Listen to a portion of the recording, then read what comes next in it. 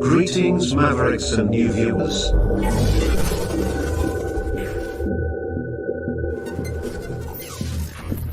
Tonight, direct and live from the Maverick News Network World Studios. This is Maverick News with Rick Walker.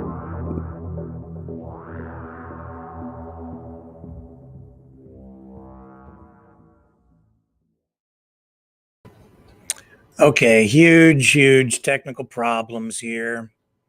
Thank you, Facebook, very much. Even though we're not streaming to Facebook, they are blocking our broadcast tonight. It's fantastic. Love those guys over at Facebook.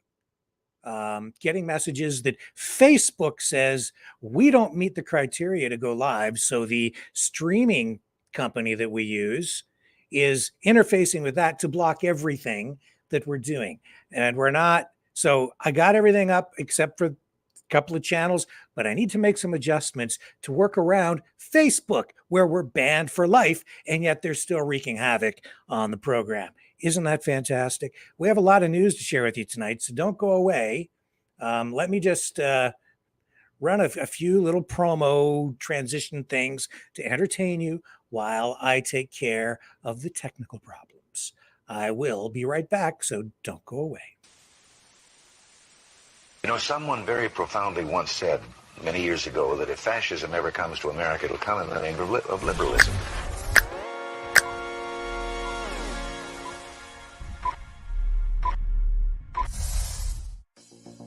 Well, I think it's time we ask ourselves if we still know the freedoms that were intended for us by the Founding Fathers.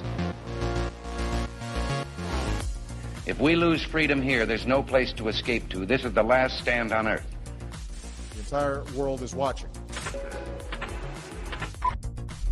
Every dictator, every crazy dictator in the world is watching.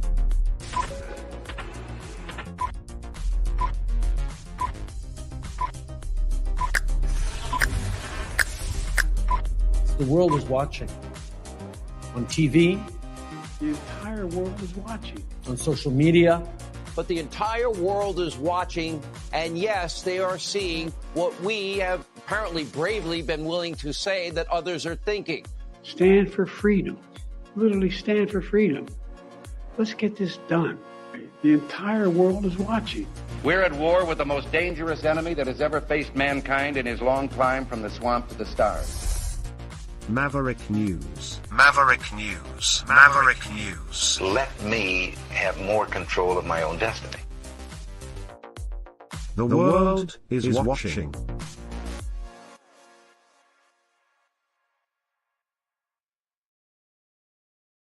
He's a fighter. He's a survivor. President Trump, defiant, strong. He is determined to make America great again. Pay tribute to the 45th President of the United States with this collectible t-shirt from the Maverick News Memorable Moments collection. Even a would-be assassin's bullet could not stop him. Instead, he emerged with his fist in the air ready to fight. For freedom. Get your Trump Fighting for Freedom t-shirt with any donation of $30 or more to Maverick News. There are two iconic artistic designs to choose from. But there is only one way to get these. Donate at freedomreporters.com. Support free speech. Free media. Support Maverick News. Call 1-866-248-1490 or order online at supergeeks.tv.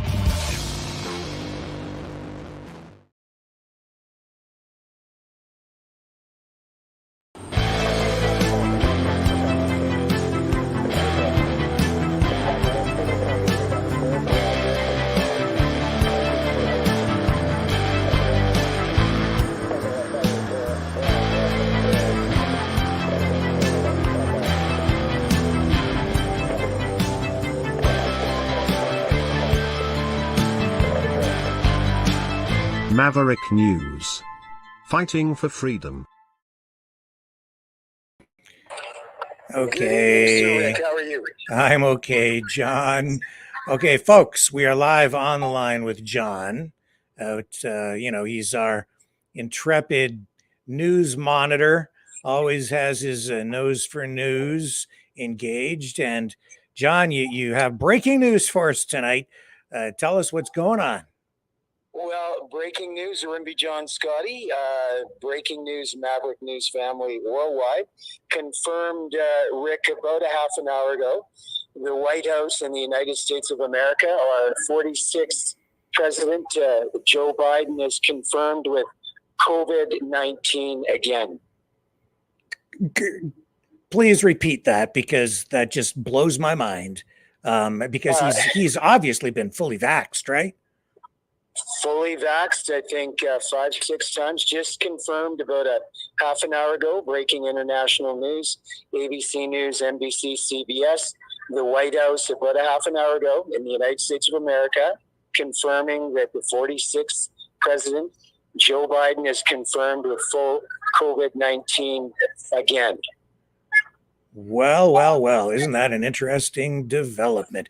He has been out in Las Vegas speaking at an NAACP event and some other events out there. John, I thank you so much for alerting me to this breaking news story tonight. I shouldn't laugh. I mean, especially at his age and in his frail condition, we shouldn't take it lightly, because it could be a very serious matter for someone in his condition. But I'm very appreciative of you keeping us abreast of the latest info on this breaking news story. Well, they are. The White House is confirmed. He's under medical. He's on a new COVID-19 drug. I can't think of the name of it. I should have written it down. He's going to be on that for 5 days. And Joe Biden claims he feels okay, but he's under medical, supervision, and he is on medication that's going to hopefully lessen this bout of COVID-19. I think this is the third time. He had it in 2022. I think this is the third time that he's had it. Yeah, well, I guess he was out in Vegas, and the White House confirming that he is vaccinated, he is boosted, and on his way back now to Delaware from Las Vegas to self-isolate. Yeah, which takes him out of a number of presidential re-election rallies and events that he was going to be at. So it's going to take him out for probably 10 days, I would assume. Well, this is the perfect opportunity for him to kick back, rest, turn on the boob tube, and watch the Republican National Convention. Well, there are a number of high-ranking, very, very high-ranking, and they're coming out. Shifts came out today. There's more high-ranking Democrats coming out and really begging Joe Biden to step aside, step down. Tonight, though, the excitement tonight with the Republican National Convention is going to be the new Donald Trump vice president pick. JP Vance is going to be speaking tonight as the head speaker. So yes. Heads up, Maverick News. So we're going to have that live right here on the Maverick News channel. We're getting that feed established, and we'll have it for you. What did you think of last night's RNC event, John? Loved it. I thought DeSantis from Florida, Ron, was really good. And the other lady there, I just dropped my mind. Yeah, I thought it was really, really good. Really good. It's been, I think, a really exciting convention. You can clearly get the overtones of thankfulness, faith, and unity, clear unity. I'm excited. I think it's going to go down as a really, really pretty historical convention, especially when Donald Trump set protocol aside and came in Monday night to show everybody that he's ready to take on the job as our 47th president. Well, it's Sarah Huckabee Sanders last night. Very strong speech. Vivek Ramaswamy, very strong speech. He's a great speaker, that guy. He really is. There were a number of them. DeSantis, obviously, also very good. Who else was up there last night?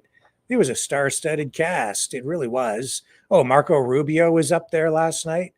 Ted Cruz. Ted Cruz. I mean, I don't know if they have anybody left. They had all the heavy hitters I can't up. think of her name. The lady that was the last one in the running against Trump. She came in. Oh yeah, Nikki Haley. Yeah, she was up there too. Nikki Haley, and I actually thought, guys, I thought she was pretty good. She got a few boos, but no, I thought she really held it together, and she's back in Trump world. With some apologies, I think. I thought it was pretty good. Well, you know what we were really watching there last night, and what we will continue to watch over the next 2 nights is compromise. That's what's going on. This is the art of politics playing out. And this is part of Trump's personality, his approach to everything. Everything starts at the extreme because it's like a negotiation where you ask for the moon. Or in the case of politics, he starts out very bombastically, making all kinds of, bombastic statements. But then over time, everything tapers off. And by the time he gets to the convention, all of his competitors, or all the people who have criticized him, like Nikki Haley, who ran against him, right? All that rhetoric gets just toned right down. And then you have to bring the party together, and so you get unity. And then what did we see on the stage last night? We saw this diversity fest. We saw people from all walks of life up there. We've seen that over the past 2 nights. Everything from labor to big business, from small town to big city. Just all the different demographics coming up on stage. Checking all the different diversity boxes so that they spread that message and try to pull in the support from across the spectrum, from within the party in particular, to provide unity now. And after going through the raucous process of the nomination, right, to get him to that point, and the VP nominee, and naming of JD Vance, right? So that's what I see going on, and that's pretty typical of any convention like this. You have these are an effort to bring the party together, and that means compromise. In order to get Nikki Haley on board, he has to give her a little. She gives him a little, and we even saw that from outside the party, where he made that phone call to RFK Jr. and actually asked him to just end the campaign and come and join him, and offering him a position within his administration if he were to do that, and saying it would actually be very good for RFK Jr. because he would get a high profile position within the Trump administration, and then he could build from that, right? But that is also the art of compromise. What do you think, John? Yeah, no, absolutely. I think it's going to be an incredible convention. The olive branches are out there for friendship and unity. And interesting, today I was following some people on YouTube. There's some crazy people out there that are actually thinking that Trump staged this assassination attempt, and that it was nobody died, and that it was fake blood, and he didn't lose his top of his one ear. There's some strange people out there in the world, my friend. Well, I've seen those claims as well. It seems, as I said from the beginning, it seems like the American public has a real appetite, a thirst, a hunger for conspiracy theories. You don't even need foreign governments to inject information or propaganda to disrupt things. People do it to themselves now. It's I think there's a lot of that going on anyway. I saw some pro-Iranian propaganda through certain sort of, I won't call them news sites, but I saw stories talking exactly about exactly what you're talking about here. That it may have been faked. So yeah, I get it.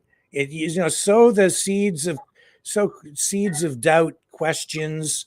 It's very disruptive, and as a result of that, people are never able to accept the truth, even if it's presented to them in such a way that it's indisputable and beyond a reasonable doubt. They still won't accept it because they'll believe a lot of this crap.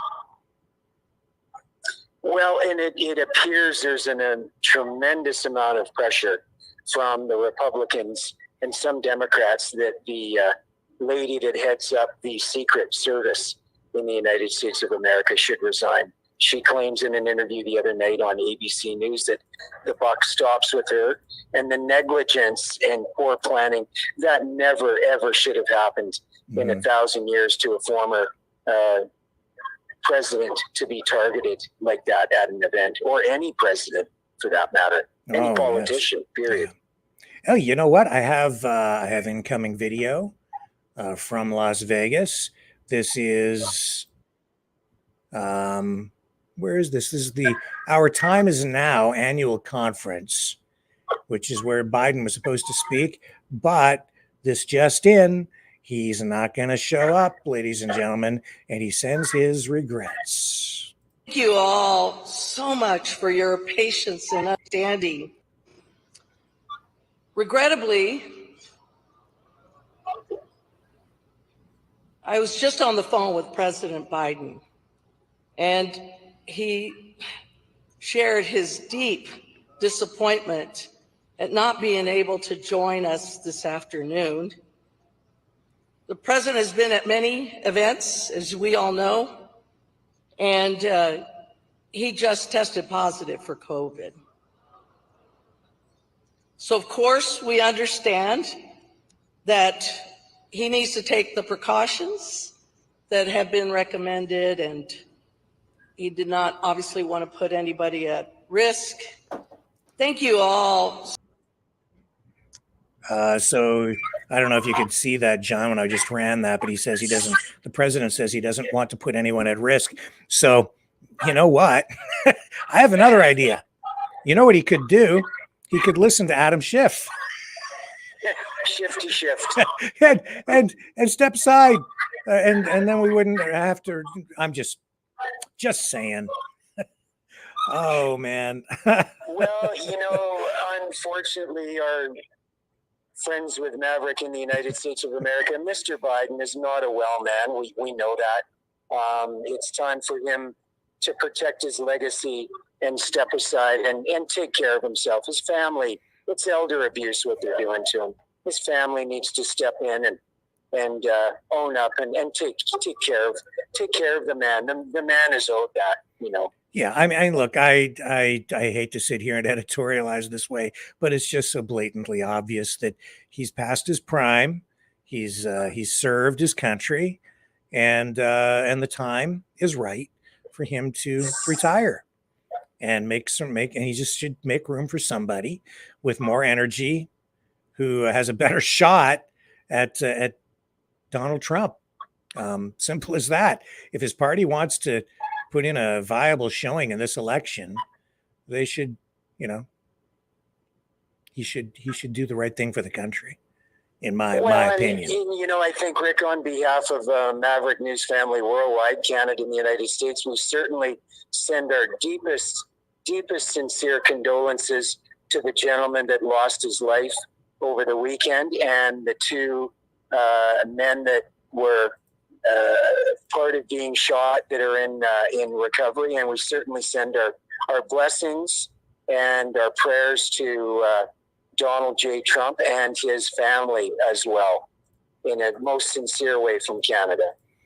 Indeed. And with that, John, we will sign off with you. And we have a lot of different stories to cover tonight.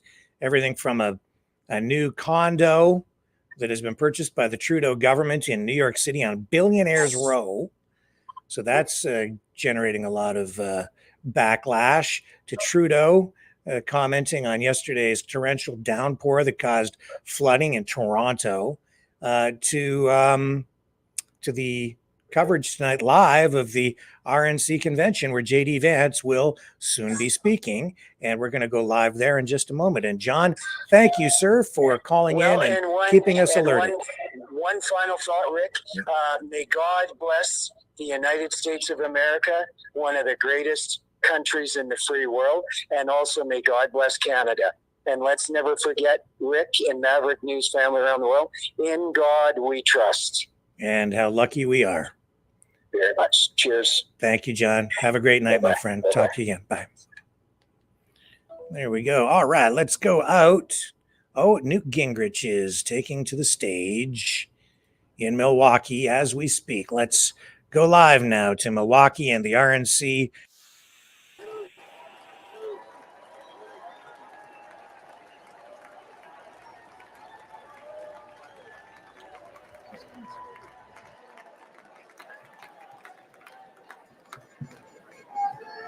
Thank you very much. That's a very warm welcome. You know, President Trump understands that the world is dangerous and that it takes an enormous effort to defeat anti-American and anti-freedom forces around the world. He also understands that when faced with multiple adversaries across the globe, the Reagan principle of peace through strength is the only road for safety for the America and the American people.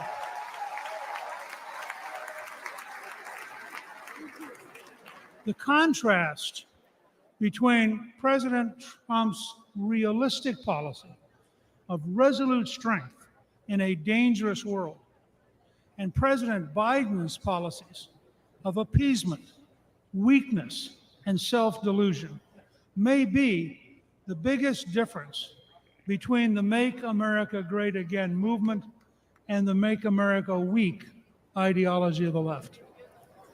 We have to remember that the greatest threat to American safety is not Biden's brain. The greatest threat is Biden's policies and the people he appoints to implement them.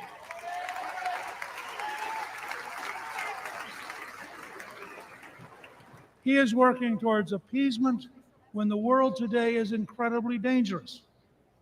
A growing coalition of dictatorships is actively trying to undermine American power and conquer America's allies. A religious dictatorship in Iran, which chants death to America, is on the verge of having nuclear weapons. Russia's dictator has unleashed the deadliest European war since World War II. Communist China continues to develop its military power while actively seeking to undermine America through espionage, fentanyl, and the infiltration of our companies and our universities. Faced with these clear and present dangers, President Biden has adopted failed policy after failed policy.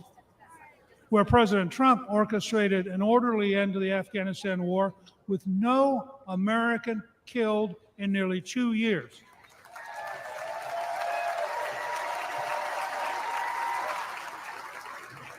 Biden ordered a chaotic, panic-filled withdrawal that left 13 American troops and hundreds of Afghans dead. Where President Trump insisted on keeping Bagram Air Base, which is located within 1 hour of the Chinese nuclear facilities, President Biden gave it to the Taliban, who are now allied with Communist China.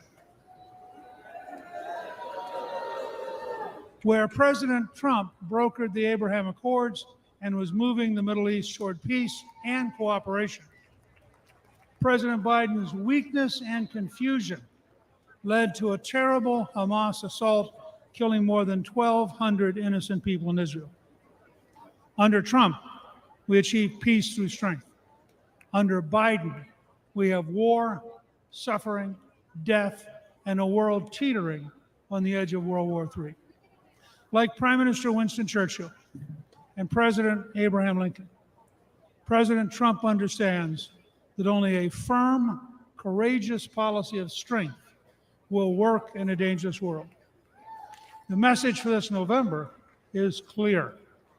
You can vote for weakness and war with Biden, or you can vote for strength and peace with President Trump.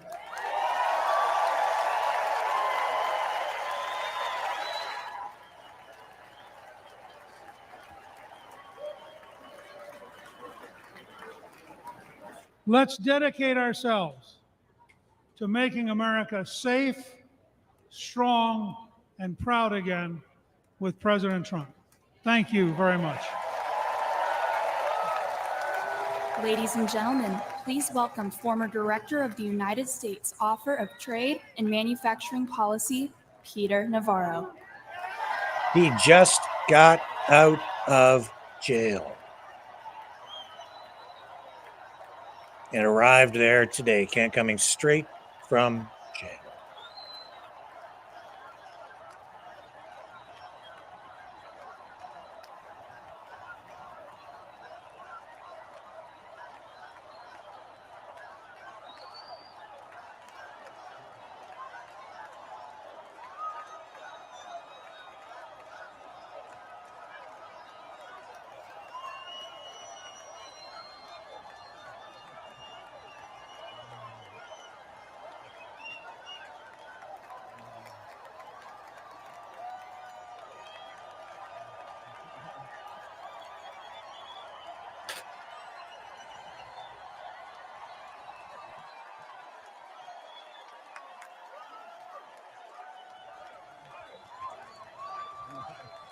Right.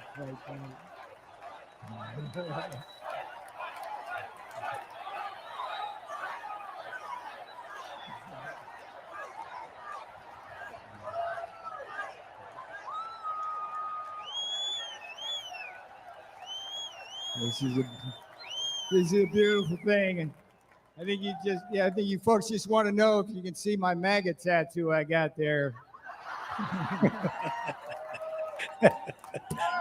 Yes, indeed. This morning I did walk out of a federal prison in Miami. Joe Biden and his Department of Injustice put me there. Tonight I'm here with you in this beautiful city of Milwaukee. I got a very simple message for you. If they can come for me, if they can come for Donald Trump, be careful, they will come for you. If we don't control our government, their government will control us. If we don't control all three branches of our government, legislative, executive, and judicial, their government will put some of us, like me and Steve Bannon, in prison and control the rest of us. Here's how it went. Here's how I got in prison. The legislative branch came for me first. Your favorite Democrat, Nancy Pelosi, created your favorite committee, the sham January 6th committee, which demanded that I violate executive privilege. What did I do? I refused. The J6 committee demanded that I betray Donald John Trump to save my own skin. I refused.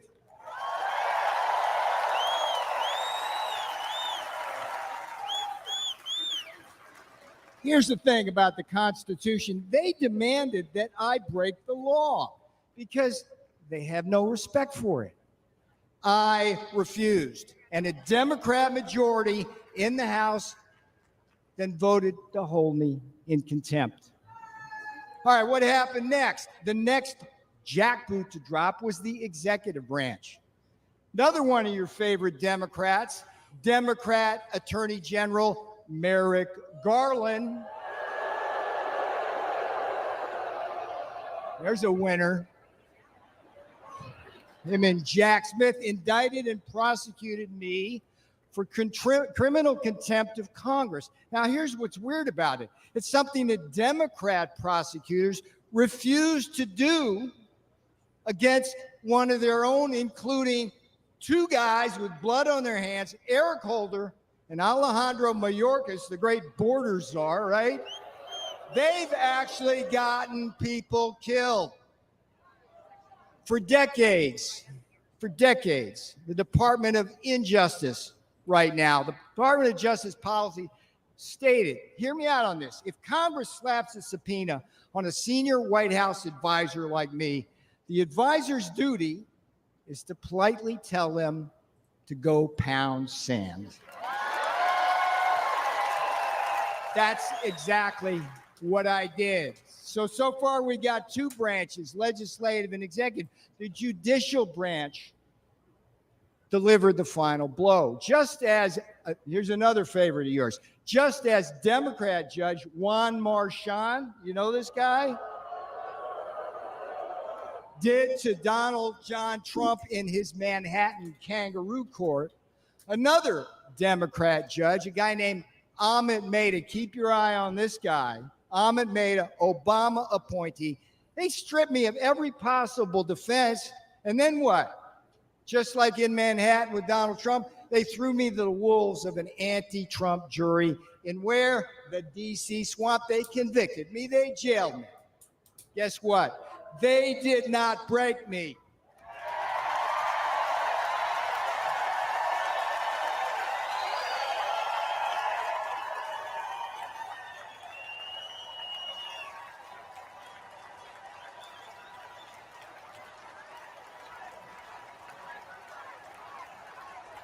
And they will never break Donald Trump. They will never break Donald Trump. All right, now here's the most important thing I'm going to tell you. You may be thinking this couldn't happen to you. Make no mistake, they're already coming for you. Joe and Kamala, they threw out the woke blue carpet across the Rio Grande, opened our borders to what? Murderers and rapists. When Donald Trump said it, thank you for saying that. When Donald Trump said murderers, rapists in 2016, they go, oh, racist, whatever. We read the papers. It's murderers and rapists. Murderers and rapists, drug cartels, human traffickers, terrorists, Chinese spies, and a whole army of illiterate illegal aliens stealing the jobs of black, brown, and blue-collar Americans. They put them right on your front doorstep. Now, here's another thing Joe Biden did. You got to love this. The green new scam. We're in the heart here in Milwaukee, around all this. This is where the auto industry, that new scam is destroying our industry, leaving us at the mercy of the battery factories in Shanghai and slave labor in the Congo. Biden inflation. You're going to hear a lot of this because it's so friggin' true. Biden inflation is coming after what's left of your savings and eating your wages. And the Democrats, here's the thing. I'm sitting in prison thinking about this. It just eats at me as the Democrats come for your kids. They're indoctrinating them with poisonous attitudes on race and gender. And here's the thing, when politics fails, the investigations and prosecutions begin. They did it to me. They're going to do it to Trump. But hear me out. They've also done it to Catholics, pro-life activists, and parents who are just standing up for the kids at school board meetings. This is a tale of two Americas, and you know it wasn't this way when Donald Trump was president. I remember the days I was there. In Trump's America, you were safe and our borders were secure. In Trump's America, you were more prosperous and you didn't have to choose between what? Food on the table, medicine in the cabinet, and a roof over your head. And in Trump's America, you didn't have to worry about being locked up for disagreeing with the government.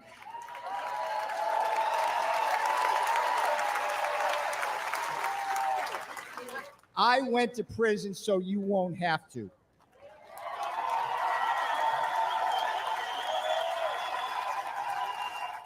I am your wake-up call.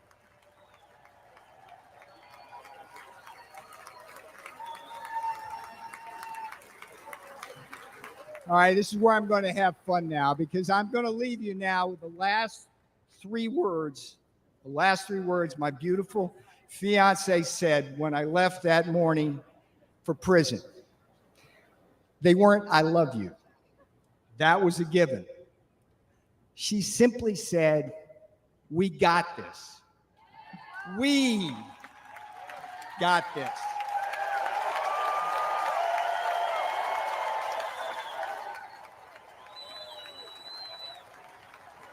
That's what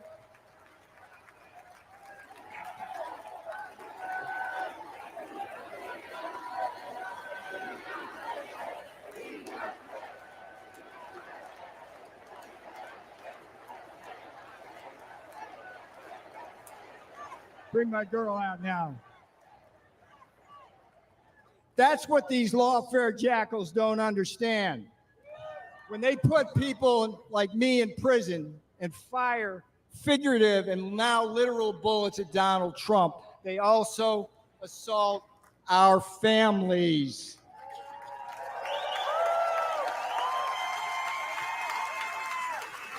On Election Day, America will hold these lawfare jackals accountable. Now, here's the sweetest thing that's going to come off my lips. Vote Trump Vance. 24 for Trump 47.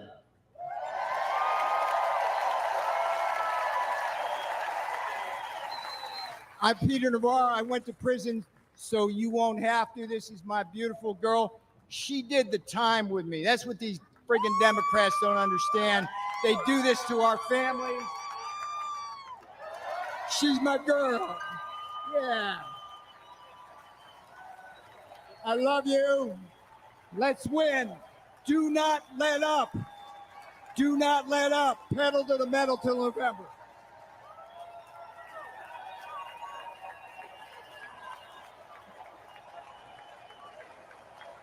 Powerful stuff. Ladies and gentlemen, please welcome Congresswoman Monica De La Cruz. Politics is getting nastier and nastier. Blood sport, man. Blood sport.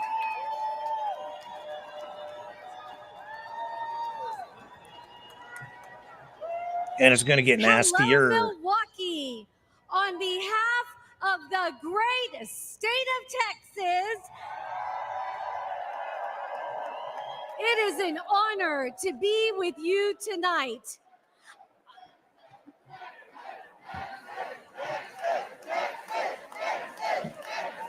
I am the proud granddaughter of Mexican farm workers who came here with little more than faith in God.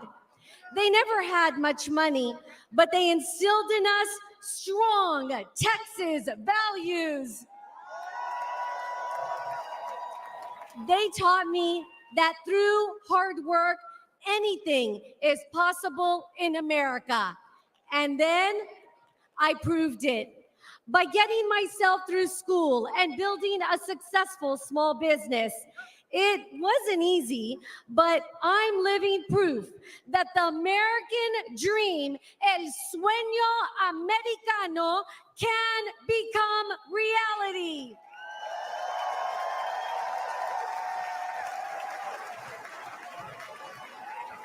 Only in America can a little girl from South Texas go from watching her abuelo pick watermelons to serving in the people's house.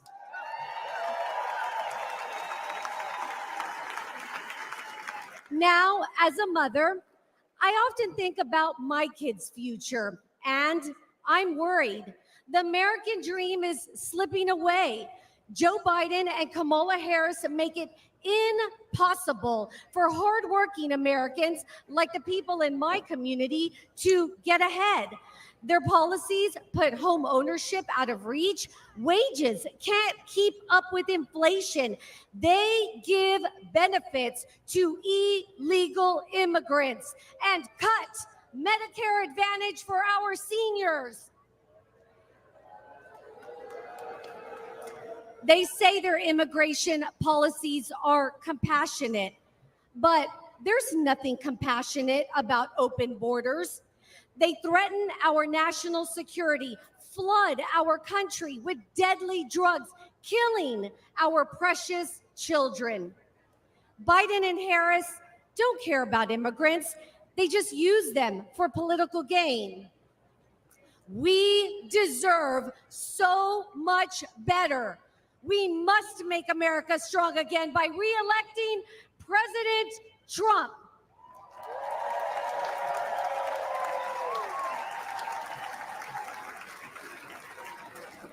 Under his leadership, we can put hardworking Americans first again, end this border crisis. We can restore peace and prosperity, creating an amazing future with endless possibilities. And we can rebuild the most vital institution of all, the American family.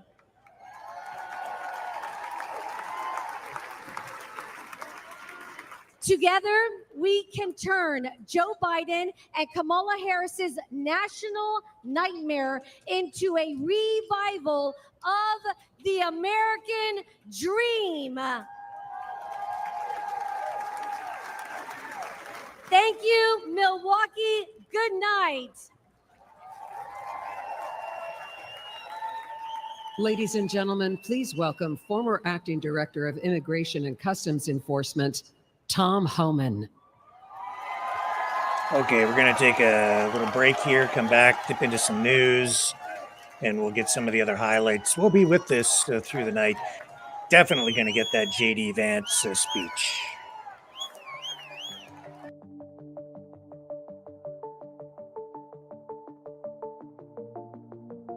Greetings, brave Mavericks.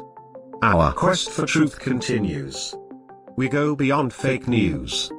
Together we expose propaganda.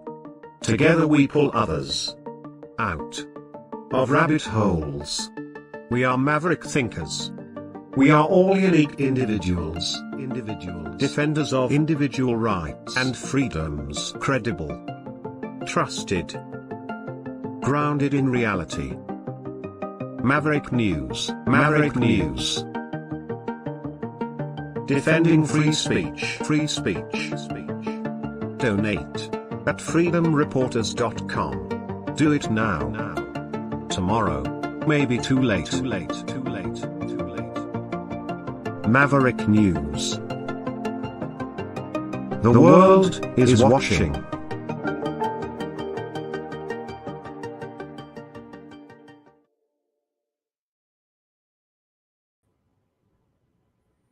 Okay, I'm back and just checking the feed going on over there on Wimkin, and looked like maybe it was, I don't know, but I think it's okay. I think we're still running.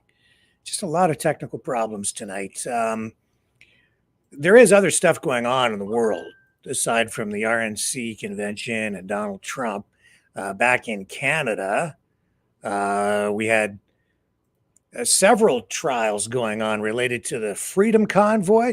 Pat King, most notably, in court today. His trial on a variety of charges related to the convoy began today. He has entered a plea of not guilty to mischief, counseling others to commit mischief, and obstructing police, as well as some other offenses. During today's testimony, we saw Danny Bulford, a former RCMP officer, take the stand. I'm sure many of you are familiar with Daniel Bulford. He is a 42-year-old former RCMP officer who told the court today that, as far as he knew, the leaders of the convoy were Tamara Litch and Chris Barber. He was assigned, Bulford was assigned security detail as part of the convoy, and he said he didn't even know who Pat King was during the earliest stages of the Freedom Convoy in Ottawa. So Pat King's case is set to continue for, I don't know exactly how long it's expected to go on, probably at least a week, maybe two, as the testimony rolls out. And Norm Blanchfield, another freedom fighter, or person from the freedom movement, was found guilty today on charges related to the Rolling Thunder event that was held after the Freedom Convoy. He was found guilty on some charges related to that. He will be sentenced at a later date. So we continue to follow all of that. Now, also in Canada, Pierre Poilievre saying, well, he's found another big issue to score points with. The Trudeau government has purchased a condo in New York City for $9 million on Billionaire Row. Now, Poilievre is saying that he will fire the person responsible. I had this up here for you. I'm just looking for it again. I've got so much stuff up. I've lost my spot here. Let me see if I can find. Yeah, here it is here. So Poilievre is going to fire the envoy, Canada's consul general in New York City, if the Tories win the next election. And he's calling Tom Clark, who is a former journalist, television journalist, he's calling him a liberal media hack. And that's the guy who I guess would be sitting pretty in Steinway Tower at 111 West 57th Street on Billionaires Row in New York. Now, Global Affairs Canada would add that new residence look to its list of, I guess, real estate holdings on behalf of the government.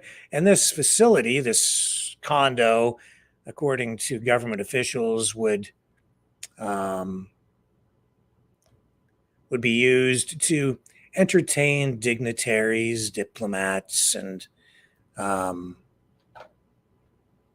make a splash when necessary to sort of put on the dog for the well-heeled.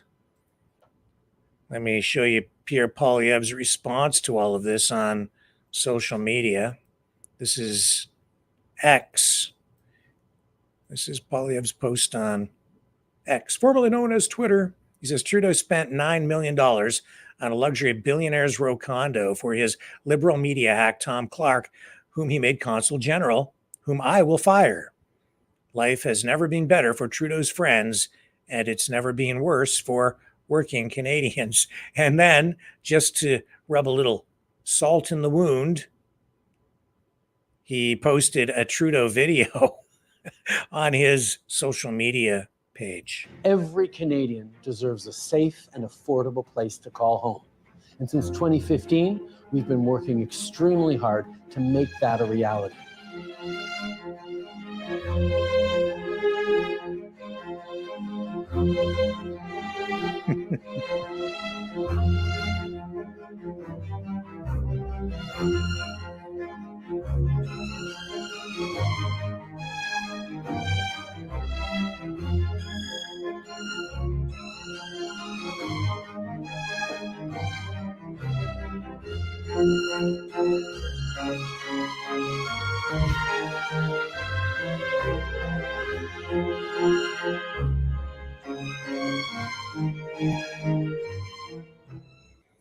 Pretty swanky. I'll be right back. Fighting the Great Reset by leading the Great Resistance.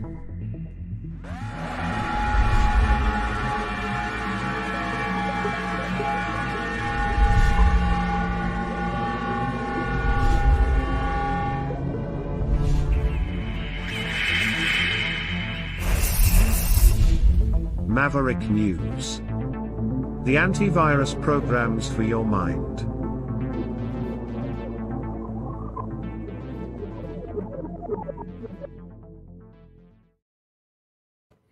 And then yesterday we showed you that footage of the torrential downpour in Toronto. It caused all kinds of flooding. People had to be rescued on the Don Valley Parkway where their cars were stranded, submerged in water. They had to open the sewer system and allow all the water with raw sewage to flow directly into Lake Ontario yesterday. What a mess. And Justin Trudeau, he did make an appearance today and spoke directly to the people. I think I have it here for you. Here we go. Yeah, I've got him. So this is Justin. Well, what else is he going to do? Of course, he's going to blame it on climate change, right? And of course, the solution ultimately will be give us more money. We'll just increase the taxes and then it won't rain so much. Tell everyone who was Oh, hang on. Wrong speed. My apologies. Here we go. Significantly impacted by the flooding yesterday, that we're thinking of them. Obviously, our thanks go out to all the first responders who stepped up, the city workers who are there, the hydro workers who continue to work to try and reestablish power for those who lost it. It was a significant event, and I want you to know that we're all there to work together to make sure that not just people get supported through this, but that this happens more and more infrequently in the coming years. The reality is, though, that with climate change, there are going to be more extreme weather events. So we need to continue to step up in our fight against climate change. We also need to continue to be making investments in resilient infrastructure that can handle what the future is holding. We know over the past number of years, we've made about a dozen investments in flood resilient infrastructure and various measures from the federal side onto the City of Toronto. And we're going to continue to be there to make sure that people are safe and that infrastructure needs are met long into the future in this great and growing city. Je prends un moment. Okay. All right, we don't need the French because I know that 99.9% of the people watching this program are English. And Dragon's out there, and he's bilingual, so he already knows what was just said. New footage coming out to show just how close Donald Trump came to being killed by that assassin's bullet. Look at this. Here's a different angle, and it's just blatantly clear, I guess. Look, watch. It's going to turn. Look at that. Once again. That's how close it came. It looks like that sniper, that would-be assassin, had a perfect shot. And then just at that moment, he turned his head. And had he not done that, we'd be looking at a completely different kind of event in Milwaukee. That is for sure. My goodness. That close. And the questions still just unanswered. More and more and more questions surrounding all of this. And one of the most vocal people, of course, has been Dan Bongino. I think it's safe to say that Dan Bongino has been a massive Trump supporter. I would say even a personal friend of Donald Trump's. And he is clearly very upset, wants answers. And because of his background in policing and security, he You know, his comments carry some serious weight. Here he is again today, hammering on the Secret Service for their failure to protect. A high-level source reached out to me last night and said to me that the rooftop that the shooter engaged from, as I told you last night during the Tucker Carlson special and then on Don Jr.'s show, was actually supposed to be posted by a local police department or non-Secret Service counter sniper team. So we're clear on the facts. There were 2 counter sniper teams from the Secret Service, 2. Those 2 were assigned to the scene. That rooftop was obviously deemed a threat. It was a line of sight issue. So because they didn't have the assets, and I'll get to why in a few minutes, it involves Dr. Jill Biden, who has an extremely low threat level relative to Donald Trump. This is the breaking news. For some reason, that local police part, this is not about Monday morning quarterbacking, folks. Again, this is not a football game. These are people's lives. For some reason, that local tactical counter sniper team didn't make it to the roof. What I'm hearing from sources is that tactical team positioned it through a second floor window, which cedes the high ground. Now, I wish I wasn't breaking this on my show. The fact that nobody is comfortable talking to the media because they're such insider hacks, they're afraid they're all going to be exposed and they all have to come to me, candidly, folks, is a travesty. But think about what I just told you. For a second, everybody take a pause and a timeout. Think about the multiple security failures here and the lying. There was supposed to be a tactical CS team on that roof. They didn't make it to the roof. They chose a second floor window instead, which cedes the high ground, obviously, and nobody noticed. Nobody noticed that post, that CS post was unmanned. Nobody had any idea. Now, this explains a lot. I gotta control the expletives. Really. The bullshit I just said that. The bullshit you're hearing coming out of Secret Service headquarters. Now does it make sense? Did you see a few days ago, and by the way, they're watching right now, make no mistake. Did you see a few days ago, I don't know, about 3-4 days ago, the Secret Service came out with a statement through this PR flack, Guglielmi and others, and these guys should all resign immediately. And did you hear what they said?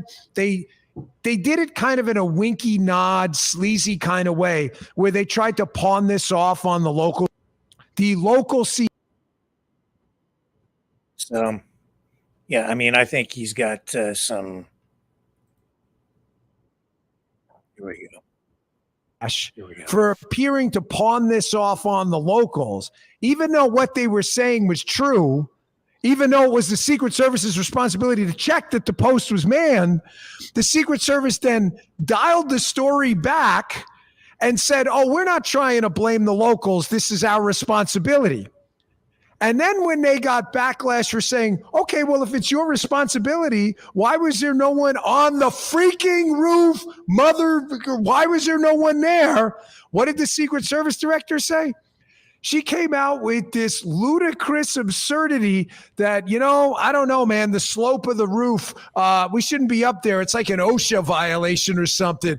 What, bro? What did you do? But let me tell you an OSHA violation. There are things in the motorcade and other security mechanisms we use, I'm sure probably aren't safe to be around.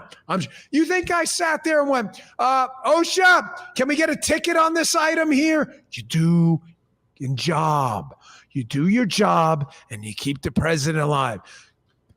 That excuse about the slope of the roof is another lie. Are you getting now what's going on? The Secret Service is lying so much and so often to try to cover up this total Charlie Foxtrot, if you know what that means, you military guys out there. They're lying so much that they're forgetting their lies. And they're not savvy enough, like a Jen Psaki, to lie effectively. There was supposed to be a local post. They never showed up, and no one from the Secret Service checked. They never showed up on that roof. Nobody checked. It also explains the possible hesitation by the other CS teams when this guy was encountered on the roof. Maybe they confused them for someone else, thinking it was posted up by locals, and it took maybe a couple of seconds to unscrew that. You're not hearing this anywhere else. Very, very, very, very valid. Let's go back to the RNC in Milwaukee. Now, here we go.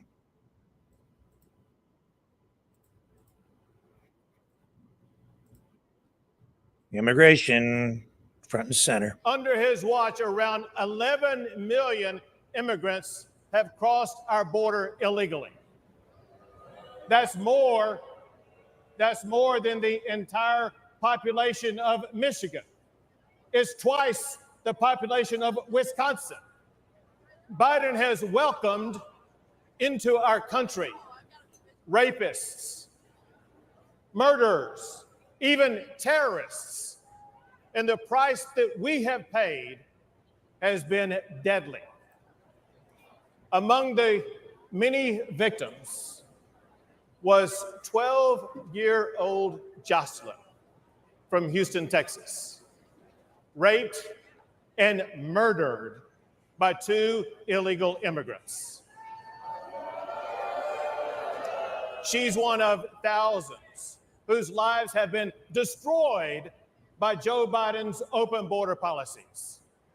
To make matters even worse, Biden is even fighting tooth and nail to stop Texas and other Republican states from securing our own borders.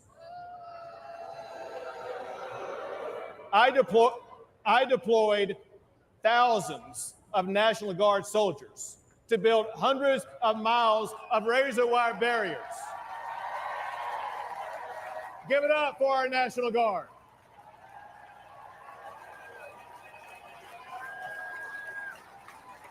They built those barriers to stop illegal crossings.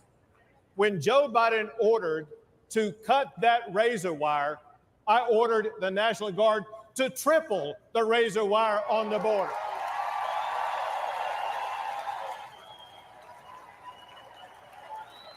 When Biden took 50 acres of Texas border property to illegally process up to 5,000 illegal immigrants a day, I directed the Texas National Guard to take back our land and wire it shut.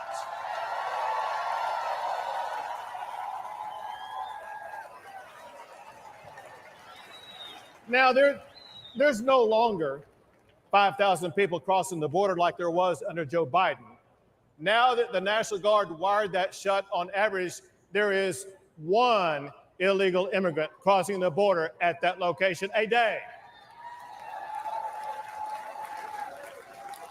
When Joe Biden and Kamala Harris refused to even come to Texas and to see the border crisis that they created, I took the border to them. I began busing illegal immigrants to Washington, D.C.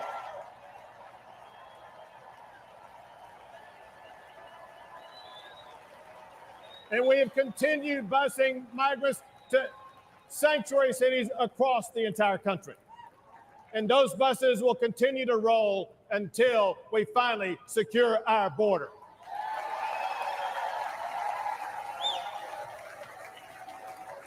Fortunately, I see hope on the horizon, because on November the 5th, Joe Biden will be fired.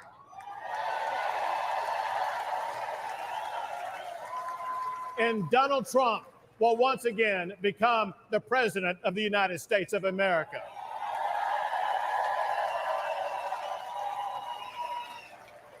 He will enforce the immigration laws. He will fight the Mexican drug cartels. And he will arrest the criminal illegal immigrants and put them behind bars. Or send them back.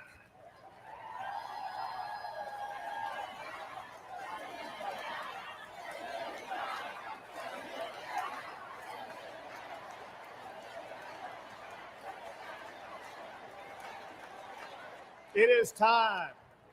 It is time to restore order at the border. It is time to rid our streets of crime and chaos. It is time to secure our nation by returning Donald Trump as President of the United States of America. Thank you all. God bless.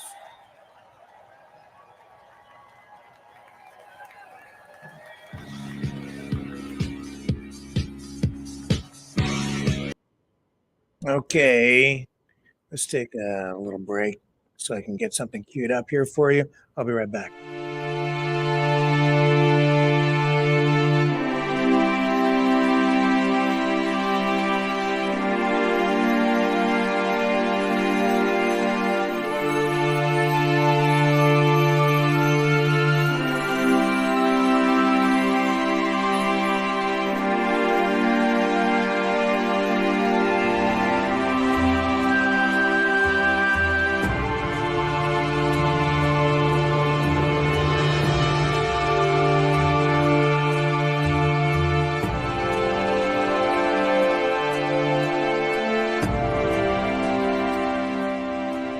Maverick News.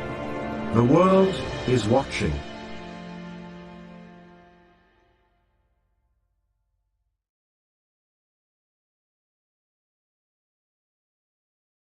The information war is raging.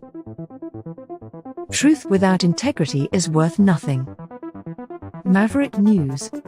Because those who have power and those who seek it must be held accountable. The world is watching. Join our family of truth seekers. Donate today and add your voice to the chorus of Maverick Knights. Donate at maverickdonations.com. Truth. Integrity. It's the Maverick way.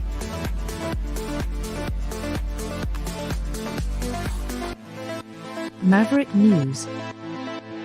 The world is watching.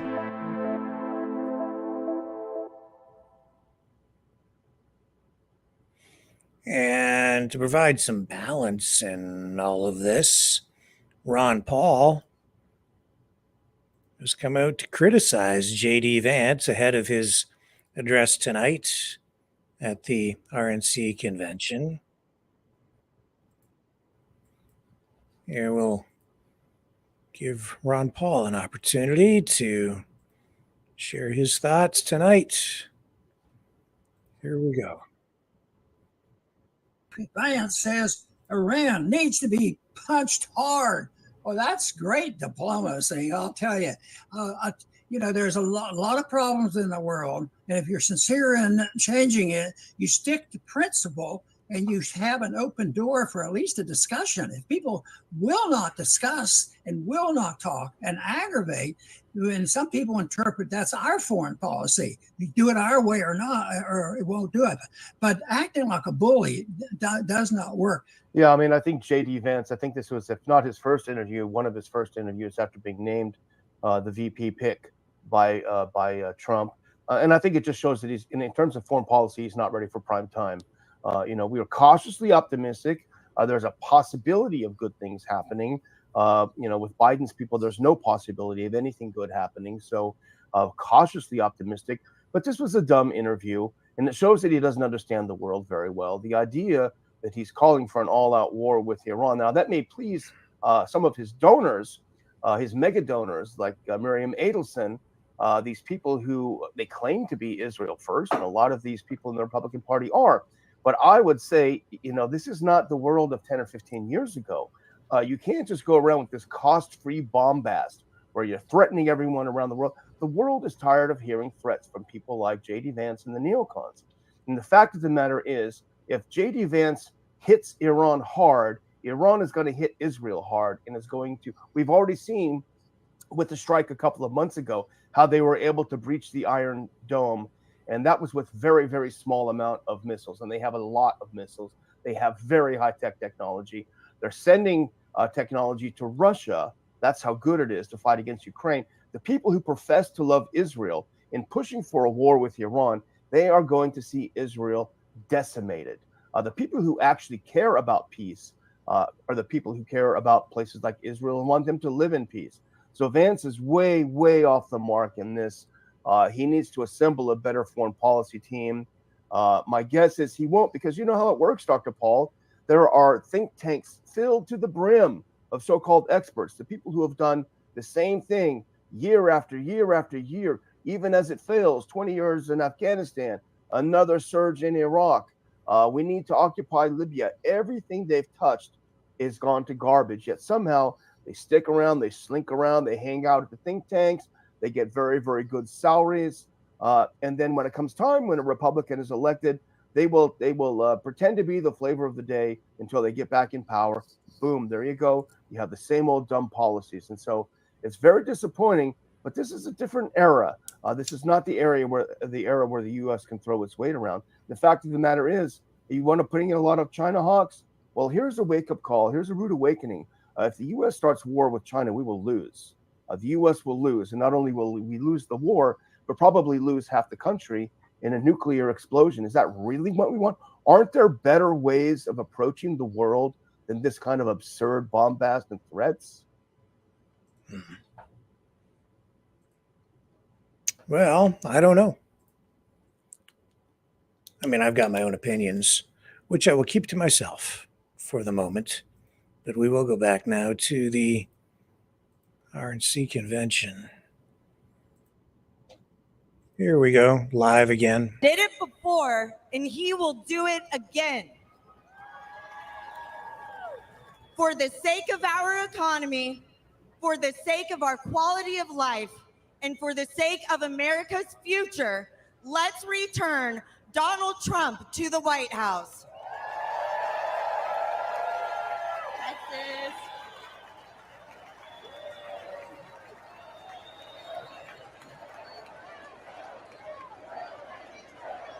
Drill, baby, drill. Drill, baby, drill. Drill, baby, drill. Drill, baby, drill. Yeah.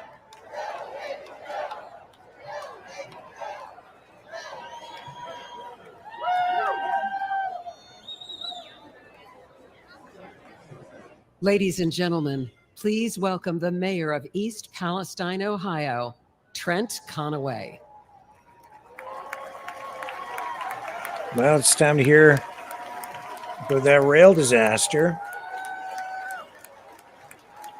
And how no doubt he'll be criticizing the Biden administration's approach to relief. February 3rd, 2023 began like any other Midwestern day, but in a heartbeat, everything changed. I'm Trent Conway, the proud mayor of East Palestine, Ohio.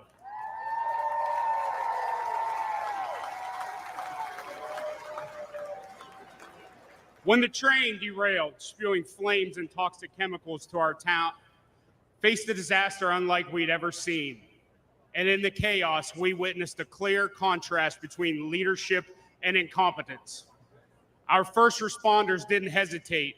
They raced to the scene, they battled the flames, and evacuated our citizens. And for that, I want to thank every one of them tonight.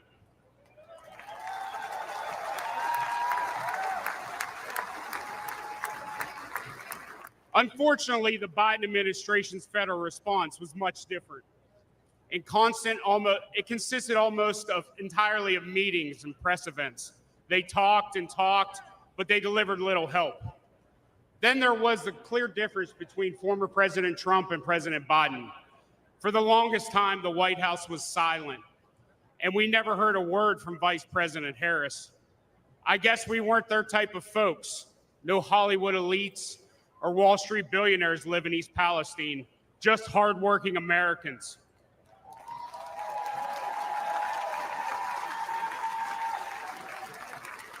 But Donald Trump cared. First, he called to ask permission to visit, not wanting to intrude, and then he asked how he could help. When he arrived with fresh pallets of drinking water, he met with everyone, from first responders to local officials and residents. He toured the derailment site. He listened to us. and he shared a meal with volunteers at a local McDonald's. His presence was genuine. His concern was real.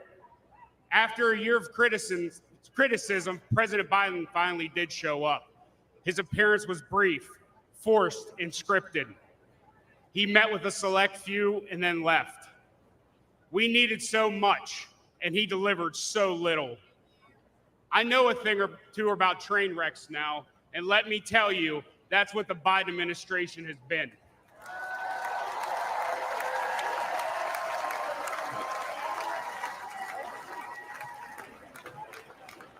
Before President Biden derails our entire nation, we need to act. We need a leader who values small town communities as much as big cities.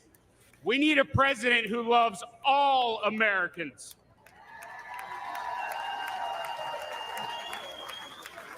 We need Donald J. Trump. Thank you. Ladies and gentlemen, please welcome the governor of North Dakota, Doug Burgum.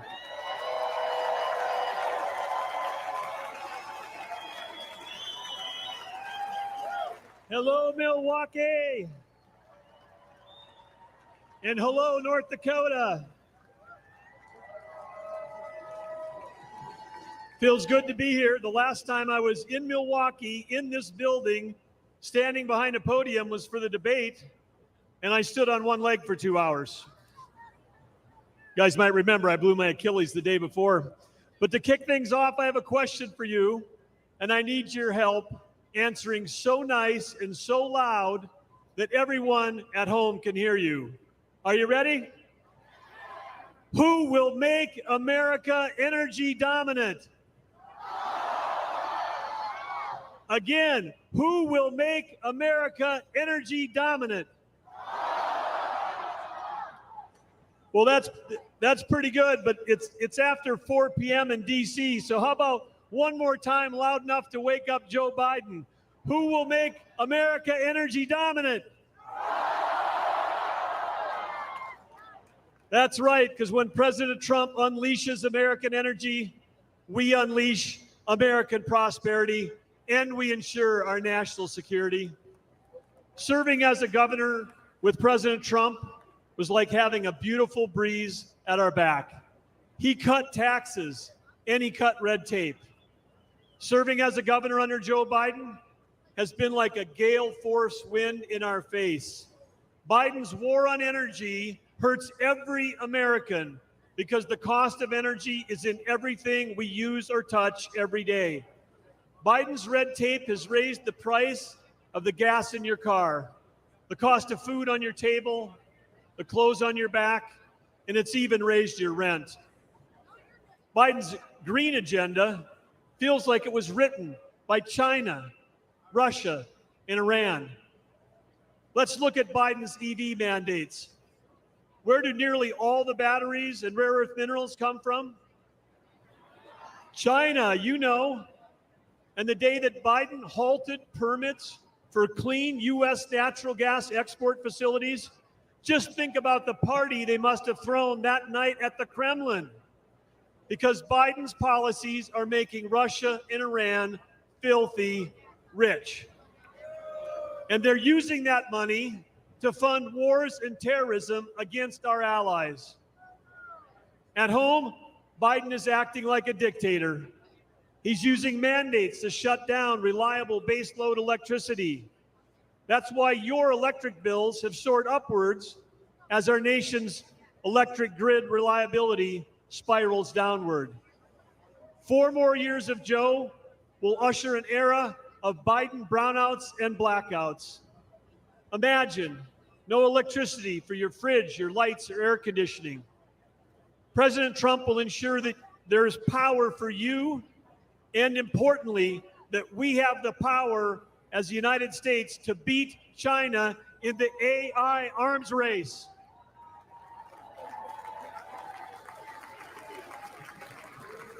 Unleashing American energy dominance is our path back to prosperity and peace through strength.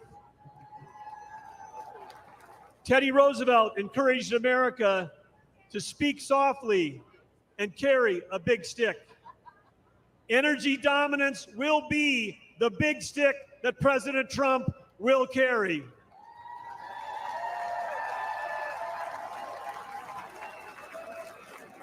Yes, President Trump will make sure that America is selling energy to our allies versus buying it from our adversaries.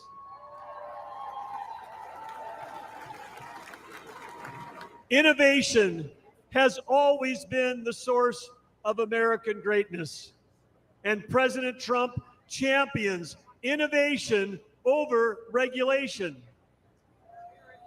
Last year, over that whole year, my wife Catherine and I traveled all across America.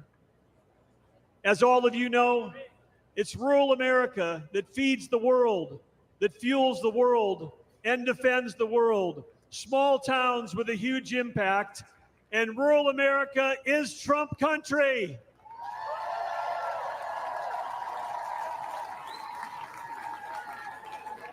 In North Dakota, we know one thing for sure because we've seen him do it, and that's that the hardest working president in American history is Donald J. Trump.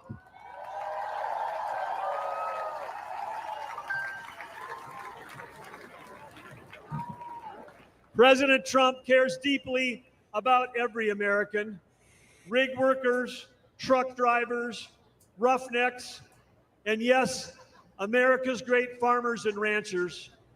President Trump cares deeply about you. We know that he'll fight for us, he'll fight for our families, and we know one more thing.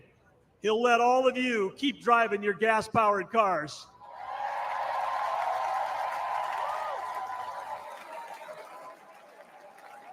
When President Trump unleashes energy dominance, he will make America affordable again. He will make America strong again. And when President Donald J. Trump and J.D. Vance together, they will make America great again.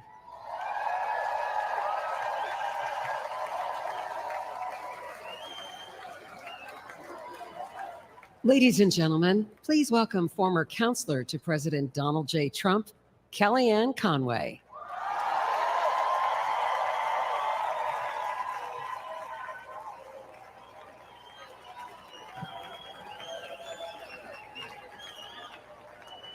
Good evening, Patriots. 8 years ago, Donald Trump shocked the system and defied the doubters to become the 45th president of the United States. He didn't want fortune or fame, power and position. He already had all of that. Donald Trump and his family made enormous sacrifices to run and to serve as president. He didn't need to do it.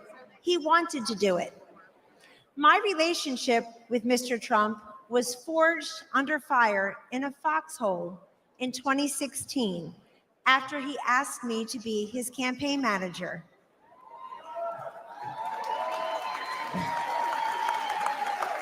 We had no idea that he was making history as the first successful presidential nominee ever to tap a woman to lead a campaign.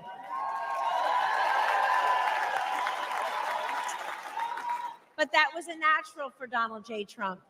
He had elevated women in New York real estate decades before when few people would.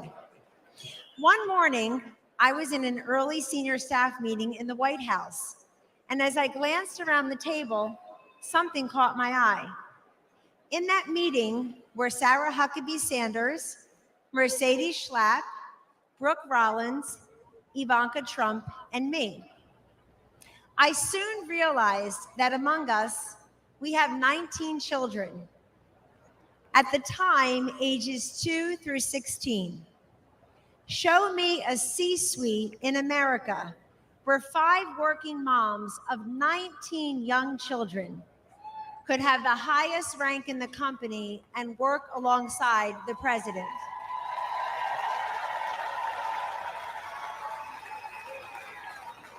In the Trump White House, we lived it. Sure, he saw something in me and the other working moms that perhaps we did not see in ourselves. But more importantly, he sees what's best and what's possible for millions of decent, hardworking Americans. Now, 8 years later, he and his family have made the sacrifice again for him to run and serve as president.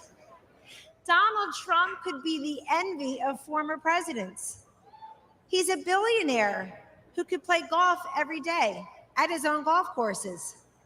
He can enjoy a magnificent life with his incredible 5 children, his 10 amazing grandchildren, and that extraordinary, elegant, beautiful, brilliant wife. The former and future First Lady, Melania Trump.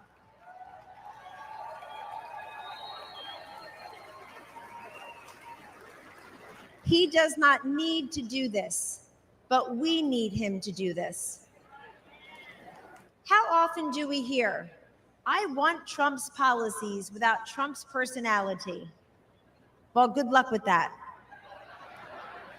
We don't get those policies without that personality.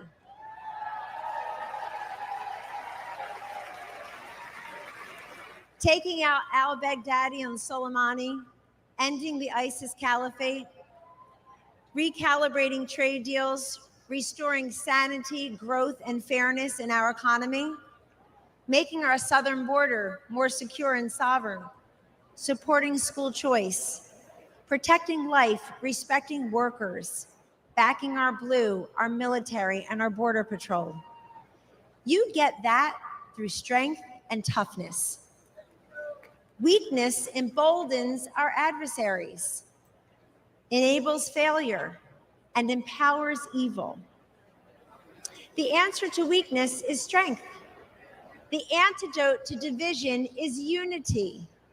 And the alternative to failure and incompetence, to Joe Biden and Kamala Harris, is to send them packing and send Donald Trump and J.D. Vance to the White House.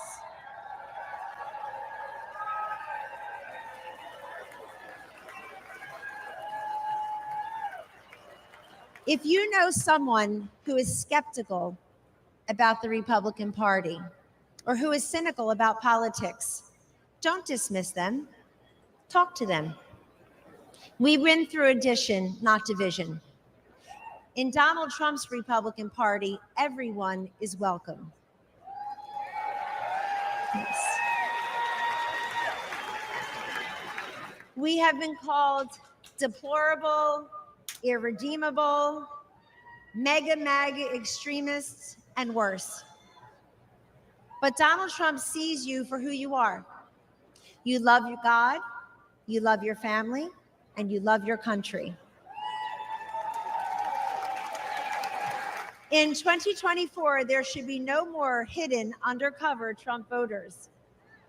It's time to put that flag on your front porch, that red hat on your head, because we don't cave and we don't cower and we do not capitulate.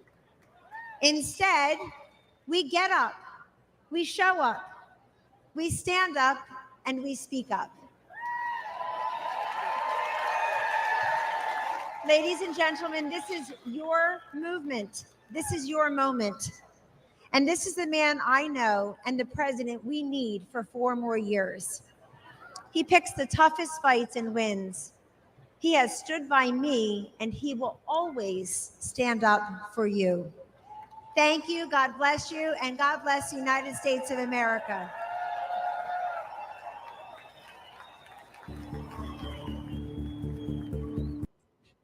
Okay. We will be back in just a moment. He's a fighter.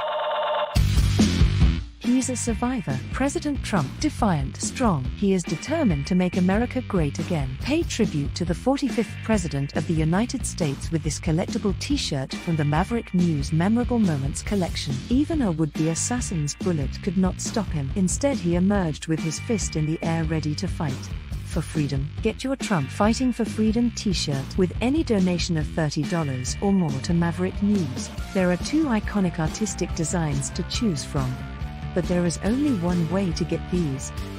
Donate at freedomreporters.com. Support free speech. Free media. Support Maverick News. Call 1-866-248-1490 or order online at supergeeks.tv. And we still need to take in a few more orders of those shirts if you want them in order to meet the minimum quantity. And also, not yet up on that website at supergeeks.tv, but I will get them up there for you so that if you want to order them that way, you can. But it's just a whole lot easier, honestly, to go to freedomreporters.com. And if you donate $30 or more, that way, I would be happy to send you one of those t-shirts. And if you want just a regular Maverick News t-shirt, I can do that too. I'll send you one of those, no charge, for a $30 donation. Where's the, there it is right there, freedomreporters.com. That takes you to the PayPal portal. You can also do it over at maverickdonations.com, as I'm sure all of our regular Maverick family members know. maverickdonations.com or freedomreporters.com. Also, please like, share, subscribe on all of our social media platforms, especially over on YouTube, where the thumbs up really helps pump us up in the algorithm, gets us, cranked up higher on the search engines. Because, as an independent media outlet, especially in Canada, with that new federal legislation that gives priority to mainstream legacy media, we need all the help we can get in order to combat the suppression on the search engines, which is government mandated now. They put those MSM media outlets ahead of all the independents. But if you hit the thumbs up, then it's harder for them to keep pushing us down on the rankings. Please consider subscribing over on Rumble. We're growing over there. We're over on Wimkin tonight, BitChute. We're on Twitch. I'll run this program any place we can. And then the rebroad is also available on a variety of other platforms, including Odyssey. I put the show up there at the end of each night too. All right, let's go back to the RNC. Of hope for countless lives around the world. Our strength ensures our safety and security. My husband and I knew this when we joined the Air Force. But we don't preserve peace and stability by policing the world or by involving ourselves in every foreign conflict. We preserve peace by commanding the world's respect, a respect that is earned through unparalleled military strength and firm, decisive leadership. Over the past 4 years, the Biden administration has failed to uphold this standard. They have misused our resources in foreign wars contrary to our national interests, and they have eroded the lethality and fighting culture of our armed forces. The leadership that we need, that respects our military and understands the true cost of war, is only found in Donald Trump.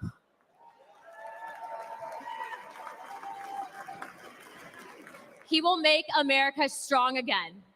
He will fight for the American warfighter, the American people, and America's interests.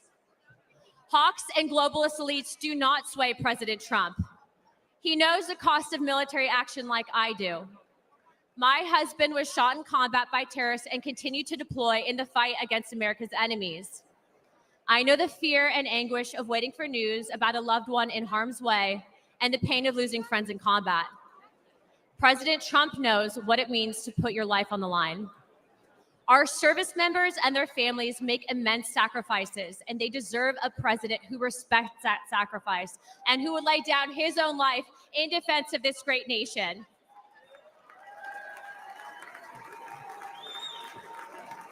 President Trump has demonstrated he's ready to do just that. It is time that we all rise to his stature. The world needs a strong America, and America needs strong leadership. President Trump will provide it.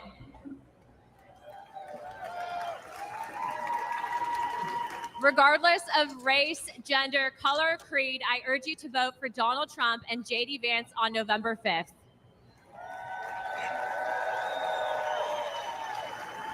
It's time to unite America. Thank you, Milwaukee. God bless the United States. Let's get him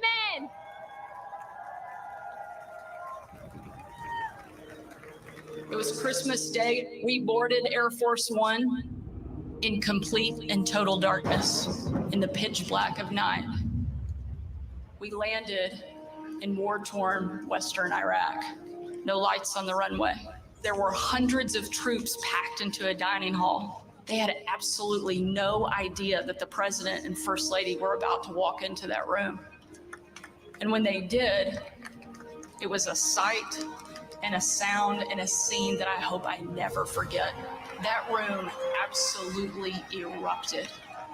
That was the kind of patriotism President Trump brought back to our country. One of the young soldiers yelled from the back of the room, "Mr. President, I re-enlisted in the military because of you." And without missing a beat, the president said, "And son, I am here because of you." Ladies and gentlemen, please welcome Medal of Honor recipient David Bellavia.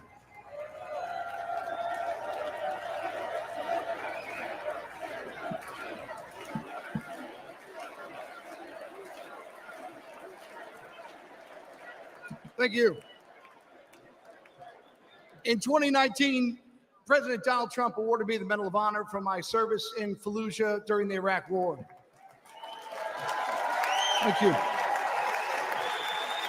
Today, I speak across the country on behalf of our military services, and I ask parents, I look them right in the eye, like I'm looking at you, and I ask them, will you give America your sons and daughters to serve in the greatest force for good this world has ever seen, the United States military? I tell them what I learned when I was in combat. Your sons and daughters will be loved. They'll be our family. And that bond, that commitment is for a lifetime. Their response? Well, it's changed in the last couple of years. Now they say, what about the 13 heroes we lost at Abbey Gate in Afghanistan? Now they say, what about the desperate civilians falling off the transport airplanes? Now they ask, what about the American citizens we left behind for the enemy? They say to me, under Biden-Harris, we don't believe you.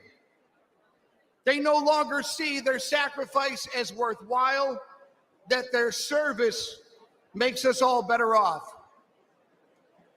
Are you better off than you were 4 years ago? I'll tell you what, we're all going to answer that question in November. Here's something for you. Let's ask it the other way around. Let's ask, are our enemies better off than they were 4 years ago?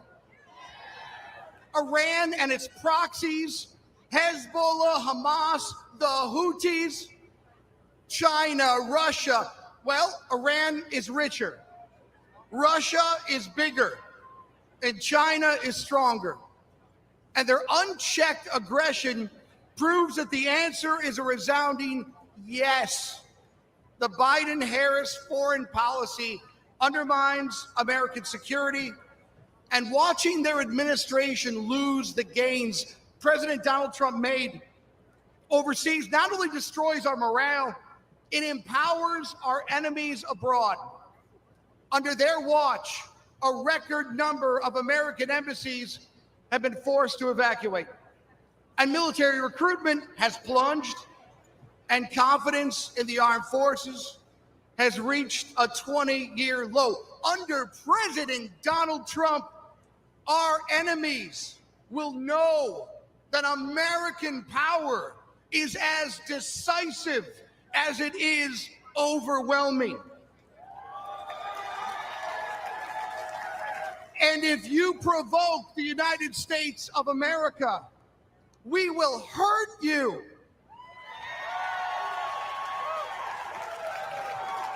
And if you threaten citizens of the United States of America. We will hurt you for generations to come, so help me God.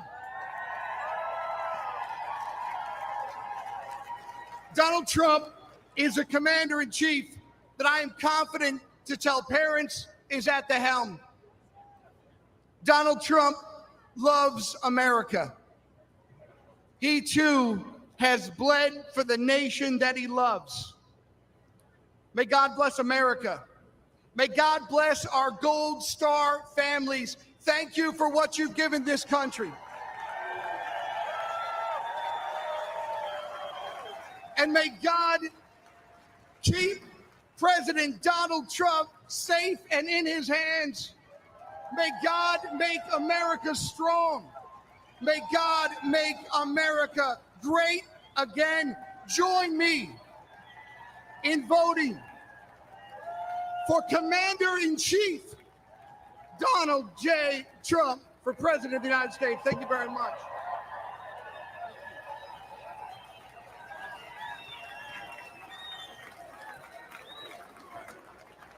Ladies and gentlemen, please welcome Afghanistan war veteran, Scott Neal.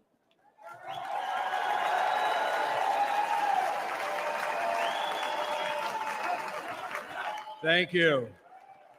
Look at all these great Americans here. Well, good evening, my fellow Americans.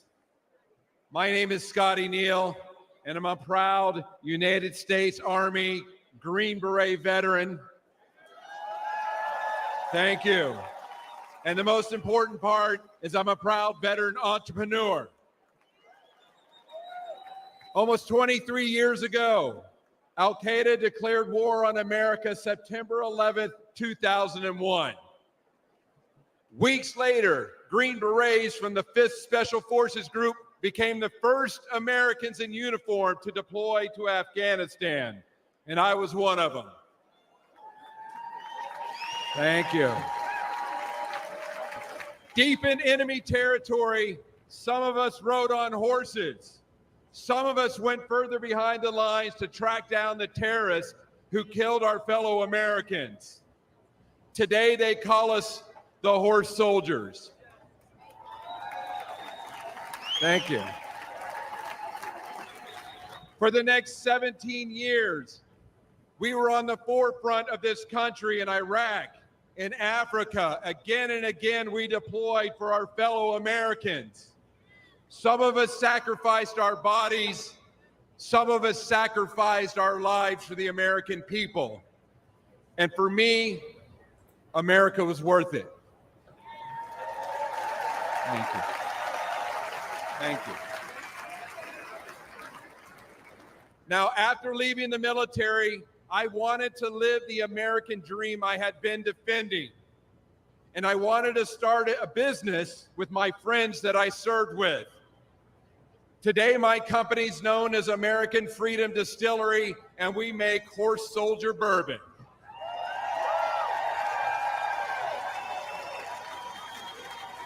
We are building our forever home in the great Commonwealth of Kentucky. That's right, where true bourbon comes from, in a little small town called Somerset. Please come visit us. All of our ingredients are made here in the United States of America. We ensure we hire veterans. We want to prove that America remains the land of opportunity for those brave enough to reach out and grab it.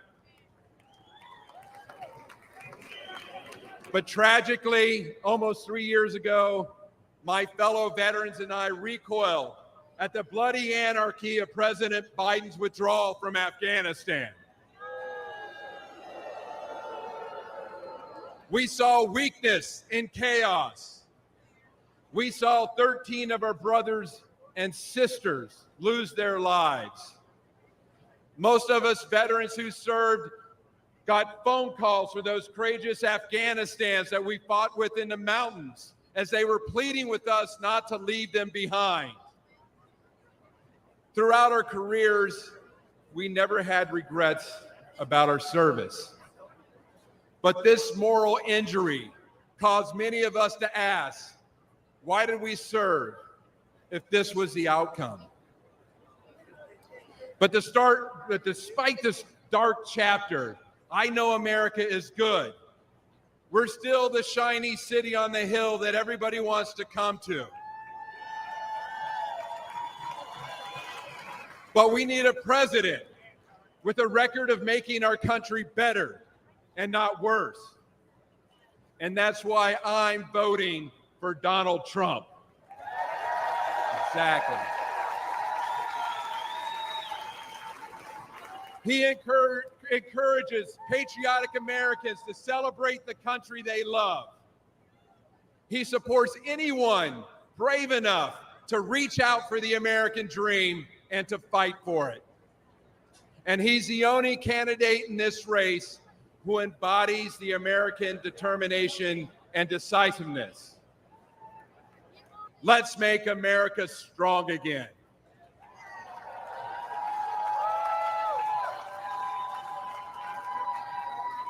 Let's vote for Donald Trump. Thank you. The oppresso liber. God bless America.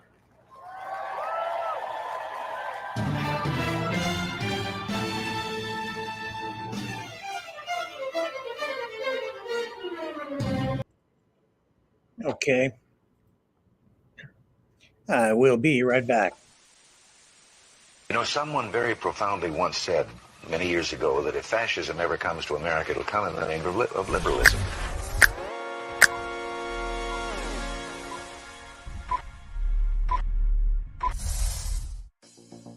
Well, I think it's time we ask ourselves if we still know the freedoms that were intended for us by the Founding Fathers.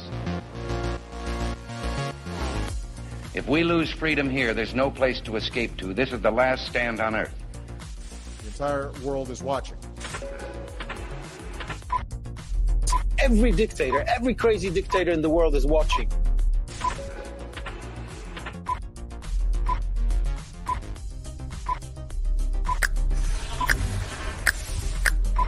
The world is watching. On TV, the entire world is watching. On social media.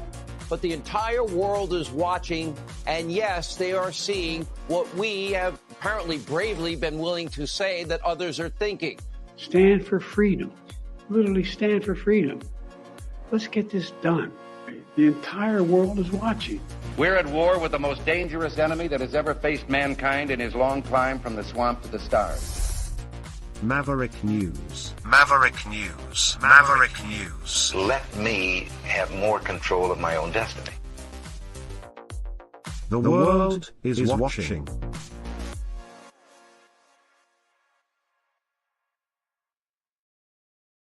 Okay, Trump's back in the building.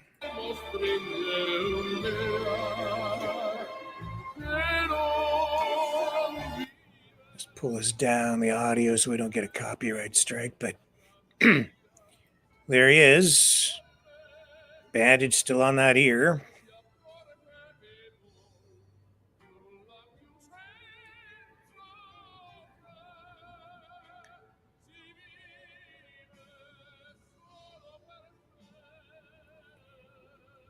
Just, still, here we are, just a few days after his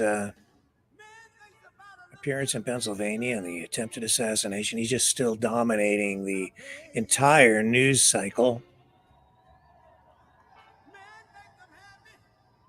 But tonight will be J.D. Vance's night.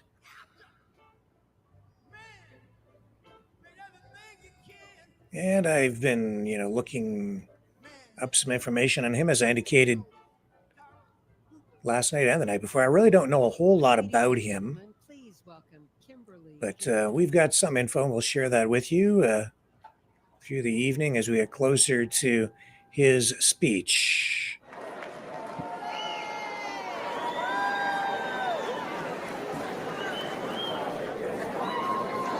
Good evening, ladies and gentlemen. Like you, I have spent much of my time the last few days in prayer. And I know that God has put an armor of protection over Donald Trump.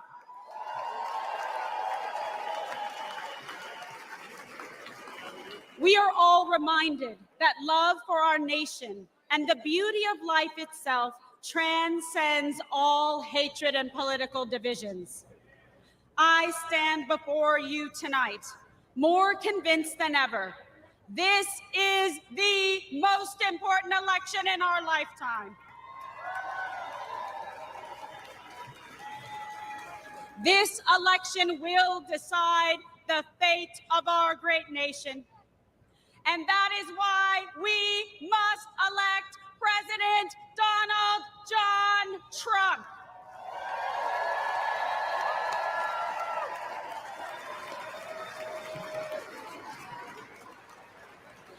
This is not just a choice between Republicans and Democrats.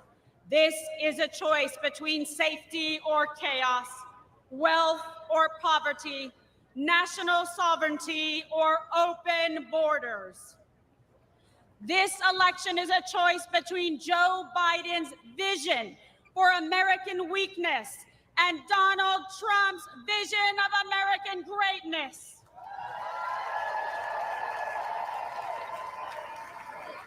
Donald Trump will once again make our country strong, safe, and prosperous. He will make America feared by our adversaries and respected by our friends.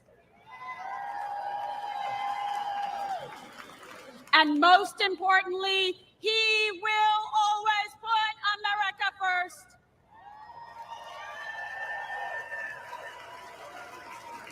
After 4 years of Joe Biden's disastrous America Last agenda, our country is more dangerous, vulnerable, and impoverished than anyone had thought possible. President Trump handed Biden a booming economy and a strong nation. All Joe had to do was leave it alone and take a nap.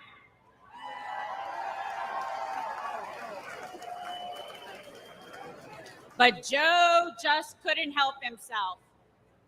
Joe Biden cannot lead America. He cannot even lead himself off a stage. Now Americans are drowning in inflation. Insanity spreads like a cancer in our schools. We are closer to World War III than any time in my life. And we are facing an unprecedented invasion of millions of illegal aliens across our southern border. Rioters and looters go free, while Biden and the Democrats persecute American heroes like Donald Trump.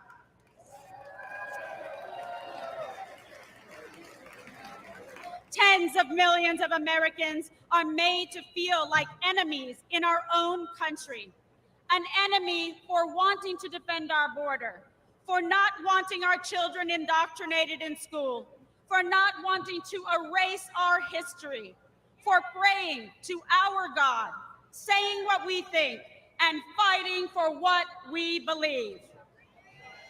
It is no wonder that the heroes who stormed the beaches of Normandy and faced down communism sadly say they don't recognize our country anymore. This is not an accident.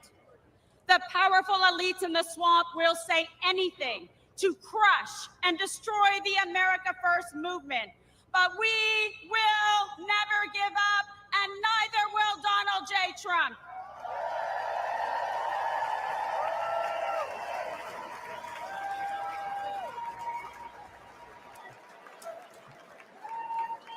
I know I speak for patriots everywhere when I say we are fed up. We are outraged about sex trafficking and drug trafficking across our southern border. We are fed up with the forever wars. We are done being told by the radical left to sit down, shut up, and obey. The Democrat vision for America is governed by fear, hatred, and political oppression. Our vision is defined by a love of our country, love for our fellow citizens, and our love of freedom.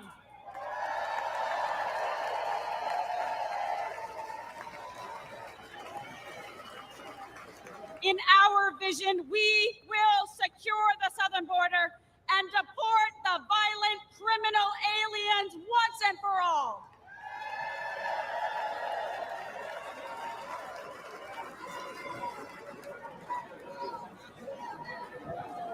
In our vision, America will combat foreign aggressors and ensure our service members are protected, not abandoned as they carry out their dangerous missions abroad.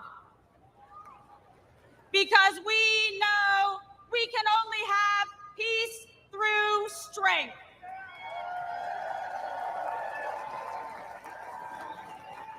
We will restore an era of national pride where freedom of speech is respected and cancel culture is ended. Where high school girls only compete with other girls, not biological men.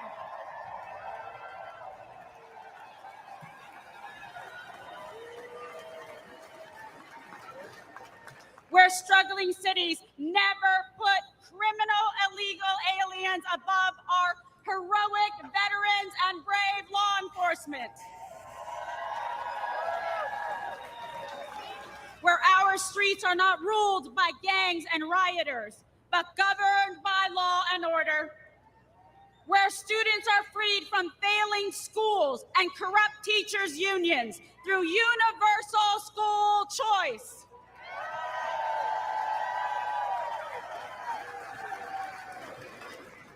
Where our most sacred institutions are not weaponized against political opponents, but are fair, equal, and just.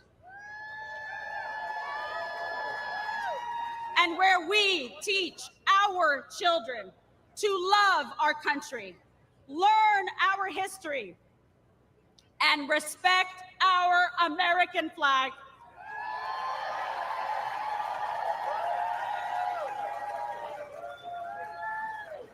I believe in America. I believe in our freedom and liberty. And I believe in Donald John Trump.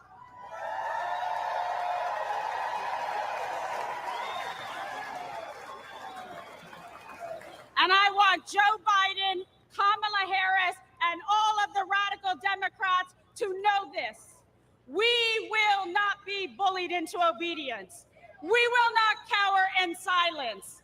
We will fight for America because we love America.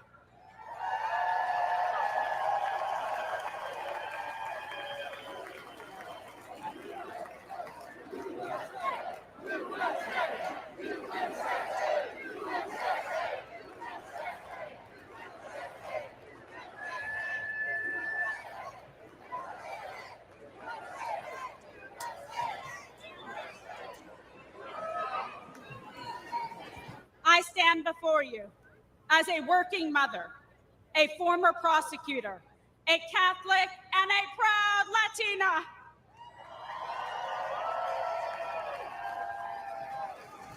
I know personally what every American has now seen with their own eyes.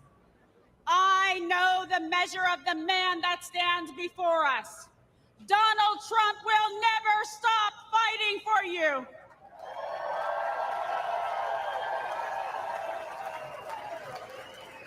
So join me in voting for Donald J. Trump for president again.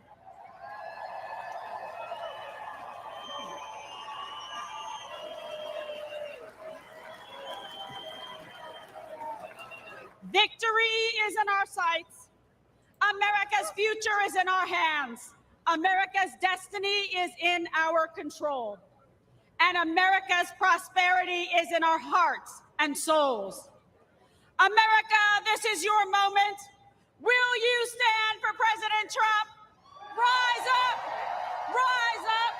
Ladies and gentlemen, lovers of liberty and freedom and the American dream, this is our last chance to make America great again. God bless you. God bless President Trump.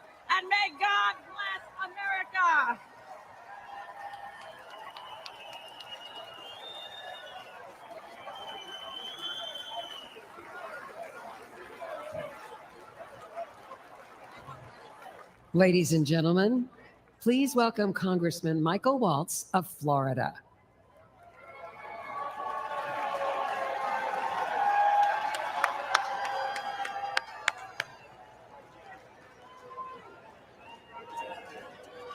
I am so honored.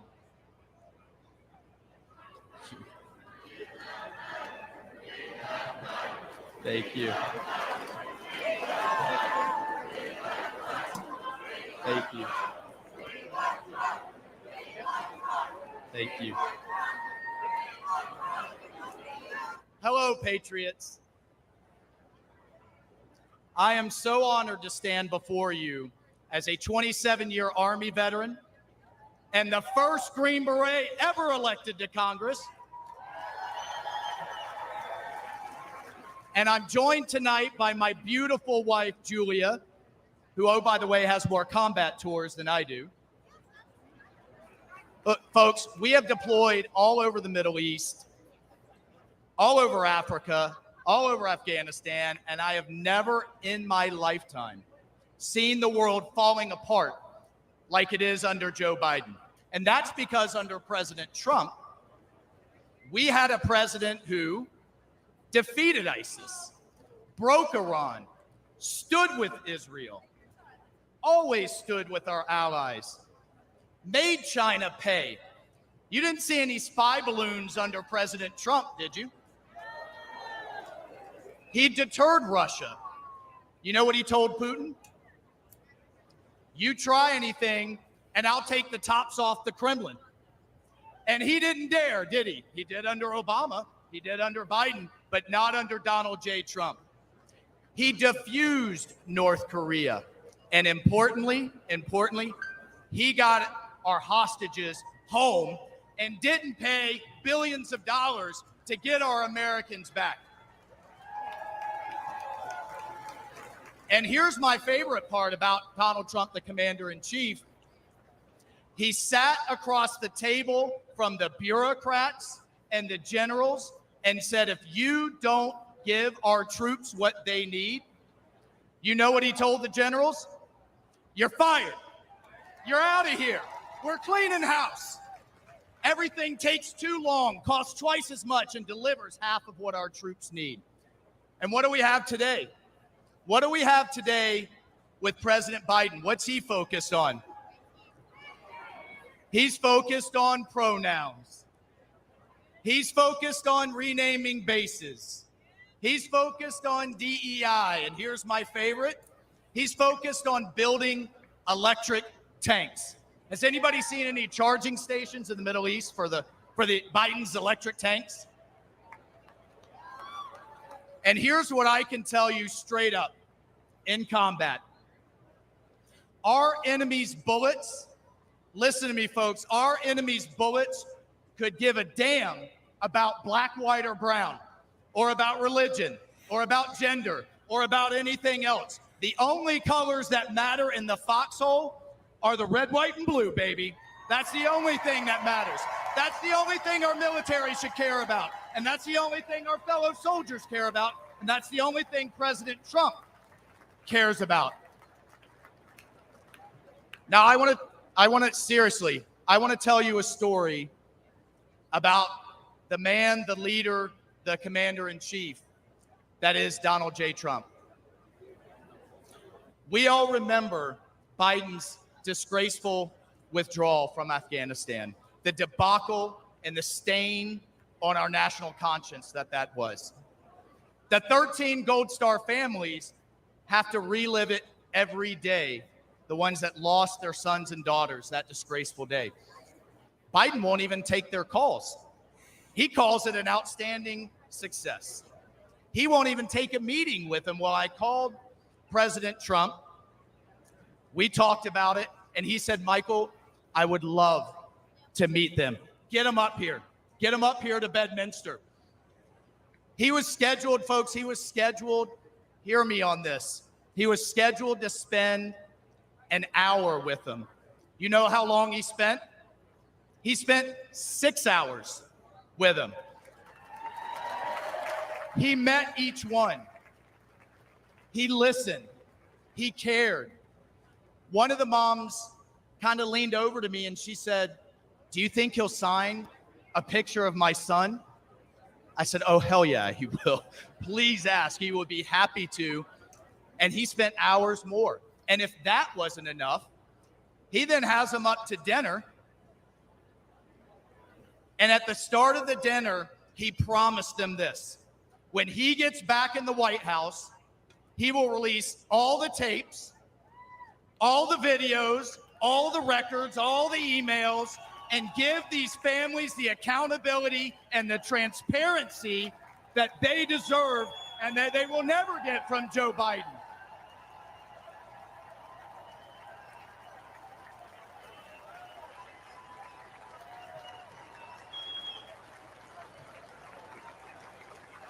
And then God bless this man. This is why I love this man so much. He had them laughing. He had these moms that have been through so much crying. He had them, I love this. We saw DJ Trump in action playing Sinatra, playing Phantom of the Opera. He had these moms dancing with their husbands. Two of them came up to me afterwards and said, this was the best thing that had happened to them since they had lost their sons. That night with President Trump. Mr. President,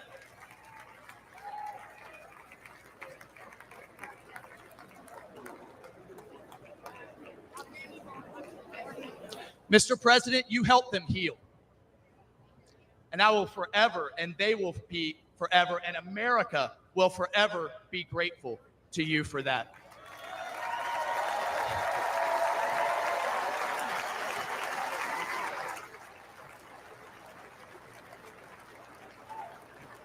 Patriots, that's the Donald Trump that I've come to know.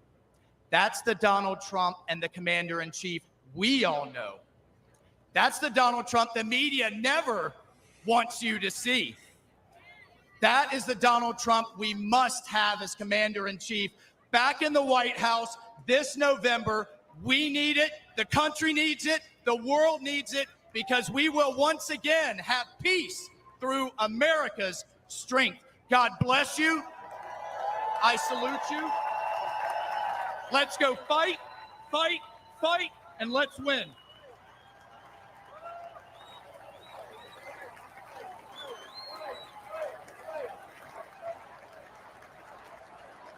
Ladies and gentlemen, please give your solemn attention to the following video presentation honoring our nation's Gold Star families.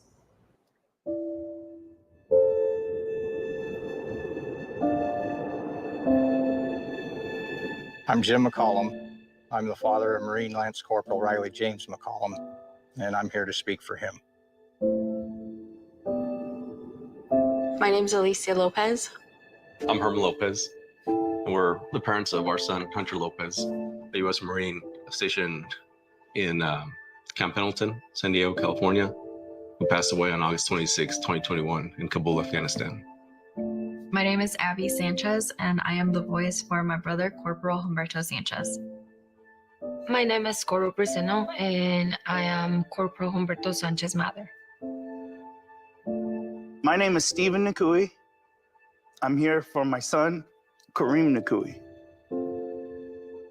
I'm here today to give my son a voice. My name is Cheryl Jules. I am Sergeant Nicole G's aunt. She was a U.S. Marine that was killed in the Kabul, Afghanistan withdrawal. My name is Christy Shamblin, and I'm here for Sergeant Nicole G, United States Marine, who was killed in the Afghanistan exit. My name is Kelly Barnett. I'm here to give a voice to my son, my best friend, Staff Sergeant Taylor Hoover. And my name's Darren Hoover, and I'm here to give voice as well for our son, Staff Sergeant Taylor Hoover. When we started hearing that the Taliban was moving in, that there wasn't more military being deployed, and that they had decided that the Taliban was our security, that was when I became terrified. They were just kind of left there, hung out to dry. Breaking news for you from Afghanistan, where there are significant casualties, including some Americans from a I was at work and heard about it. Instantly had that just chill go through me. And I started sending messages. I'm talking to people. I'm calling his girlfriend. I'm saying, well, have you heard from him? Calling his sisters. Have you heard from him? You know, we're texting. We're saying, please, just send us a text. Just whatever. Just let us know that you're okay. When all the explosions went off, I had messaged her and I said, hey, you know, I know you can't say anything, but, you know, just an emoji, just a bubble.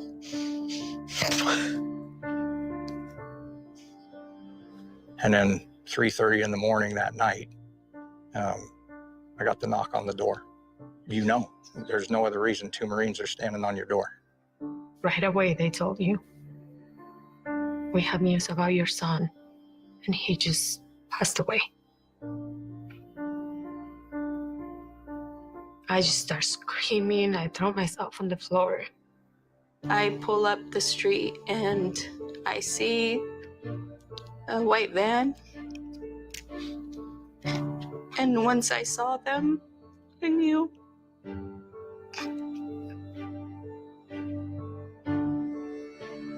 It's surreal. Seeing all those flag-draped coffins in the back of a C-17 is something you'll never forget.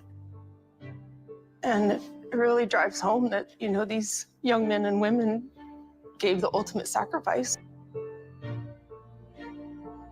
They had all the families within this large room. The president showed up, and that was, it wasn't what I was expecting. You know, this guy's sitting across from me on that tarmac, and he keeps looking at his watch. Biden did not want to be there. I don't know what he wanted to do, but he did not want to be there. He looked at his watch multiple times. I saw it 3 times. He didn't say anything about Riley. And to this day, he has yet to say those 13 kids' names. And that makes me so upset because those kids were serving their country. Those kids, they were giving their life for this country. And I always said they were thinking that their commander-in-chief was gonna have their back because they were fighting for this country, and that didn't happen. The administration, the White House, our president has never once mentioned their names, not one of them. Honestly, I don't feel like Joe Biden cared. He just had no empathy for us at all. I do think incompetence played a huge factor in what happened. Bad decision, bad leadership, and it all starts at the top. Joe Biden should not be leading this country. There was no point in making that hard deadline August 31st. It was 100% a political stunt. He let my son down. He let the 13 down. He let the 45 wounded down. He let those 174 civilians down. He let our country down. And then what it hurts the most is that they could be here.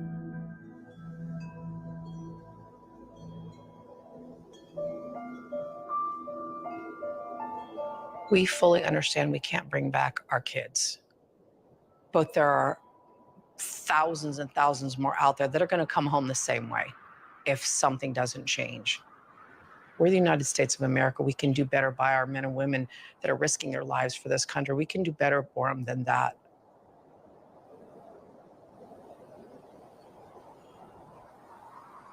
To this day, Joe Biden and Kamala Harris have never mentioned these fallen soldiers' names.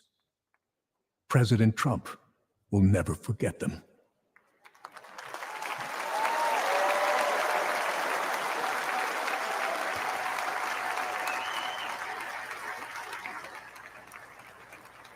Ladies and gentlemen, please welcome to the stage the Gold Star families of our fallen heroes.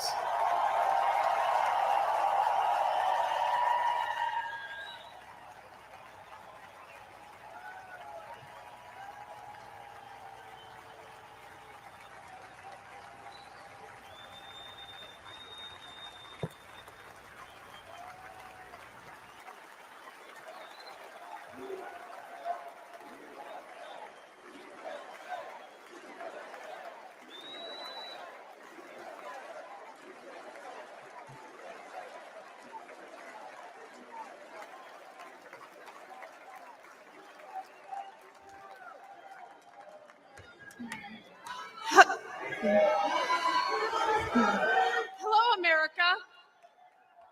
I'm Christy Shamblin.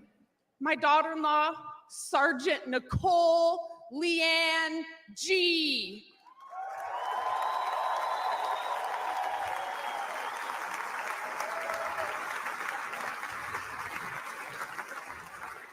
Was a United States Marine, and she was killed at Abbey Gate in Afghanistan, alongside 12 of her brothers and sister-in-arms. While Joe Biden has refused to recognize their sacrifice, Donald Trump spent 6 hours in Bedminster with us.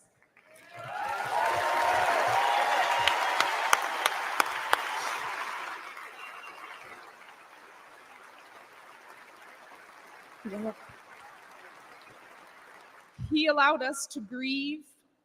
He allowed us to remember our heroes. Donald Trump knew all of our children's names. He knew their stories, and he spoke to us in a way that made us feel understood, like he knew our kids. Donald Trump carried the weight for a few hours with me.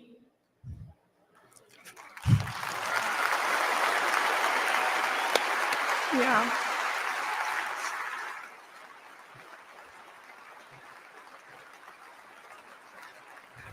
And for the first time since Nicole's death, I felt I wasn't alone in my grief. Thank you.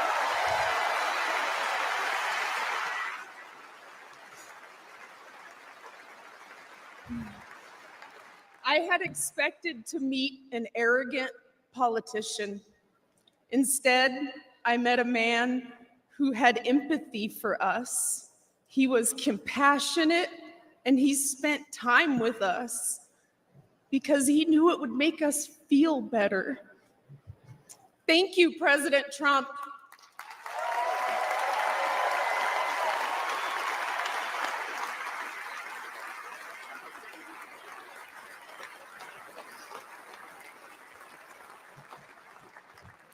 I'm Cheryl Jules, Nicole's aunt. Joe Biden said the withdrawal from Afghanistan was an extraordinary success. An extraordinary success. Look at our faces. Look at our pain and our heartbreak. And look at our rage. That was not an extraordinary success. The humiliation of our nation was not an extraordinary success.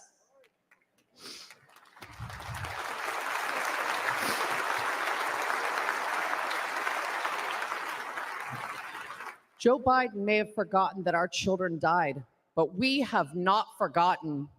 Donald Trump has not forgotten.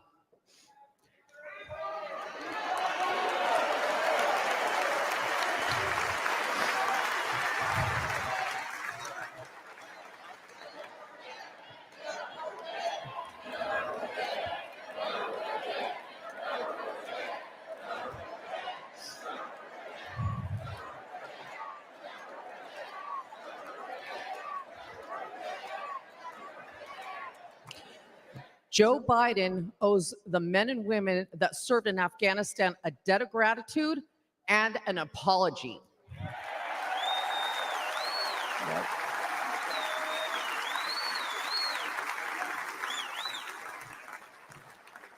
Donald Trump loves this country and will never forget the sacrifice and bravery of our service members. Join us in putting him back in the White House.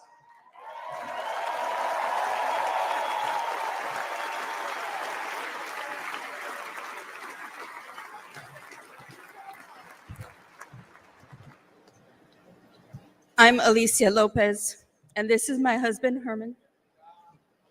Our son, Corporal Hunter Lopez, whose name Joe Biden has refused to say out loud, was killed on August 26, 2021.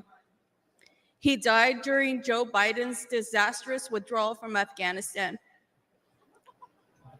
Hunter was 22 years old and planned to come home to California after his tour to follow in our footsteps. Herman and I work for the Riverside County Sheriff's Office.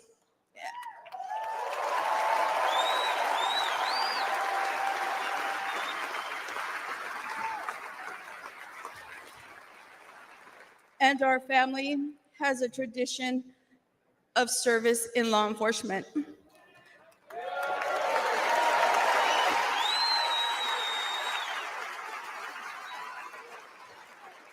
Hunter was excited to carry it on. Instead, in the nearly 3 years since Hunter's been gone, there has been silence. Silence from that empty space at the dinner table, where Hunter would have joined his brothers and sister and us for family gatherings. And there has been a deafening silence from the Biden and Harris administration.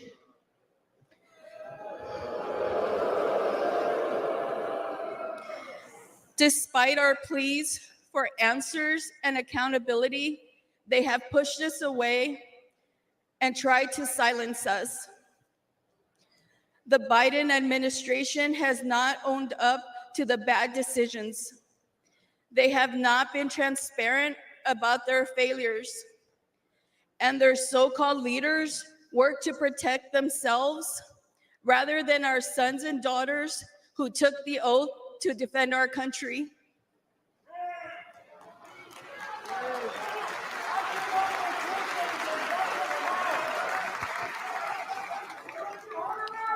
Thank you. When Hunter and the other service members' bodies were returned to the U.S. in Dover, Delaware, Joe Biden met the plane. But he made the occasion more about his son, lost to cancer, than our sons and daughters, lost on his watch. Worse than that, he has never said their names out loud. And during last month's debate, he claimed no service members have died during his administration.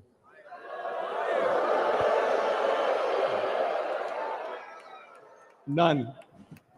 That hurt us all deeply. So Alicia and I are here to say the names of all 13 service members who lost their lives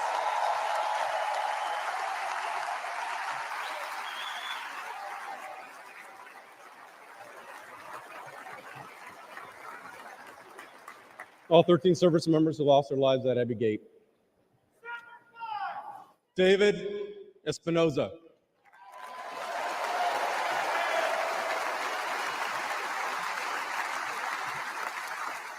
Nicole G.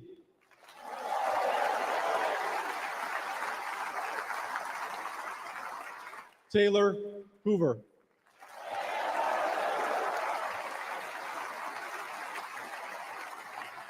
Ryan C. Knaus.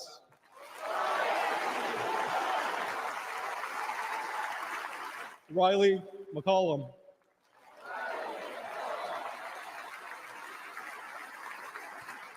Dylan Marola.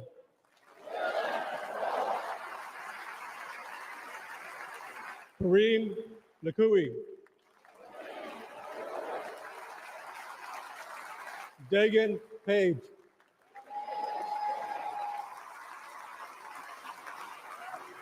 Johanny Pichardo.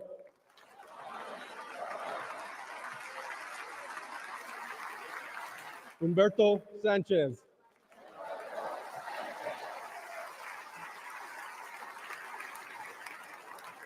Jared Schmitz.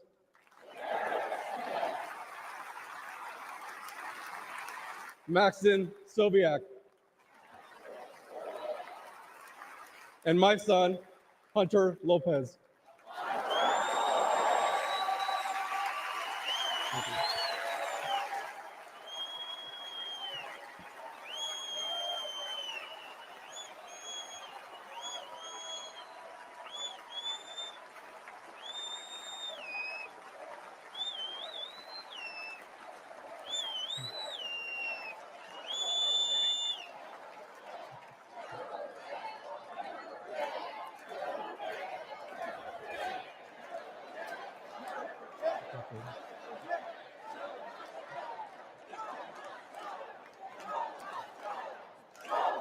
Joe Biden has to go. He failed the American people. He failed the Afghan people and our military service members. He failed our family, and he failed Hunter. Donald Trump has a proven record of keeping the peace and honoring those in uniform.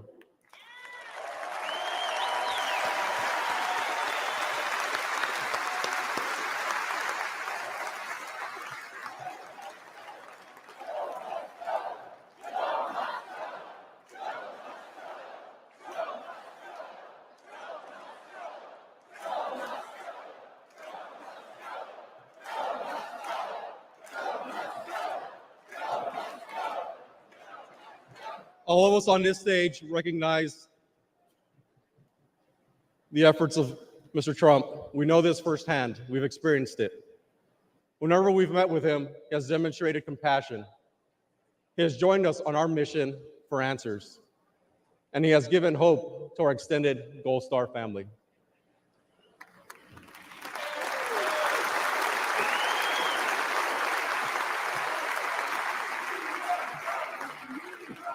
Now, we have another son serving in the Army.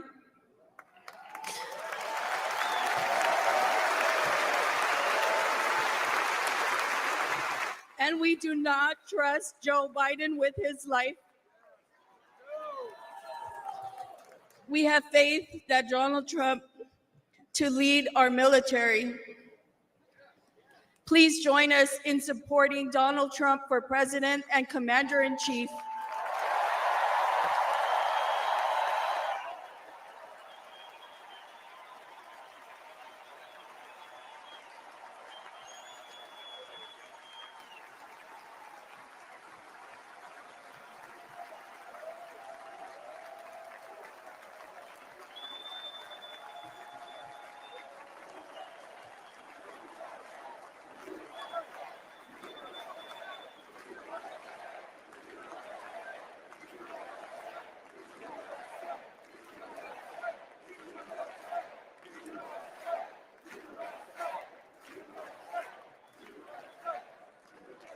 While campuses struggle to get control of their students, at UNC Chapel Hill, they are bringing order back. Students restoring the American flag and singing the national anthem.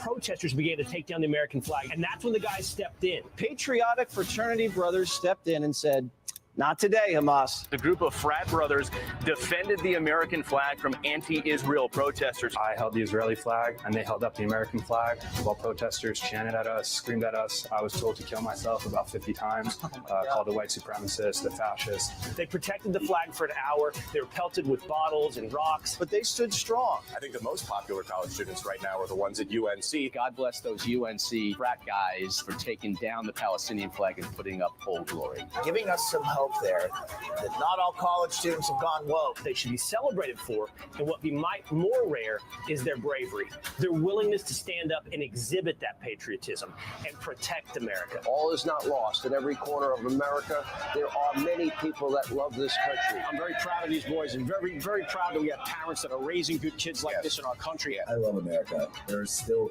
patriots in this country that actually want to fight and would, sacrifice themselves for this flag, this country. It's good to know that there's some patriotic young men out there supporting the flag, still out there. Don't bend the knee to these people.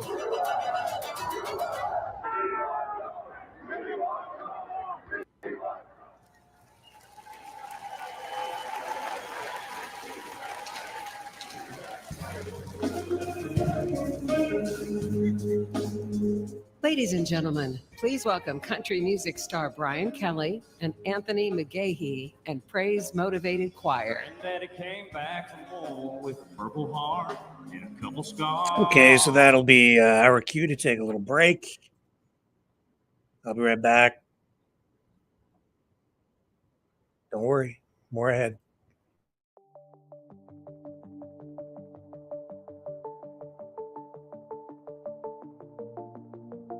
Greetings, brave Mavericks. Our quest for truth continues. We go beyond fake news. Together we expose propaganda. Together we pull others out of rabbit holes. We are maverick thinkers. We are all unique individuals, defenders of individual rights and freedoms, credible, trusted, grounded in reality. Maverick News, Maverick News. Defending free speech, free speech. Donate at freedomreporters.com. Do it now. Tomorrow may be too late. Maverick News. The world is watching.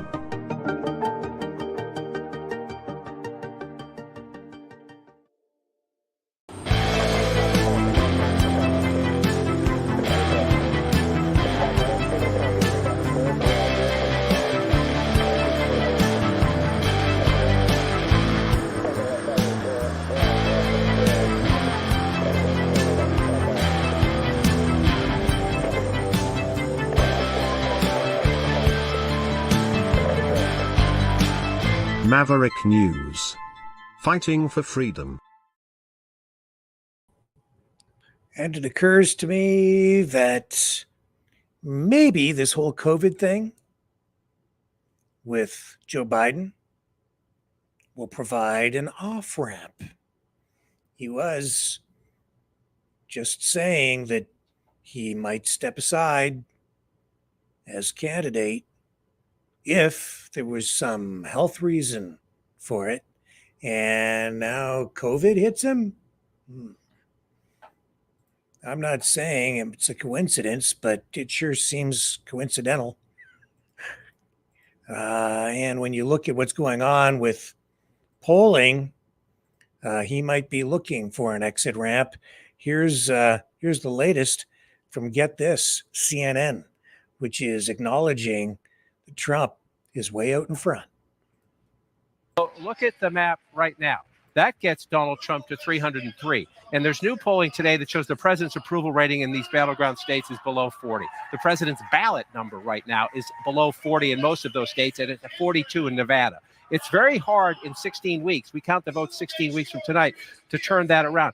Plus, Democrats are now worried. They think, I'm not saying this is going to happen, but what they're saying is the president's going to have to spend more time and more resources on places like Virginia because it's competitive, on places like New Hampshire because it's competitive. You look at this map as it plays out, and there are Democrats making the case, and we have Wisconsin blue here. Let's move Wisconsin over here. There are Democrats making the case that Donald Trump is on a viable path as of today to get to 330 electoral votes, Wolf, or even higher, because they see other states in here. The Trump campaign says Minnesota. The Trump campaign says maybe New Mexico. Let's be cautious. Those are blue states traditionally, but the president's standing, his approval rating, his ballot number, people's views about how old he is, and people who view the state of the economy are very bad for the president right now. And so even if you just go back to where we start, Donald Trump is in command. The numbers are getting worse for the president, Wolf, and Donald Trump has an opportunity with this convention to build it even more. And indeed, that is what he seems to be doing. And he hasn't even spoken yet, but J.D. Vance will be speaking at the convention tonight. Let's go back to the convention. They're running this message from Trump. To do is protect the vote. Keep your eyes open, because these people want to cheat, and they do cheat. And frankly, it's the only thing they do well. We will make sure your ballot is secure and your voice is heard. Many Republicans like to vote on Election Day, and we must swamp the radical Democrats with massive turnout on Tuesday, November 5th. The way you win is to swamp them. If we swamp them, they can't cheat. It just doesn't work out. But if you can't make it, you need to make a plan, register, and vote any way possible. We got to get your vote. So with your vote, we will win a victory, the likes of which no one has ever seen before. We will evict crooked Joe Biden from the White House, and we will take back our country. on November 5th, 2024, the most important day in the history of our country. That's what it's going to go down as. Thank you. Ladies and gentlemen, please welcome recent Harvard University graduate, Shabbos Kestenbaum.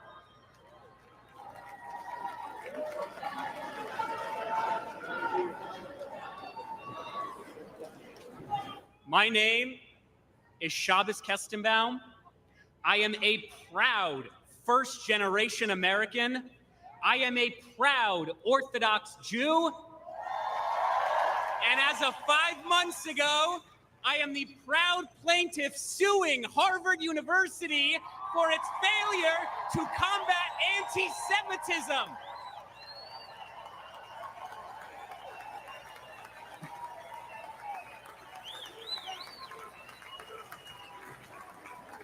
I came to Harvard to study religion, the foundation of Western civilization.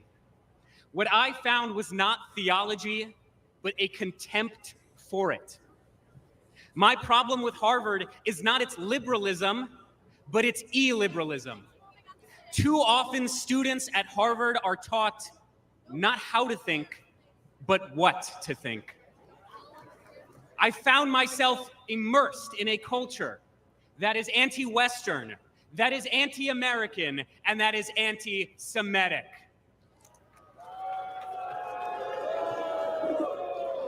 After October 7th, the world finally saw what I and so many Jewish students across this country experienced almost every day. When I planted 1,200 Israeli and American flags on campus, they were all vandalized within 24 hours. I was harassed by my peers merely for being a Jew and have received countless death threats online. Students and professors have openly called for new Hamas-style attacks against the United States. And perhaps most damning, when Hamas terrorists butchered 45 American citizens on October 7th, when they took 12 Americans hostage, Harvard refused to immediately and unequivocally condemn this atrocity. My fellow Americans, the anti-Semitic bigotry, unfortunately, extends far beyond the universities. Although I once voted for Bernie Sanders, I now recognize that the far left has not only abandoned the Jewish people, but the American people.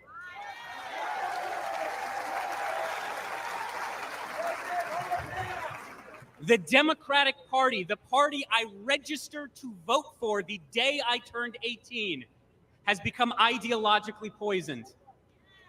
And it is this poison, it is this corruption that is infecting far too many young American students. Let's be clear. The far left's anti-Semitic extremism has no virtue, and the radicalism on our campuses and on our streets has no moral legitimacy.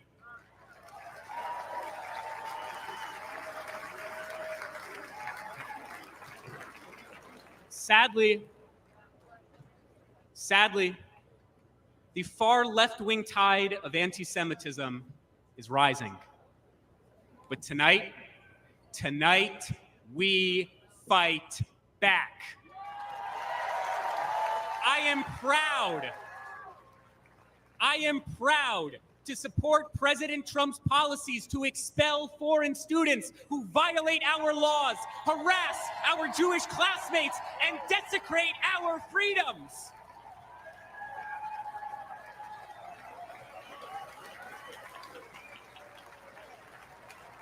Let's elect a president who will instill patriotism in our school once again. Let's elect a president who will confront terrorism and its supporters once again. Let's elect a president who recognizes that although Harvard and the Ivy Leagues have long abandoned the United States of America, the Jewish people never will, because Jewish values are American values, and American values are Jewish values. God bless the United States.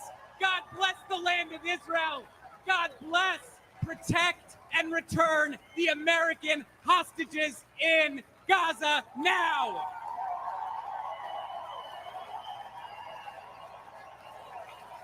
Ladies and gentlemen, please welcome the parents of an American hostage held in Gaza, Orna and Ronan Nutra.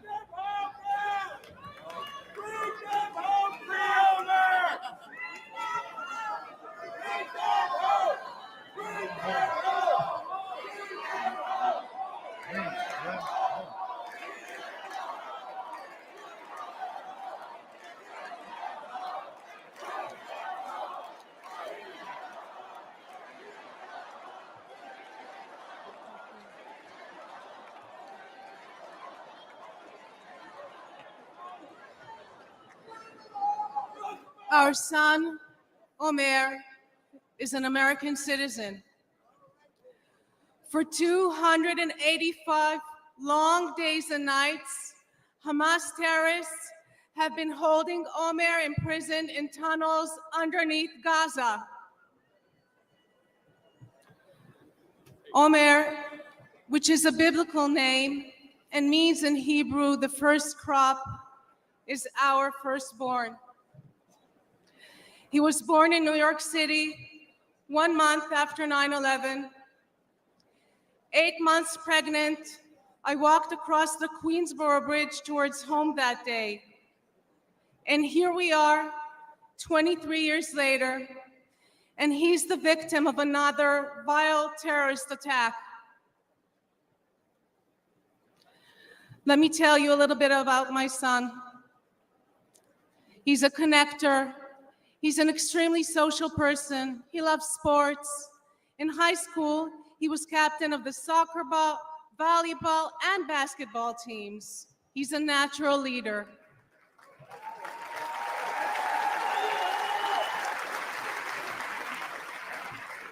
And he cares deeply about others and about helping them grow. He turned 22 on October 14th, 2023.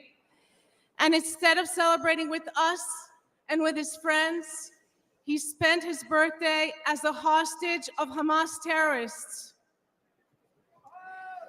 Imagine, over 9 months, not knowing whether your son is alive, waking up every morning, praying that he too is still waking up every morning, that he is strong and is surviving. I recite Psalm 23 in his merit every single day. Gam ki elech begei tzal mavet, lo erara ki ata imadi. I walk through the shadow of the valley of the shadow of the death. I will fear no evil, for thou art with me, thy rod and thy staff, they comfort me. Bring them home. Bring them home. Bring them home. Bring them home. Bring them home.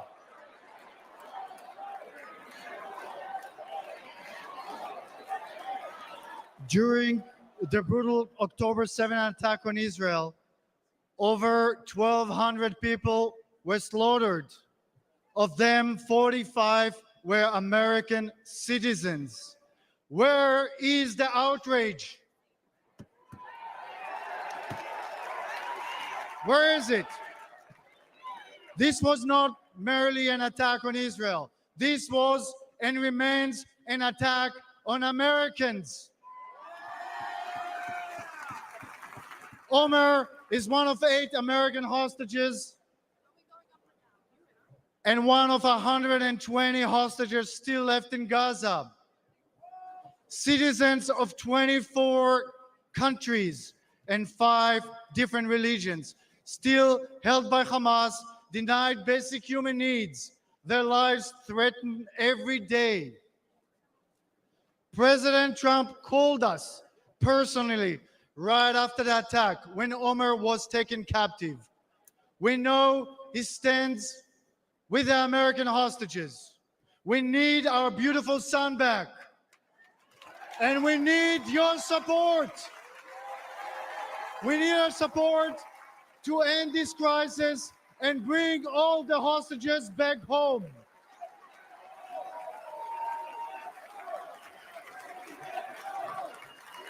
Them home. Bring them home. Bring them home. Bring them home. Bring them home. Omer, we love you. We won't stop fighting for you. Say it with us. Bring them home. Bring them home. Bring them home. Thank you, everybody. God bless Israel and God bless America.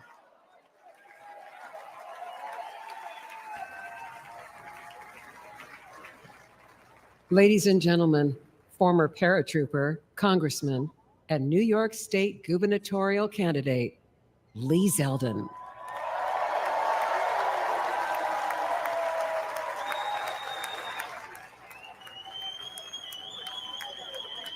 Hello, Wisconsin. I'm Lee Zeldin from New York.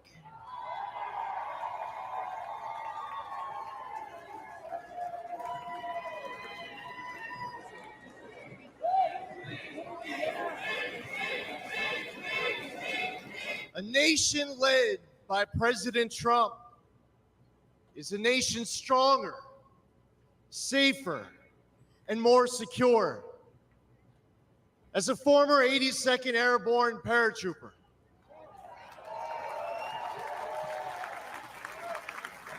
I want a military focused on being the world's greatest fighting force, not its biggest social experiment.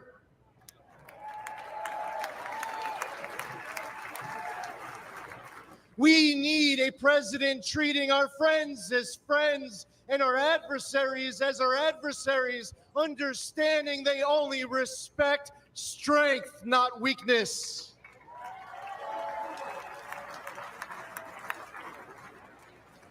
I was on the House Foreign Affairs Committee under 3 presidents, but only one ended wars without starting new ones. President Donald Trump.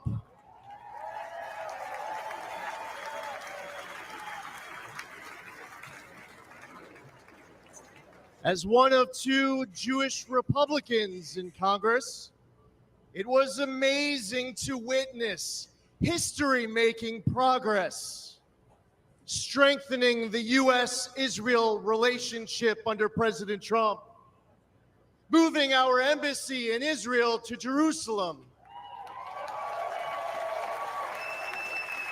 recognizing Israel's sovereignty over the Golan Heights, and launching the Abraham Accords, which no one said was possible.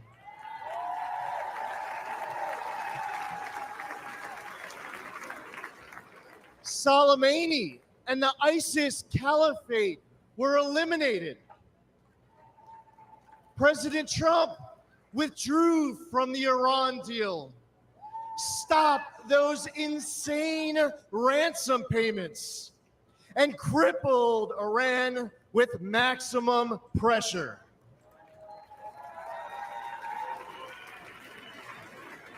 But then everything went downhill under Biden. Yes, the guy who advised Obama not to take out Osama, Joe Biden advised against the mission that killed Osama bin Laden.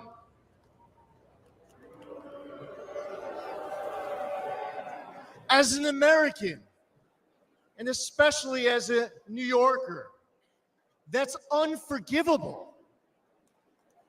Even in his prime, he had bad judgment. And it's only gotten worse with age. We cannot count on Biden to make this kind of crucial 3 a.m. decision. Heck, we can't rely on him at 3 in the afternoon.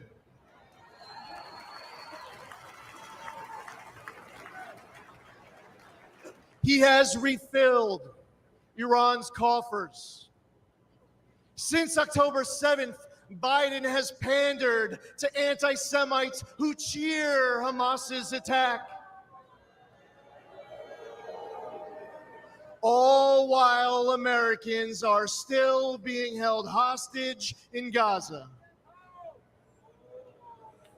Biden turned 13 Blue Star families into Gold Star families with his fatal withdrawal from Afghanistan, and then he lied about it during last month's debate, claiming that no service members had died under his watch.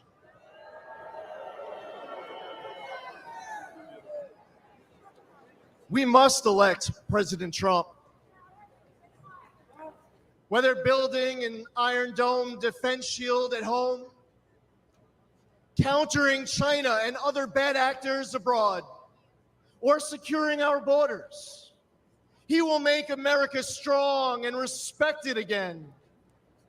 President Trump risks everything for us.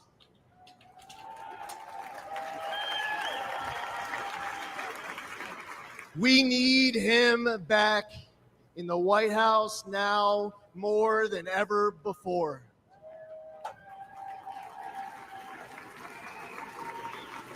To make America great again, we must first, and God willing, we will expand the Republican majority in the United States House of Representatives.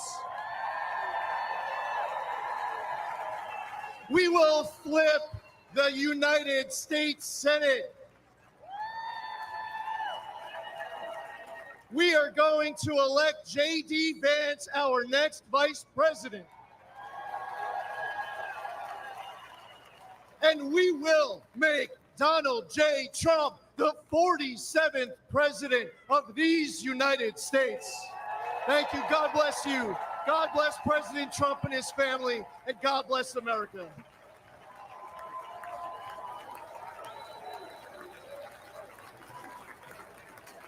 Another really Gathered powerful here night. on Strong freedom's stories. altar, on these shores, on these bluffs, on this day 75 years ago, 10,000 men shed their blood and thousands sacrificed their lives for their brothers, for their countries, and for the survival of liberty.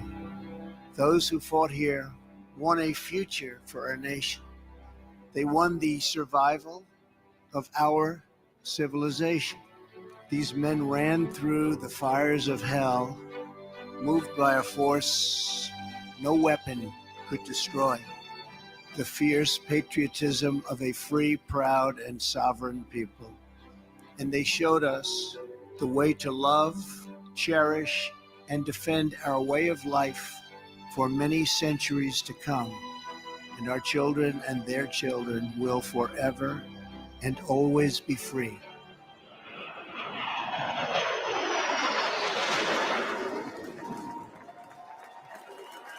Ladies and gentlemen, please welcome World War II hero, William Peckrell.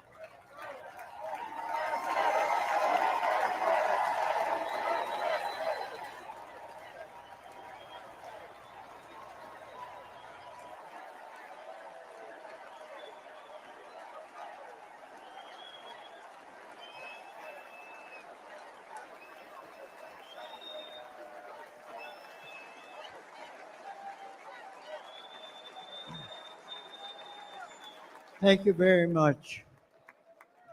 My name is Bill Peckrell. I'm a proud Wisconsinite. I'm a proud husband of 76 years old to my wife, Rosemary. I'm a father of 11 children.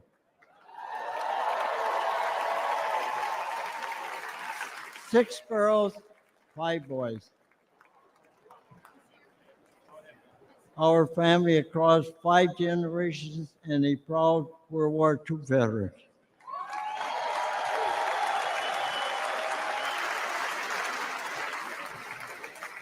I'm 98 years old.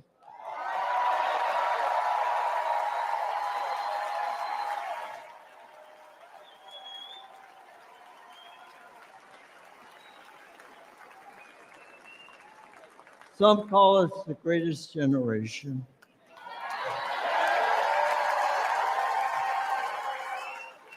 That's an honor, considering America is the greatest nation in the history of the world.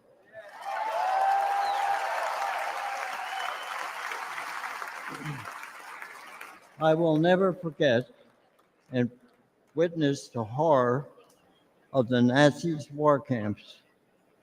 In the Battle of the Bulge, my friends and I fought to stop the Nazis' last major push in the Western Front.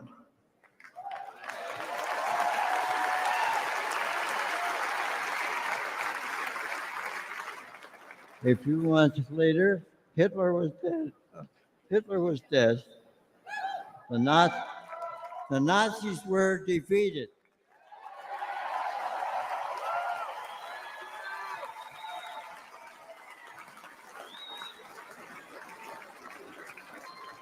We gave thanks to Almighty God for delivering us from evil.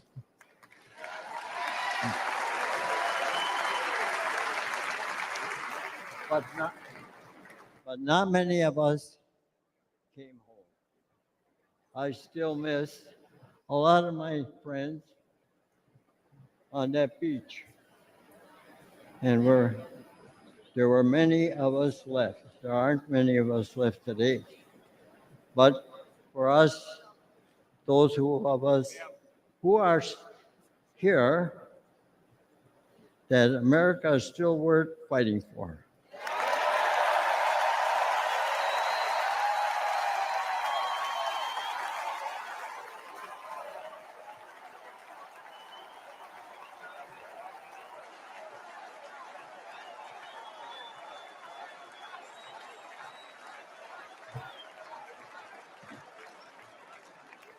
It hurts my heart to see what our current president and vice president have done to the country I love so well. They humiliated us in Afghanistan. We pushed around in China. Terrorists run wild in the Middle East. And they let our own southern border get overrun.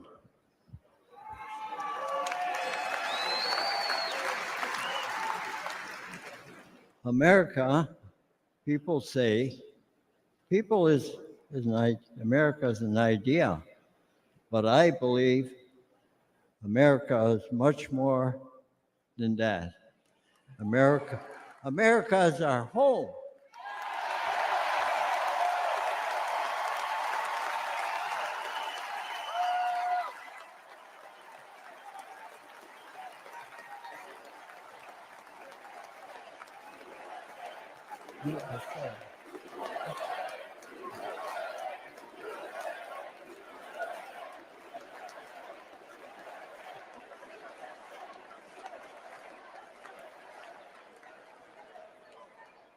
You know, when I was fighting in Europe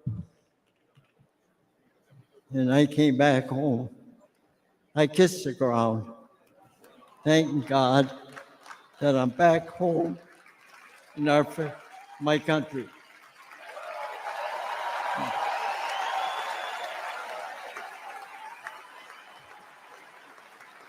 And where I come from, when somebody comes for me or my home, you dig in your boots in the ground and never look back.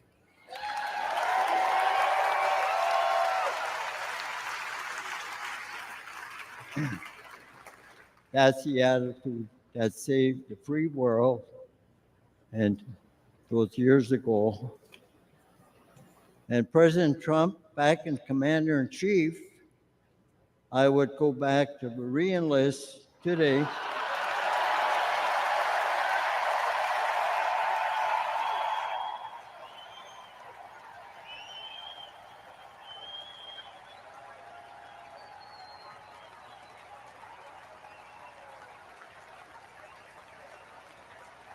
And I would storm whatever beach my country needs me to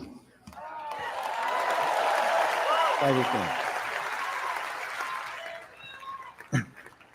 God bless you. God bless our home and the United States of America.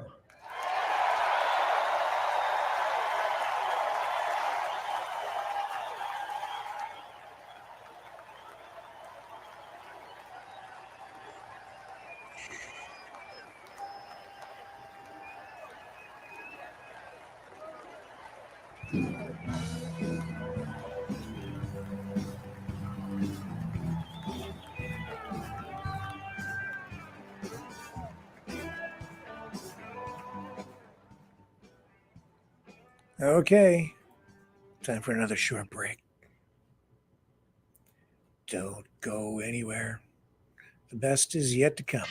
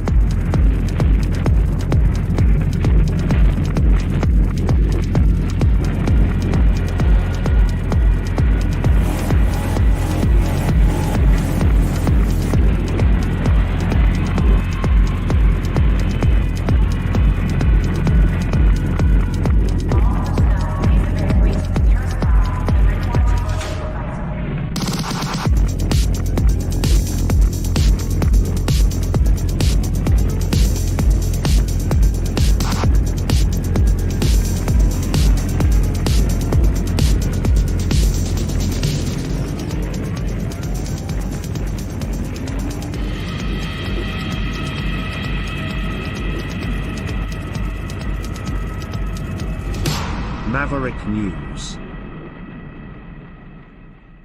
The world is watching. Okay, and don't forget, Choosy still needs our help because we have to exile those Knights of Malta.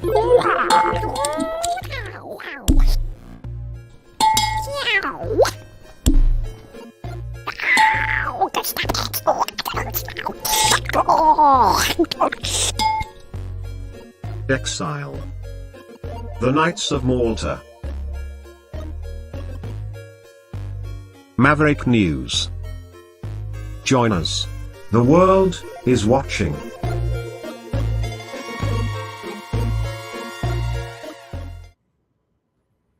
Okay, back we go. Here he is. Good evening, America. Before I begin my remarks, I'm going to do something a little uncharacteristic. A Trump is going to give up the microphone. Doesn't happen often. You may never see it again.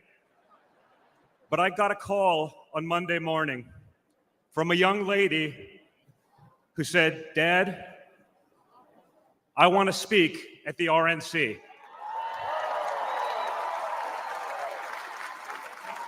I want to speak at the RNC because I want America to know what my grandpa is actually like."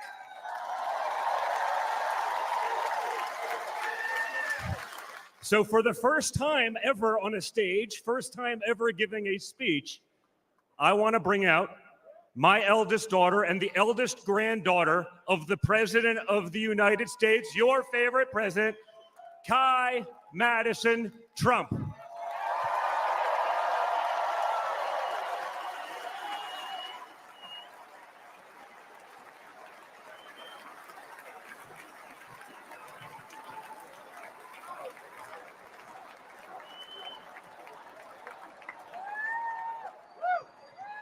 Hi, everyone.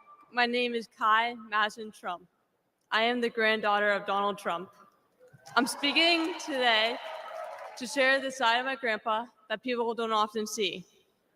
To me, he's just a normal grandpa. He gives us candy and soda when our parents aren't looking.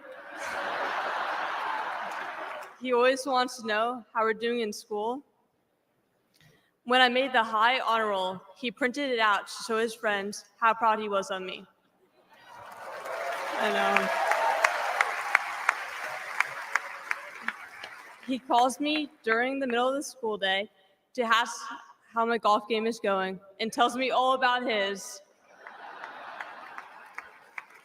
But then I have to remind him that I'm in school and I'll have to call him back later. When we play golf together, if I'm not on his team, he'll try to get inside of my head. I know. And he's always surprised that I don't let him get to me. But I have to remind him I'm a Trump too.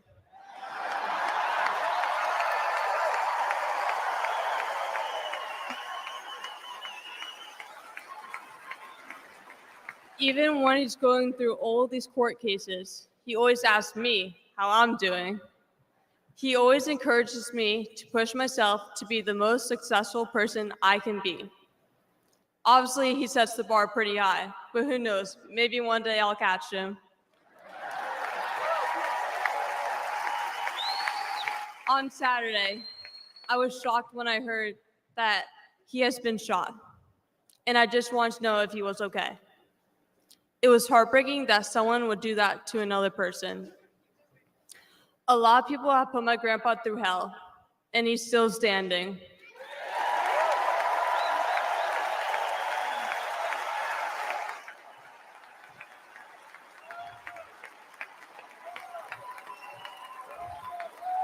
Grandpa, you are such an inspiration, and I love you.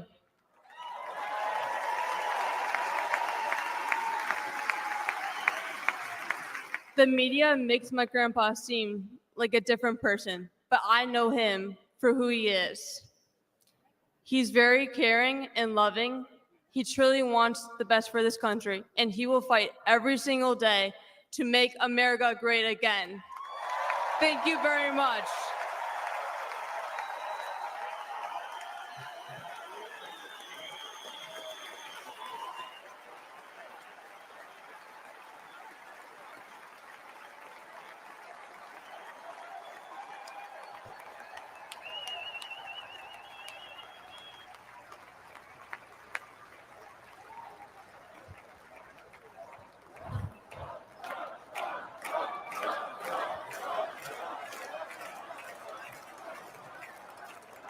A lot of proud moments this week for my family. Thank you again, guys. Really appreciate that. That's not easy. That's the first time. I mean, this is what we call a large crowd for a speech, so incredible work, Kai. Now, back to business. Guys. Thank you, sir. Tonight we gather here in Milwaukee at one of the most crucial moments in American history. Just days ago, something that once seemed unimaginable became a terrifying reality. My father came under literal fire as an incredible patriotic rally turned into a tragedy. On a field in Butler, Pennsylvania, a brave firefighter died. Others were injured, and as those bullets rained down, we came millimeters away from one of the darkest moments in our nation's history. But we did lose an American hero that day. We wish that he were with us tonight, but his memory will live on forever in the hearts of his family, his community, and the nation that he loved.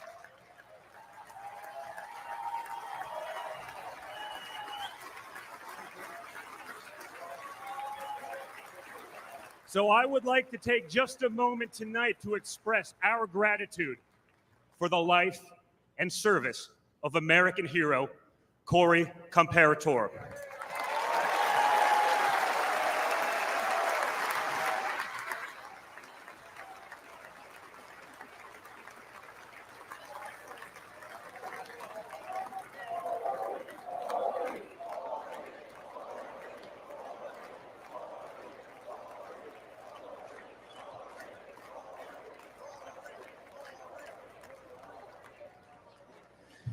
They say you can't truly know how you'll respond in a moment of danger until you're actually confronted with it. So what was my father's instinct as his life was on the line? Not to cower, not to surrender, but to show for all the world to see that the next American president has the heart of a lion.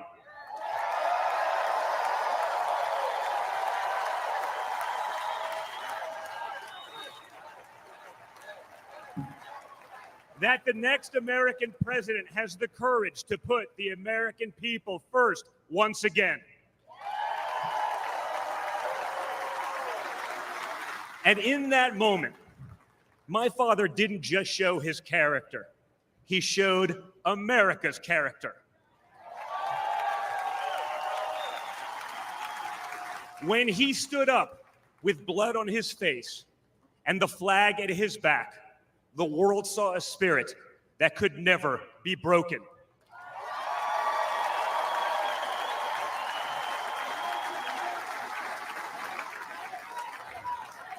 And that is the true spirit of America. America knows what it's like to be down. We know what it's like to be confused and to be afraid. Long before the attempt on my father's life, every American I met was filled with fear and anxiety. They were afraid our country was being torn apart. They were anxious about the massive and chaotic invasion of illegal aliens across our border. They were deeply concerned about partisan lawfare, education indoctrination, and attacks on freedom of speech. Most terrifying of all, they saw that our leaders didn't care, or worse, that they joyfully aided and abetted the erosion of our rights. And the lies. Oh yeah, the lies. We won't ever forget the lies. From left-wing politicians, from their allies in the media, when you hear them in a row, you fully understand the extent they have gone to divide this great nation. They lied about Russia collusion. They lied about Hunter's laptop. They lied about Joe Biden's fitness for office. They lied about the border being secure. They lied about inflation being transitory.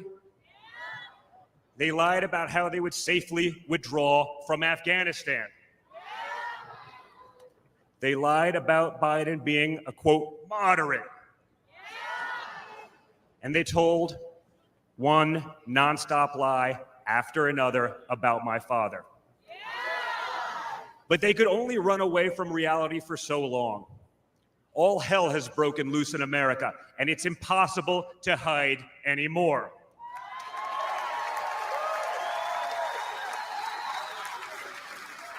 Remember Build Back Better? Instead, we got broke, bumbling Biden. Nothing is built, nothing is back, and nothing is better. Bridges are collapsing, our credibility is crumbling, and our money is worth less and less every single day. It was just one giant bait and switch, and normal Americans are the ones left holding the bag. Housing costs, gasoline prices, grocery bills just keep going up. Wave after wave of illegal aliens, deadly drugs keep pouring across our border. Meanwhile, pro-crime district attorneys have turned our cities into giant crime zones. They've turned criminals into victims, prosecutors into criminal defense attorneys, and police into public enemies. Left-wing activists are pretending to be educators, teaching our kids that there are 57 genders, but they can't even define what a woman is. On one hand, they think free speech protects their right to expose your children to explicit drag shows. On the other hand, they want to put you in jail for making a meme. It's like the entire world has been turned upside down. Does any of this sound like a country that's going in the right direction? And honestly, who is actually running the country anyway? It's obviously not Joe Biden. So who are they asking us to elect? Seriously, who's running things? Does anyone really know? Is it Jill? Is it Hunter? Barack Obama? Maybe it's the ghost of Corn Pop.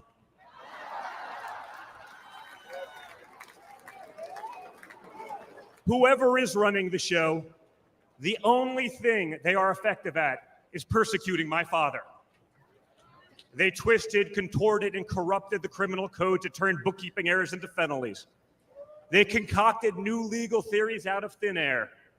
They imposed gag orders on my father because the last thing a defendant should be able to do is defend himself, right? They punished him for merely speaking the truth. They say they hate Vladimir Putin, but it sure seems like they've spent a lot of time copying his playbook.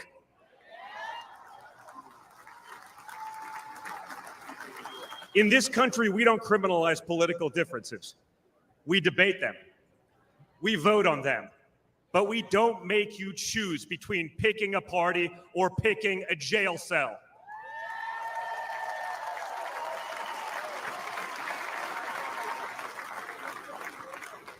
There was a time when the Democrats really wanted what was best for America, even if they had a different way of getting there. It was the party of Franklin Roosevelt, John F. Kennedy, Martin Luther King Jr. You may have disagreed with that party, but at least you could respect it.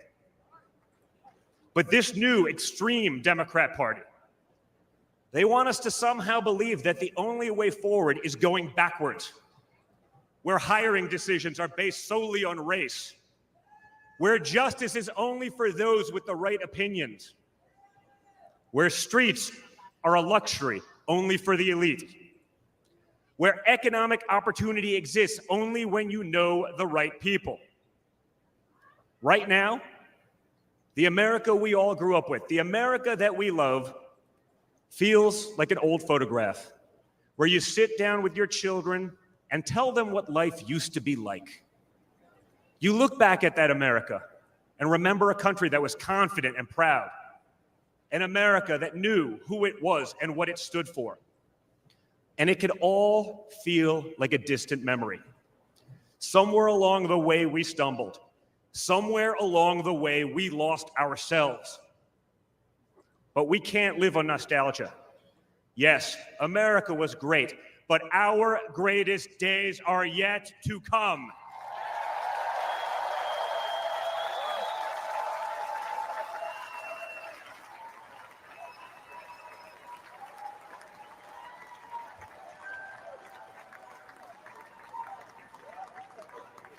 Because no matter how far off that old photo may feel, it's not the end of our story. We're like that man who stood on that platform and felt the bullet pierce his flesh just days ago in Pennsylvania. He may have moved to the ground, but he stood back up.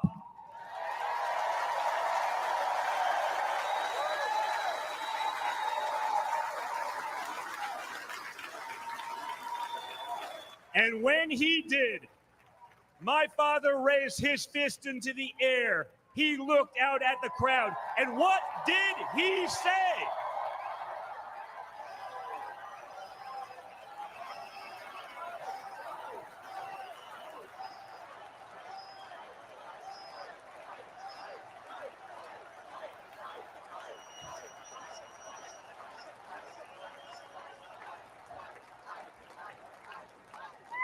And we will fight.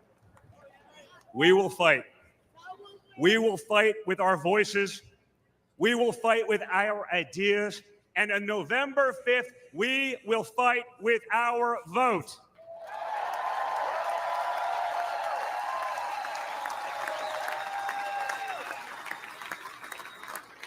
I've always been proud of him, but I've never been prouder of my father than I was in that moment. That's when the world found out that there is tough And then there's Trump tough.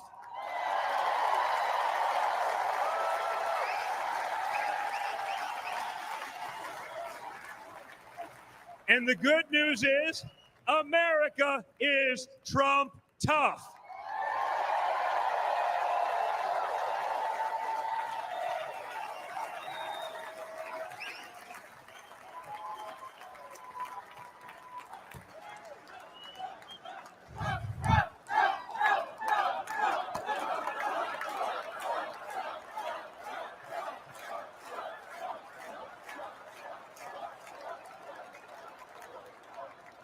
In 1912, more than a century ago, another legendary Republican president came right here to Milwaukee.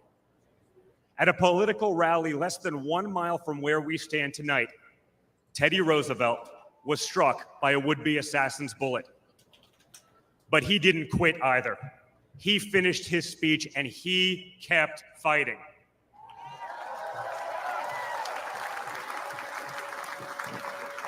My friends, I don't believe in coincidences, but I do believe in God's plan.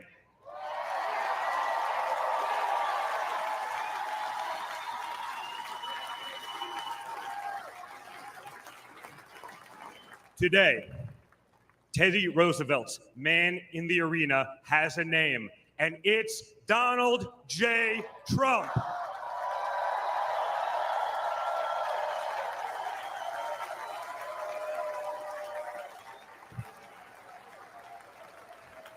Remember, my father didn't have to run for re-election this year. He doesn't need the money, the fame, the power. Frankly, he doesn't need the witch hunts, the phony investigations, or the political prosecutions either. But he knew he had to run if there was any chance at saving America.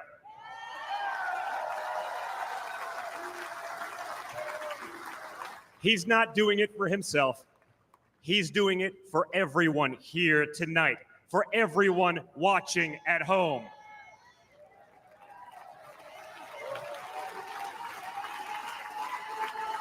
No matter who you are, you can be a part of this movement to make America great again. Look at me and my friend J.D. Vance, a kid from Appalachia and a kid from Trump Tower in Manhattan. We grew up worlds apart, yet now we're both fighting side by side to save the country we love. And by the way, J.D. Vance is going to make one hell of a vice president.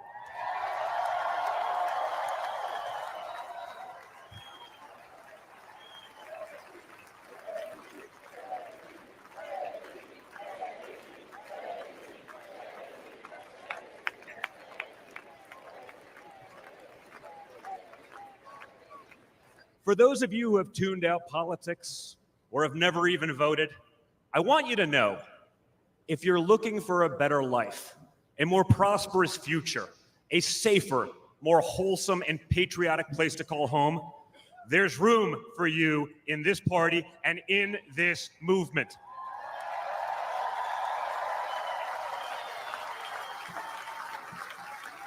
In fact, you're the ones who matter most of all.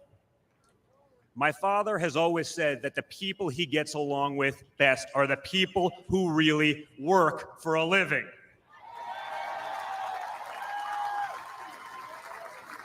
It's because of his background as a builder in construction, right? In construction, it doesn't matter how smart your architect is if you don't have the best guys laying the bricks. People with grit, people who get their hands dirty. That's a big problem with Washington, D.C. Most of the bureaucrats who rule over us have never built anything in their lives. It's time to build something real, something tangible, something that will last and leave this country better off for our children. That's my father's mission.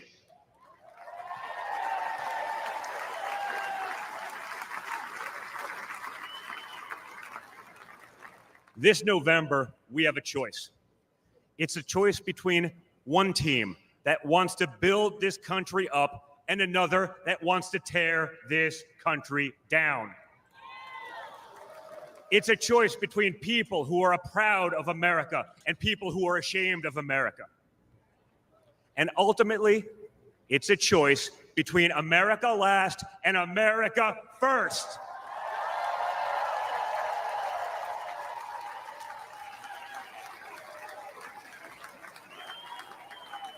So if you love this country from the bottom of your heart, if you want to bring back common sense, if you want to save the American dream, if you want to stand up and fight for the future of our nation, you must re-elect my father, Donald J. Trump.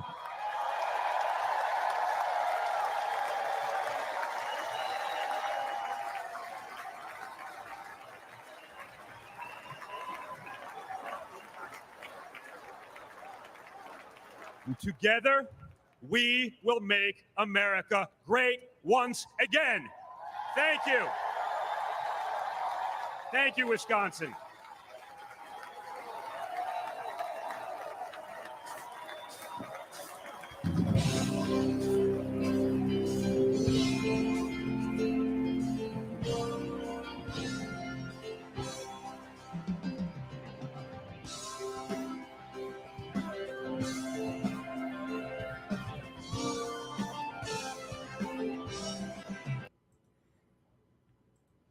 Okay, I'll be right back again. Hang on. More to come.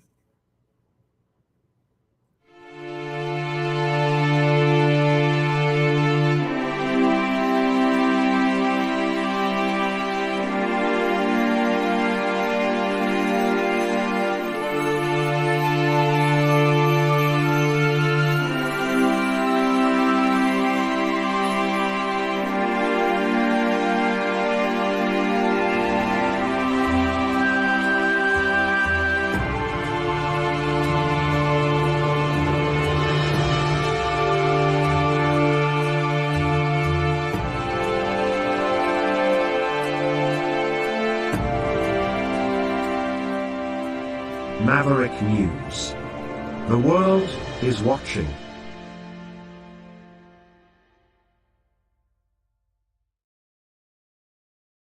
The information war is raging.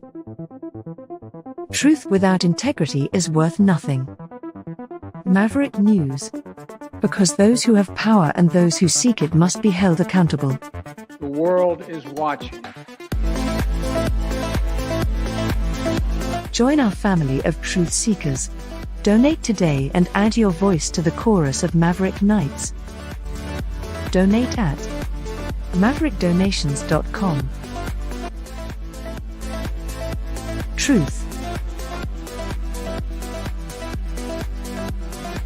Integrity. It's the Maverick way.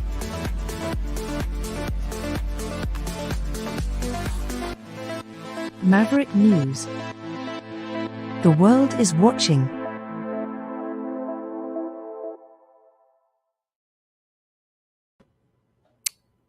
Okay, so we're continuing to monitor and bring you live the RNC convention from Milwaukee. And we still have a pretty good number of you with us still tonight watching this live. Just a reminder, let me get this for you. Remember, Friday night, we are going to have a midnight matinee. And I've been working on this. I'm not sure if this is finished or not, but just a preview of things to come. So you asked for it, and you're going to get it. I'm not sure what our first feature will be, but we'll combine the movie or the content with with commentary, maybe call in a discussion about what it is that we end up watching. I'll try to pick content that is thought-provoking, right? Maybe something with a political twist, social questions, things that will provoke discussion. Now, let's go back live. Here we go. His family torn apart by drug addiction. No money. We'll no learn about prospects, J.D. Vance in this video, no I guess. future. J.D. joined the Marine Corps, used the GI Bill to attend college, then went to Yale and earned a law degree and shared his heartbreaking story in a best-selling book. Only in America is this story possible. But today, for many families, the American dream is now gone. And this is the team tough enough to bring it back. J.D. Vance understands that working families have become the forgotten families. Under Biden, wages are going down while prices skyrocket, forcing the majority of Americans to live paycheck to paycheck. Working families will have J.D. Vance fighting for them. Seniors, J.D. will have your backs too. No more deciding between putting food on your table and paying for the prescriptions you need. As a husband and father, J.D. knows the importance of fighting for a parent's right to protect their children. And you can count on this Marine to stand up for our soldiers who put their lives on the line for their country every day. J.D. Vance's story is one of perseverance, of duty, of commitment to what's right. It's an American story, and it's just getting started.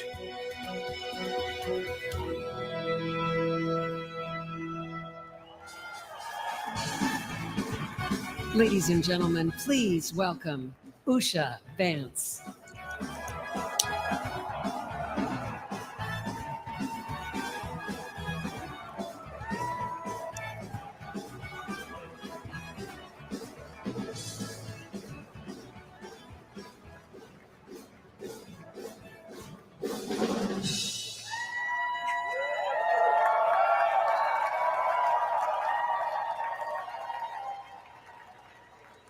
Good evening. Good evening. When I was asked to introduce my husband, J.D. Vance, to all of you, I was at a loss. What could I say that hasn't already been said before? After all, the man was already the subject of a Ron Howard movie. J.D. has shared much of his life through his own eloquent words. In his book, Hillbilly Elegy, during his Senate campaign, and now as a sitting United States Senator.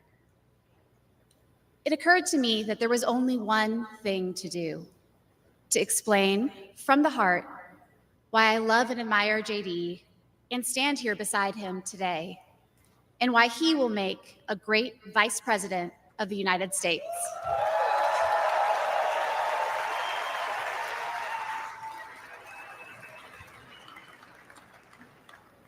I met JD in law school when he was fresh out of Ohio State, which he attended with the support of the GI Bill.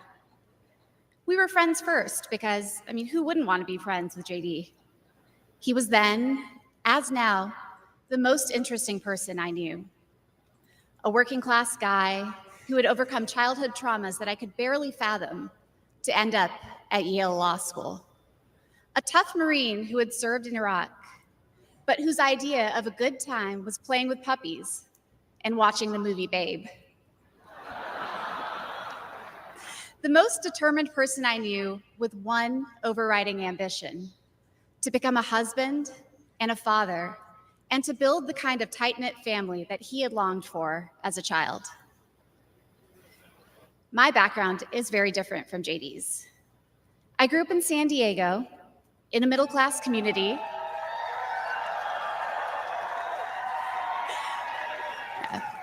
with two loving parents, both immigrants from India, and a wonderful sister. That JD and I could meet at all let alone fall in love and marry, is a testament to this great country.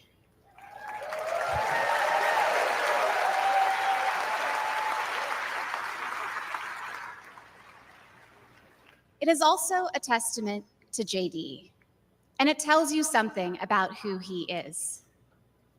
When JD met me, he approached our differences with curiosity and enthusiasm. He wanted to know everything about me, where I came from, what my life had been like.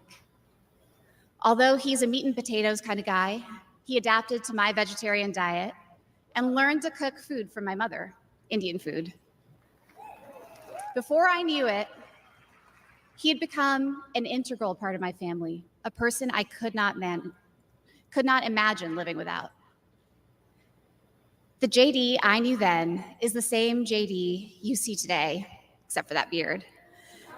And his goals in this new role are the same that he has pursued for our family: to keep people safe, to create opportunities, to build a better life, and to solve problems with an open mind. It's safe to say that neither JD nor I expected to find ourselves in this position, but it's hard to imagine a more powerful example of the American dream. A boy from Middletown, Ohio.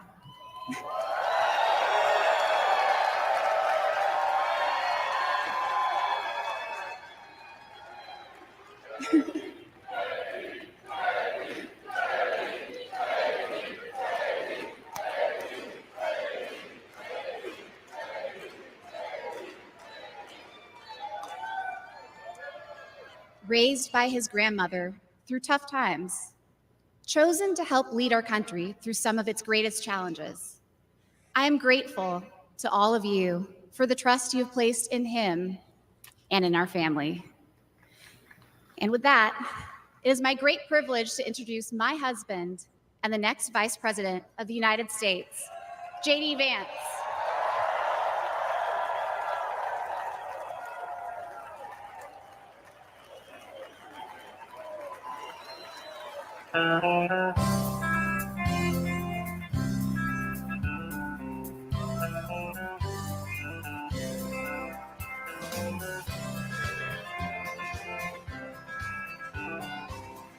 Ohio, why don't we liberate these United States? We're the ones who need it work. Let the rest of the world help us for change, and let's rebuild America first. Thank you. Our highways and bridges are far and far. Who's blessed, who has been cursed? There's things to be done all over the world, but let's rebuild America first. Thank you, please. Wow.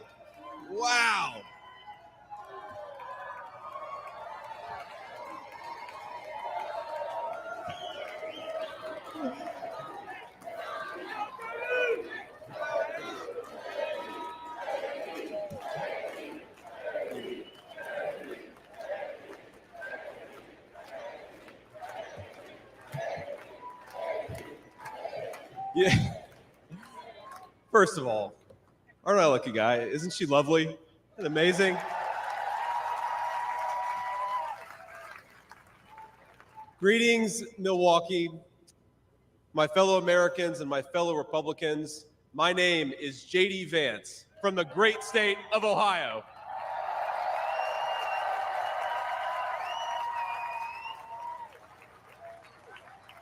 Tonight,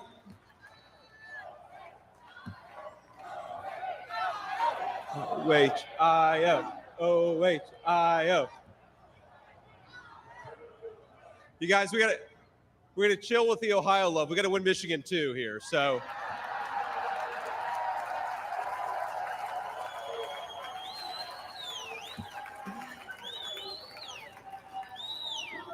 My friends, tonight is a night of hope, a celebration of what America once was, and with God's grace, what it will soon be again.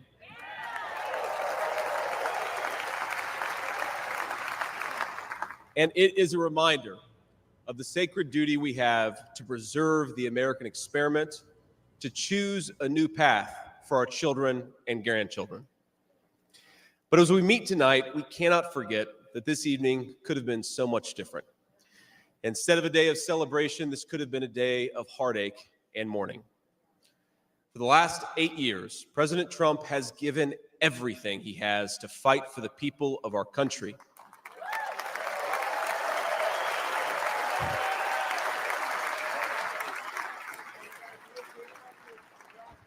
He didn't need politics, but the country needed him.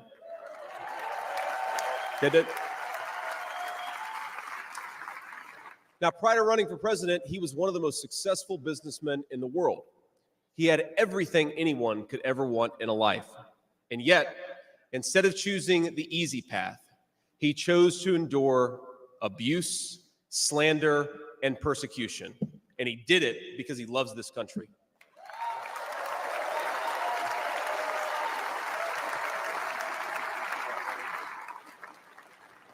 I want all Americans to go and watch the video of a would-be assassin coming a quarter of an inch from taking his life.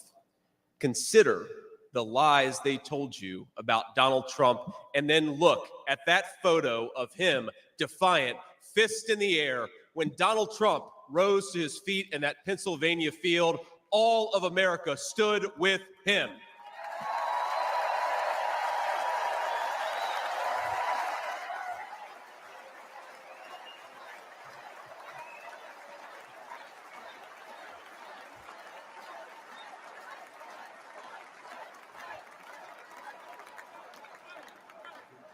And what did he call us to do for our country?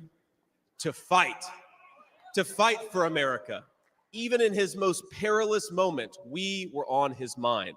His instinct was for us, for our country, to call us to something higher, to something greater, to once again be citizens who ask what our country needs of us. Now consider what they said. They said he was a tyrant. They said he must be stopped at all costs. But how did he respond? He called for national unity, for national calm, literally right after an assassin nearly took his life.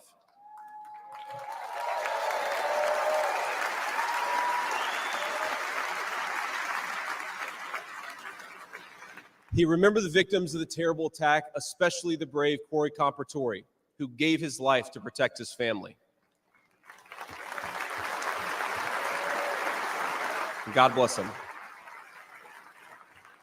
And then President Trump flew to Milwaukee and got back to work.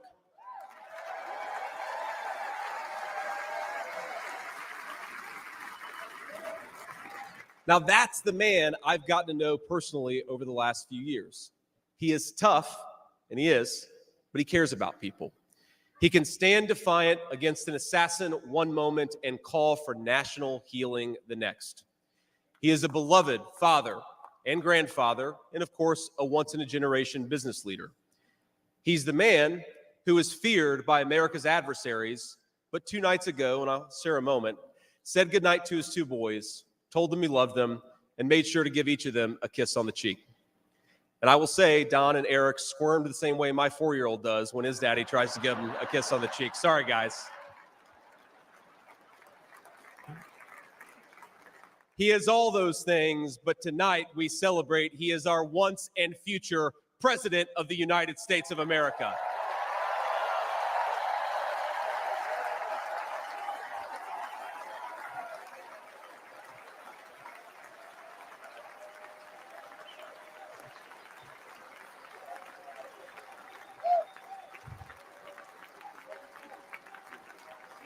Now, I want to respond to his call for unity myself. We have a big tent in this party on everything from national security to economic policy. But my message to you, my fellow Republicans, is we love this country and we are united to win.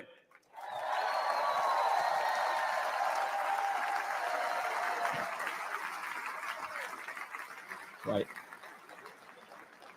Now, I think our disagreements actually make us stronger. That's what I've learned in my time in the United States Senate, where sometimes I persuade my colleagues and sometimes they persuade me. And my message to my fellow Americans, those watching from across the country, is shouldn't we be governed by a party that is unafraid to debate ideas and come to the best solution?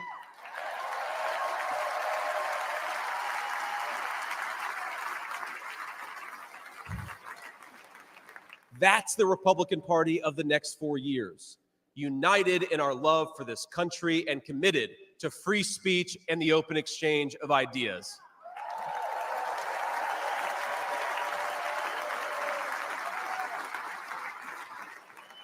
And so tonight, Mr. Chairman, I stand here humbled, and I'm overwhelmed with gratitude to say I officially accept your nomination to be Vice President of the United States of America.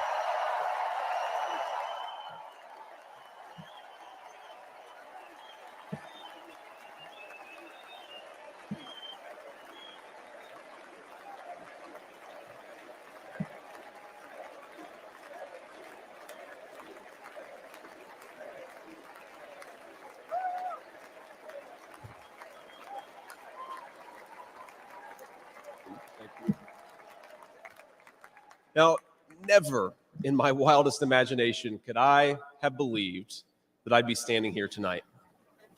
I grew up in Middletown, Ohio, a small town where people spoke their minds, built with their hands, and loved their God, their family, their community, and their country with their whole hearts. But it was also a place that had been cast aside and forgotten by America's ruling class in Washington. When I was in the 4th grade, a career politician by the name of Joe Biden supported NAFTA, a bad trade deal that sent countless good jobs to Mexico.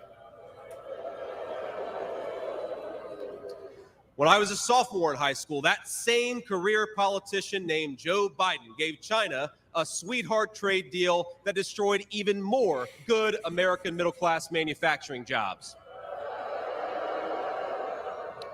When I was a senior in high school, that same Joe Biden supported the disastrous invasion of Iraq, and at each step of the way, in small towns like mine in Ohio or next door in Pennsylvania or Michigan, in states all across our country, jobs were sent overseas and our children were sent to war. And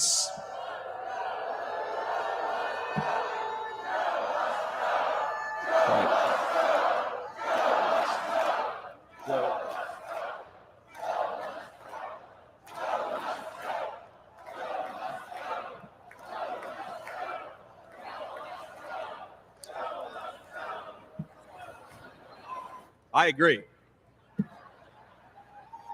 And somehow, a real estate developer from New York City by the name of Donald J. Trump was right on all of these issues while Biden was wrong.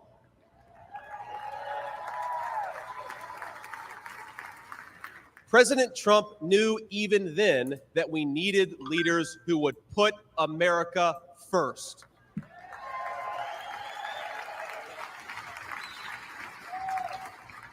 Now, thanks to these policies that Biden and other out-of-touch politicians in Washington gave us, our country was flooded with cheap Chinese goods, with cheap foreign labor, and in the decades to come, deadly Chinese fentanyl. Joe Biden screwed up, and my community paid the price. Now, I was lucky. Despite the closing factories and the growing addiction in towns like mine, in my life, I had a guardian angel by my side. She was an old woman who could barely walk, but she was tough as nails. I called her Mamaw, the name we hillbillies gave to our grandmothers.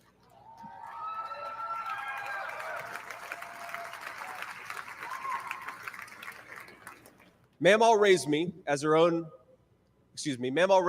my mother struggled with addiction. Mamaw was in so many ways a woman of contradiction. She loved the Lord, ladies and gentlemen. She was a woman of very deep Christian faith.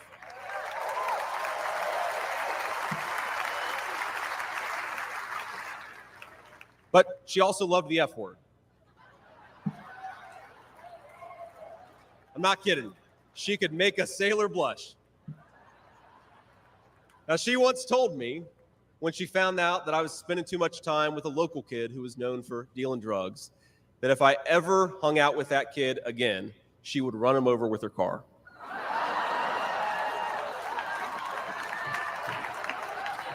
That's true. And she said, JD, no one will ever find out about it.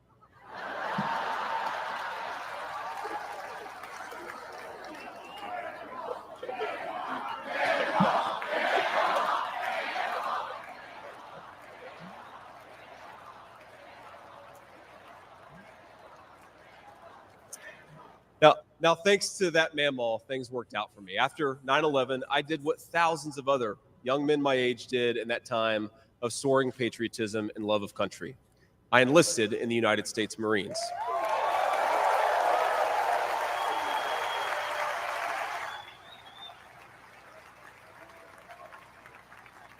Semper Fi to my fellow Marines. Now, I left the Marines after 4 years and went to the Ohio State University.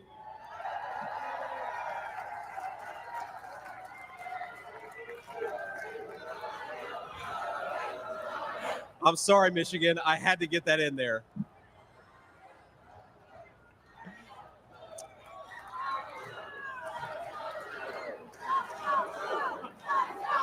Come on, come on. We've had enough political violence.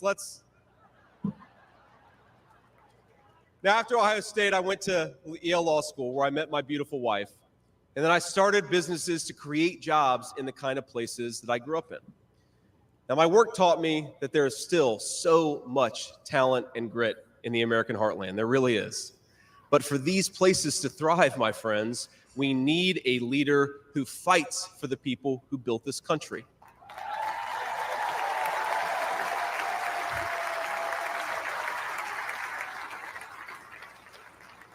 We need a leader who's not in the pocket of big business, but answers to the working man, union and non-union alike.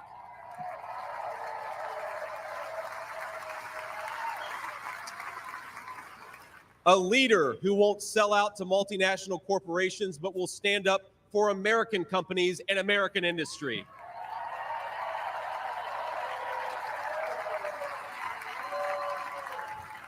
A leader who rejects Joe Biden and Kamala Harris's Green New scam and fights to bring back our great American factories. We need President Donald J. Trump.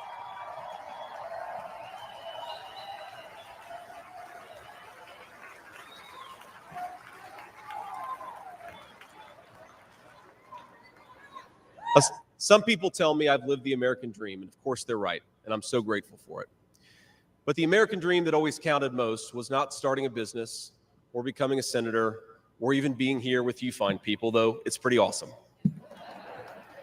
My most important American dream was becoming a good husband and a good dad, of being able to give.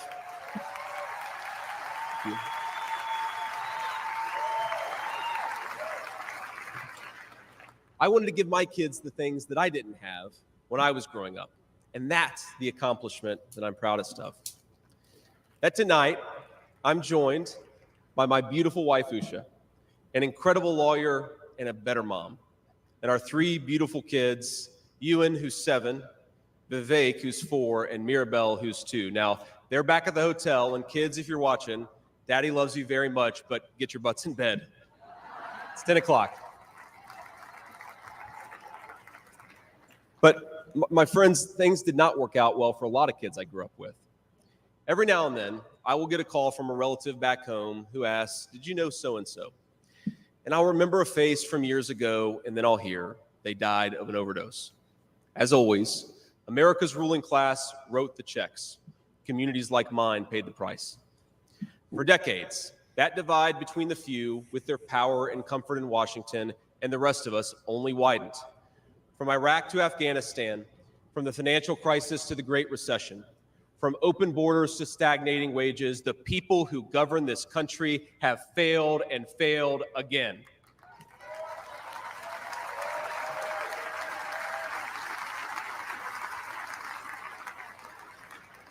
That is, of course, until a guy named Donald J. Trump came along.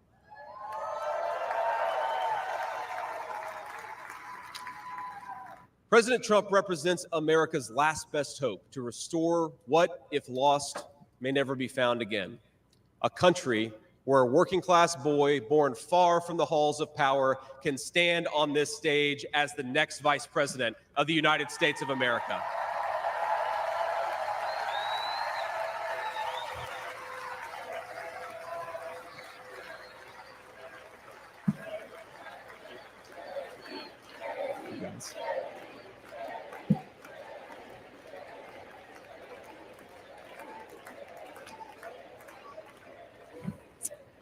But my fellow Americans here in this stage and watching at home, this moment is not about me. It's about all of us, and it's about who we're fighting for.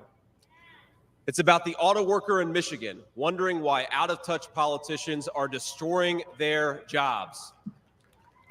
It's about the factory worker in Wisconsin who makes things with their hands and is proud of American craftsmanship.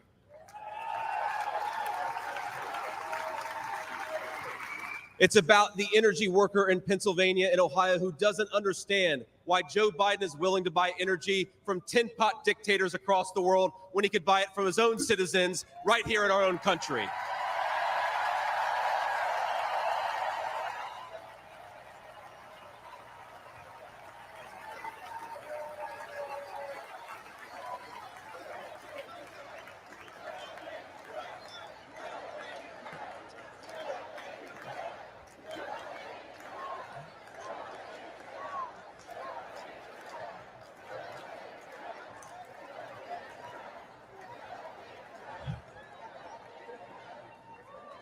You guys are a great crowd. Wow. And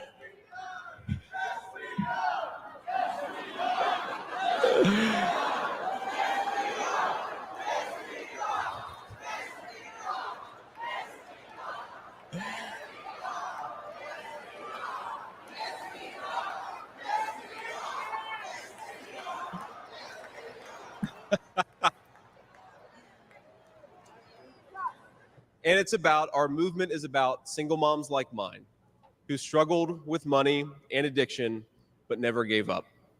And I'm proud to say that tonight my mom is here, 10 years clean and sober. I love you, Mom.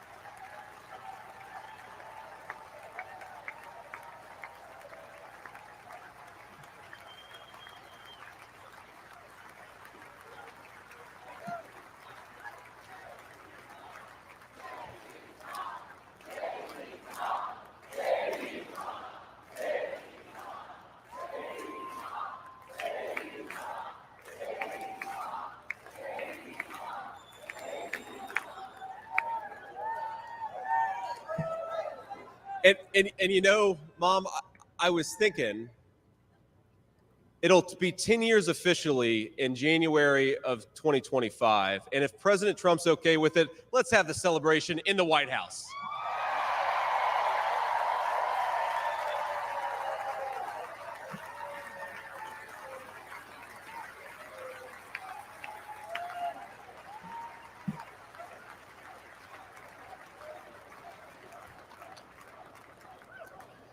And our movement, ladies and gentlemen, it's about grandparents all across this country who are living on Social Security and raising grandchildren they didn't expect to raise. And while we're on the topic of grandparents, let me tell you another Mamaw story. Now, my Mamaw died shortly before I left for Iraq in 2005. And when we went through her things, we found 19 loaded handguns. They were...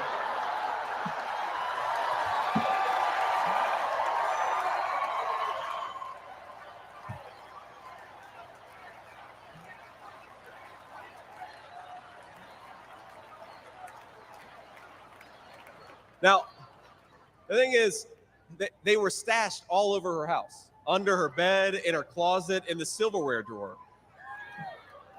And we wondered what was going on. And it occurred to us that towards the end of her life, Mamaw couldn't get around so well. And so this frail old woman made sure that no matter where she was within arm's length of whatever she needed to protect her family. That's who we fight for. That's American spirit.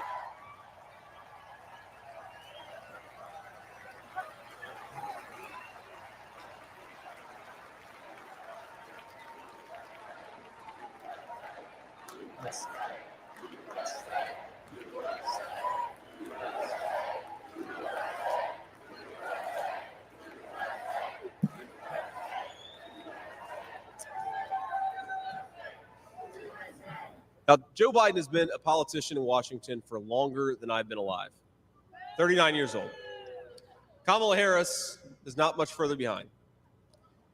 For half a century, he's been the champion of every major policy initiative to make America weaker and poorer.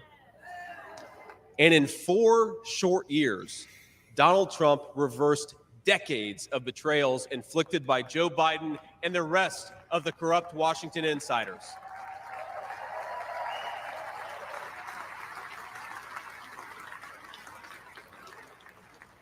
He created the greatest economy in history for workers. Really was amazing. There's this chart that shows worker wages, and they stagnated for pretty much my entire life until President Donald J. Trump came along. Workers' wages went through the roof.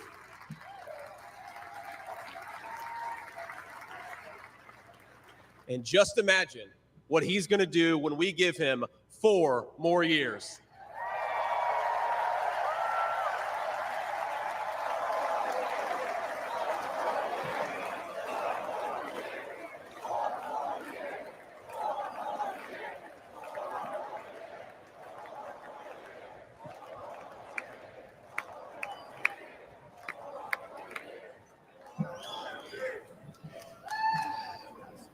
Months ago, I heard some young family member observe that their parents' generation, the baby boomers, could afford to buy a home when they first entered the workforce. But I don't know, this person observed, if I'll ever be able to afford a home. The absurd cost of housing is the result of so many failures, and it reveals so much about what's broken in Washington. I can tell you exactly how it happened.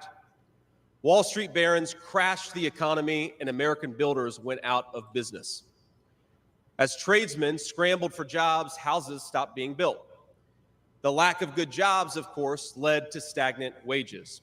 And then the Democrats flooded this country with millions of illegal aliens.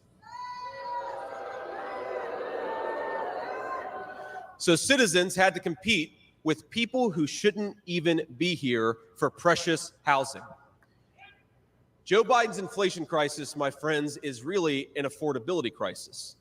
And many of the people that I grew up with can't afford to pay more for groceries, more for gas, more for rent, and that's exactly what Joe Biden's economy has given them.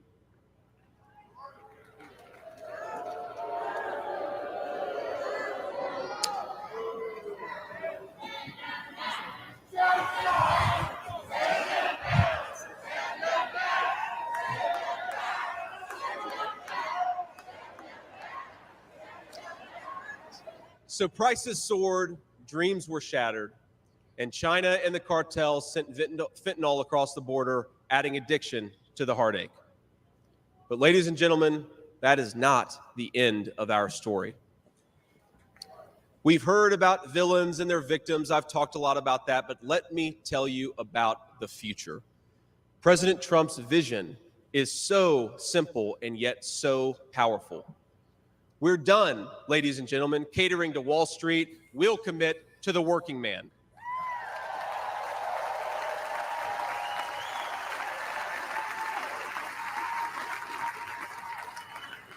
We're done importing foreign labor. We're going to fight for American citizens and their good jobs and their good wages.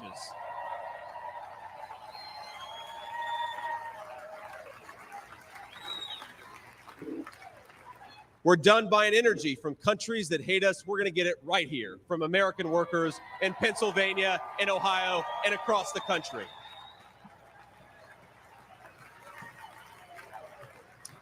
We're done sacrificing supply chains to unlimited global trade, and we're going to stamp more and more products with that beautiful label, made in the USA.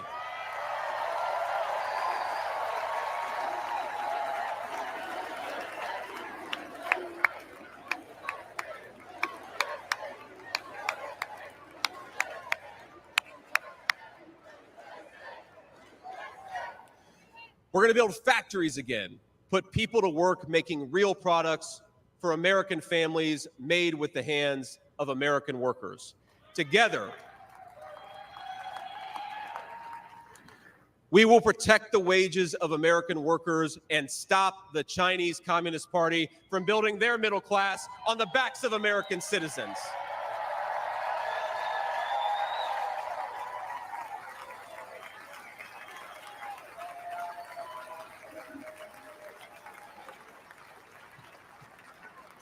Together, we will make sure our allies share in the burden of securing world peace. No more free rides for nations that betray the generosity of the American taxpayer.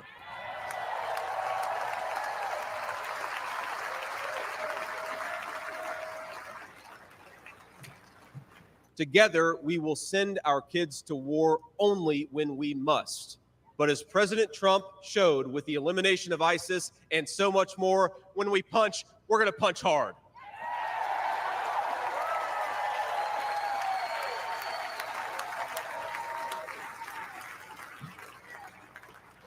Together, we will put the citizens of America first, whatever the color of their skin. We will, in short, make America great again.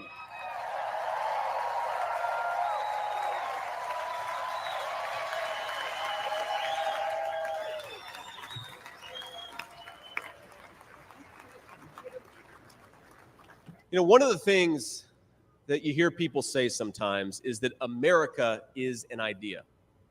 And to be clear, America was indeed founded on brilliant ideas like the rule of law and religious liberty, things written into the fabric of our Constitution and our nation. But America is not just an idea. It is a group of people with a shared history and a common future. It is, in short, a nation. Now, it is part of that tradition, of course, that we welcome newcomers.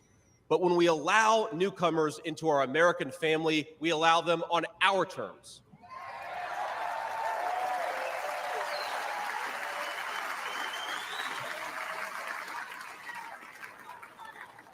That's the way we preserve the continuity of this project from 250 years past to hopefully 250 years in the future.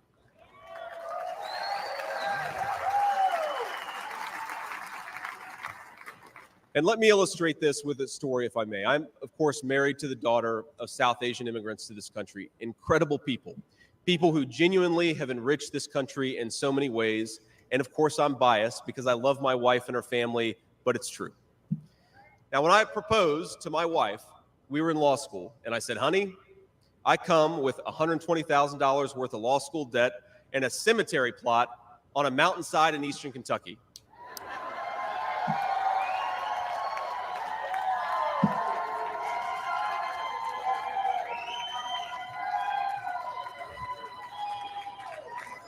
And I guess standing here tonight, it's just gotten weirder and weirder, honey. But that's what she was getting. Now, that cemetery plot in eastern Kentucky is near my family's ancestral home. And like a lot of people, we came from the mountains of Appalachia into the factories of Ohio, Pennsylvania, Michigan, and Wisconsin.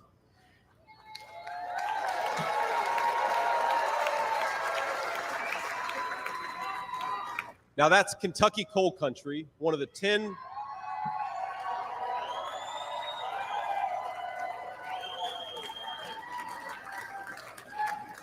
Now, it's one of the 10 poorest counties in the entire United States of America. They are very hardworking people, and they're very good people. They're the kind of people who would give you the shirt off their back even if they can't afford enough to eat.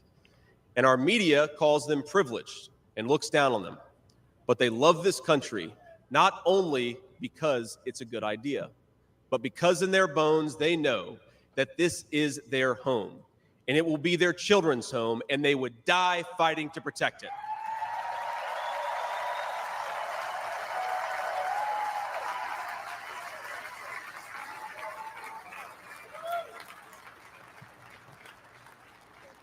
That is the source of America's greatness. As a United States Senator, I get to represent millions of people in the great state of Ohio with similar stories, and it is the great honor of my life. Now, in that cemetery, there are people who were born around the time of the Civil War. And if, as I hope, my wife and I are eventually laid to rest there, and our kids follow us, there will be 7 generations just in that small mountain cemetery plot in eastern Kentucky. 7 generations of people who have fought for this country, who have built this country, who have made things in this country, and who would fight and die to protect this country if they were asked to.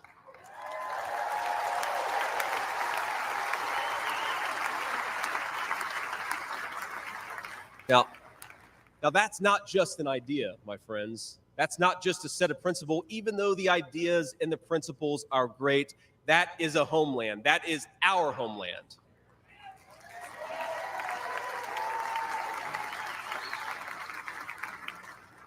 People will not fight for abstractions, but they will fight for their home. And if this movement of ours is going to succeed, and if this country is going to thrive, our leaders have to remember that America is a nation and its citizens deserve leaders who put its interests first.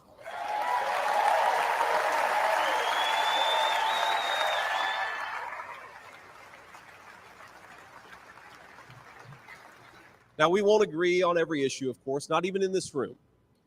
We may disagree from time to time about how best to reinvigorate American industry and renew American family. That's fine. In fact, it's more than fine. It's good. But never forget that the reason why this united Republican Party exists, why we do this, why we care about those great ideas and that great history, is that we want this nation to thrive for centuries to come.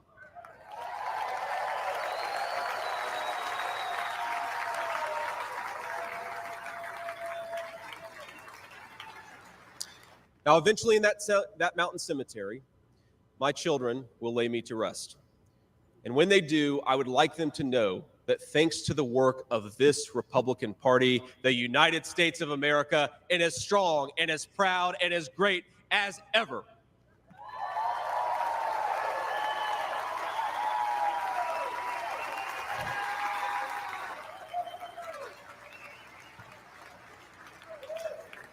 That is who we serve, my friends. That is who we fight for. And the only thing that we need to do right now, the most important thing that we can do for those people, for that American nation that we all love, is to re-elect Donald J. Trump, President of the United States.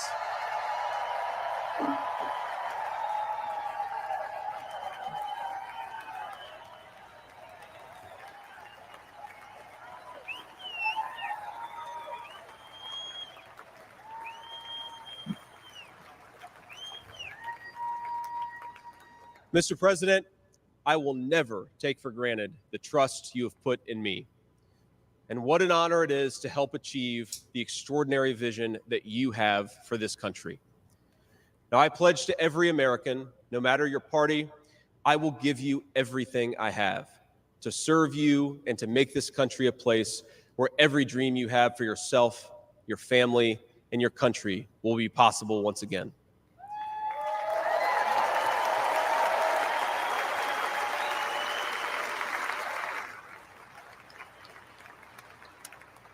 And I promise you one more thing.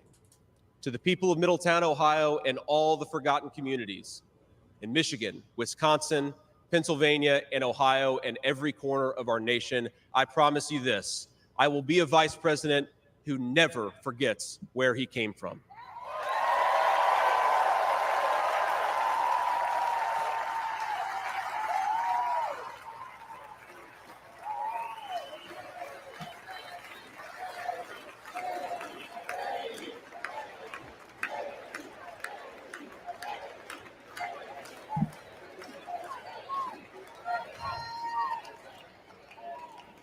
And every single day for the next 4 years, when I walk into that White House to help President Trump, I will be doing it for you, for your family, for your future, and for this great country. Thank you. God bless all of you, and God bless our great country.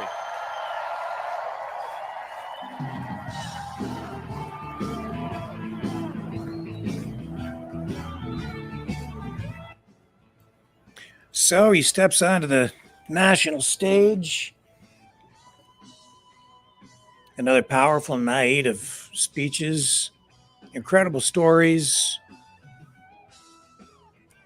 and J.D. Vance making his debut.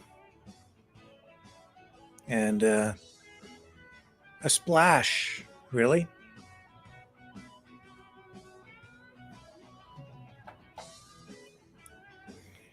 And there he is in the national spotlight tonight, introducing himself to the MAGA crowd, the Republican Party, and the nation. Also a big night with Peter Navarro making an appearance, speaking defiantly after being released from prison.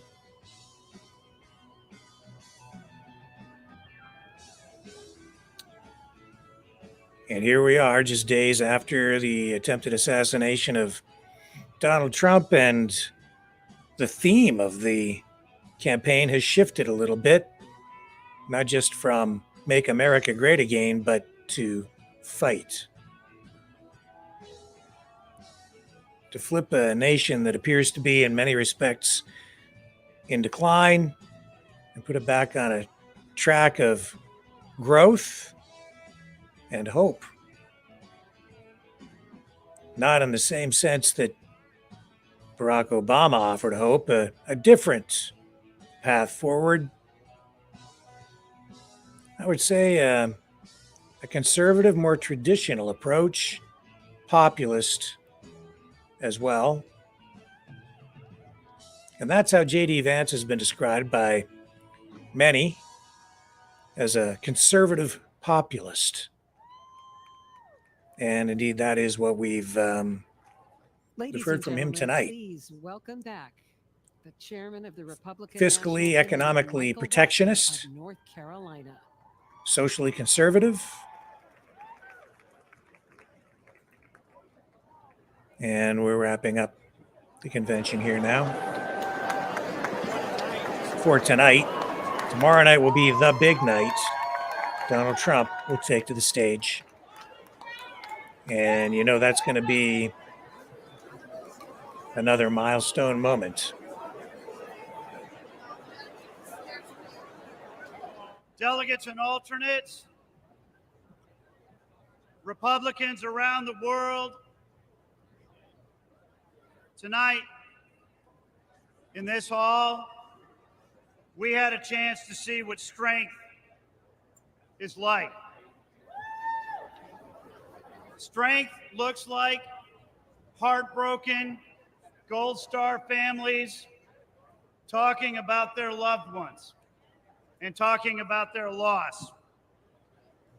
Strength looks like fraternity brothers facing down a hostile crowd to save the American flag. Strength looks like thousands of law enforcement officers from all across the country here to protect us tonight. Strength tonight looks like all of the soldiers and the sailors and the airmen and the Marines around the world keeping America safe home and abroad. Strength looks like a teenage daughter standing on this stage and talking to America about the love that she has for her grandfather.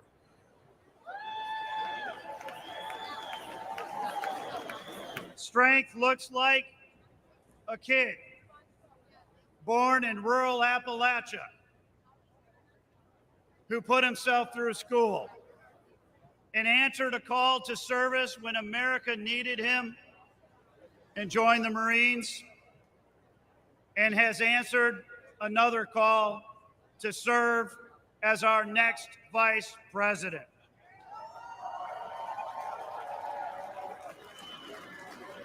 And strength looks like a man who gave up a successful business career and a comfortable life to fight every single day for the American people, who has suffered hoax after hoax after hoax, who has endured politically motivated prosecutions and lawsuits all across the country,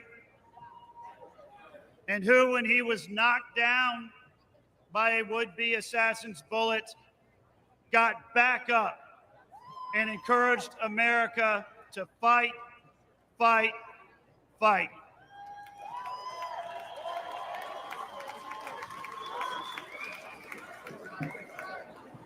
Ladies and gentlemen, we know what strength looks like, and we know that America is a nation of inherent strength.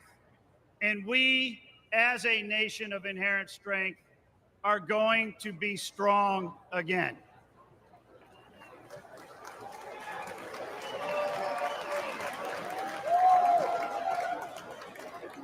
For tonight's benediction, please welcome the lead pastor at Bayou Blue Assembly in Houma, Louisiana, Pastor Packy Thompson.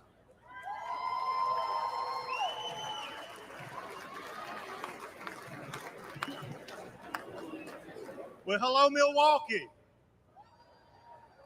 I bring you greetings from the great state of Louisiana,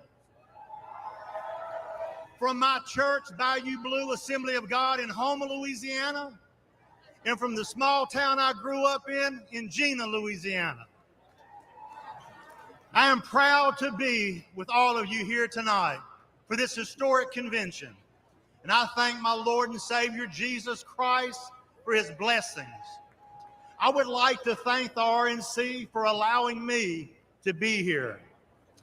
And I would like to thank President Trump for all that he has done for our country. I want you to know, sir, that you are loved and respected in my state of Louisiana.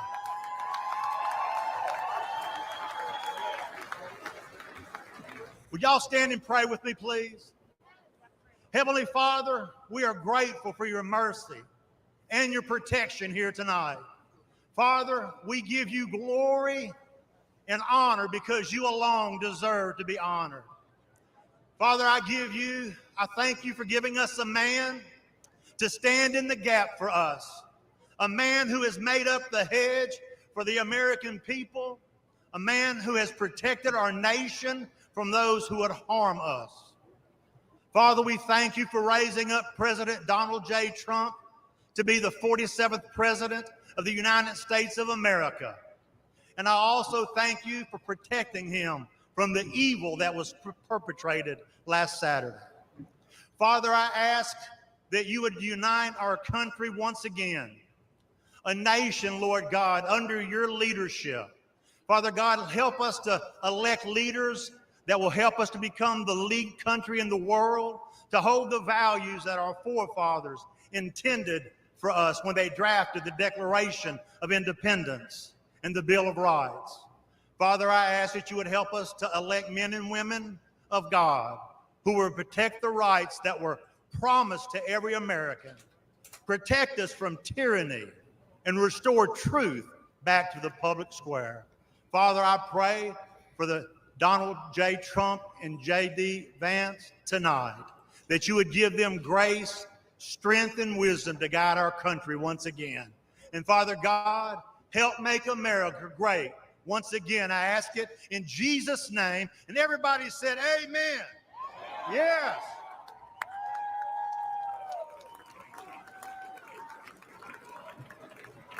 The chair recognizes the delegate from the Commonwealth of Pennsylvania for the purpose of offering a motion. Mr. Chairman, I am Fred Keller from the Commonwealth of Pennsylvania, the birthplace of America. I make the motion that this convention now adjourn. The question now occurs on the motion to adjourn. All those in favor signify by saying aye. Aye. All those opposed, no. In the opinion of the chair, the ayes have it and the motion is adopted. Accordingly, this convention stands adjourned until 5 p.m. tomorrow. Thank you. And so ends night 3 of the RNC, and we will carry that live for you tomorrow night as Donald Trump takes to the stage and addresses his party. And while he's doing that and preparing for that, the Democrats, they're flying apart. This is a disaster for the Democrats And Trump, again, just has momentum. Look at this tonight. This is Joe Biden slowly making his way up the stairs of Air Force One after being diagnosed with COVID. He can barely make it up the stairs tonight.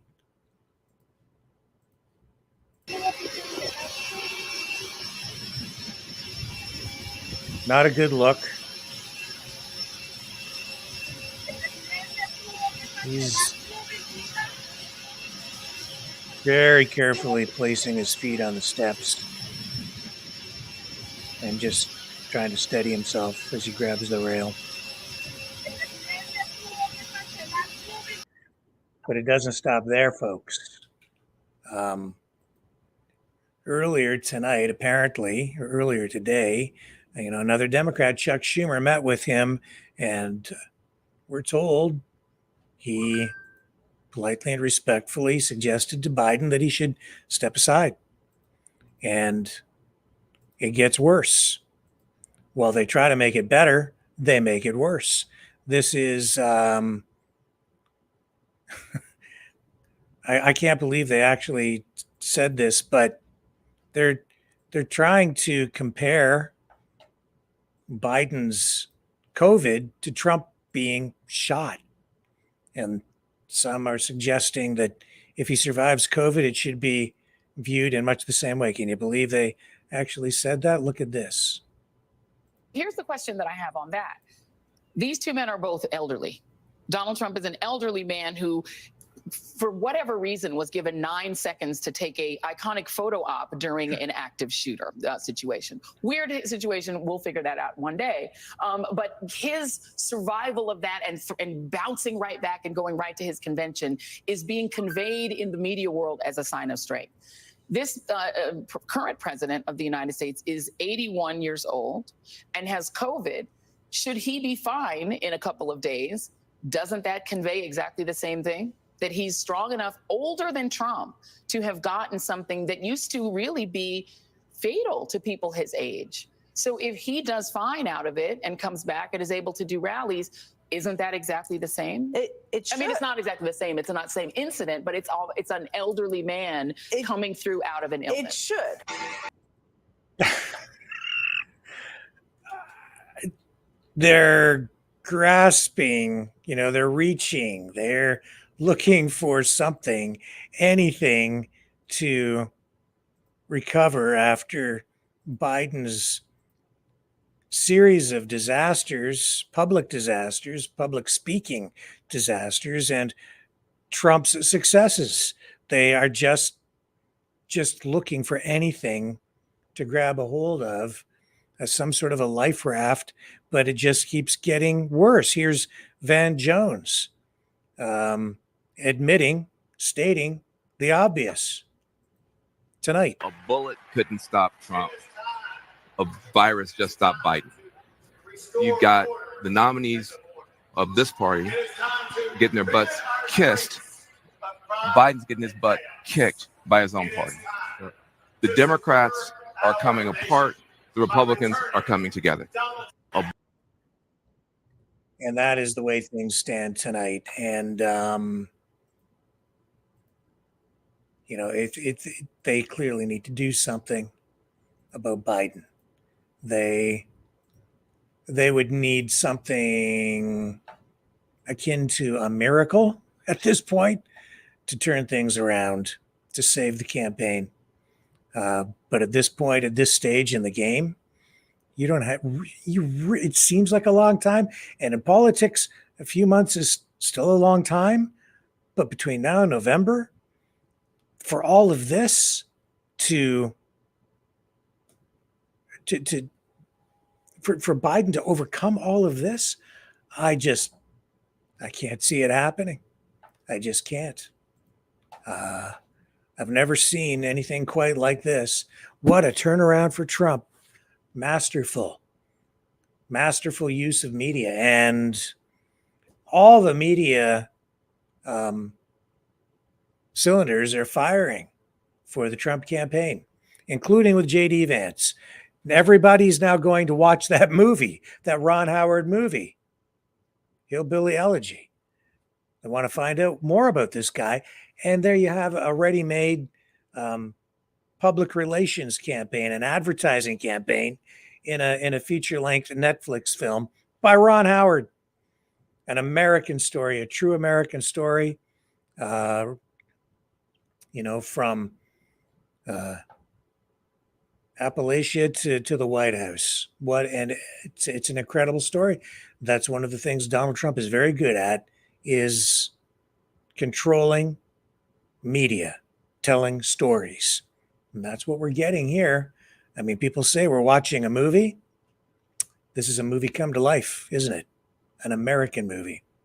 And it continues tomorrow night, folks, right here on the Maverick News Channel. I'll be joining you at 7 p.m. Eastern time, as usual, a regular time, but we'll carry right through to the end when Donald Trump takes the stage tomorrow night, on the final night of this 2024 Republican National Convention. All the momentum on Trump's side at this point. And we'll see where it goes tomorrow night. Love you guys. Catch you on the flip side.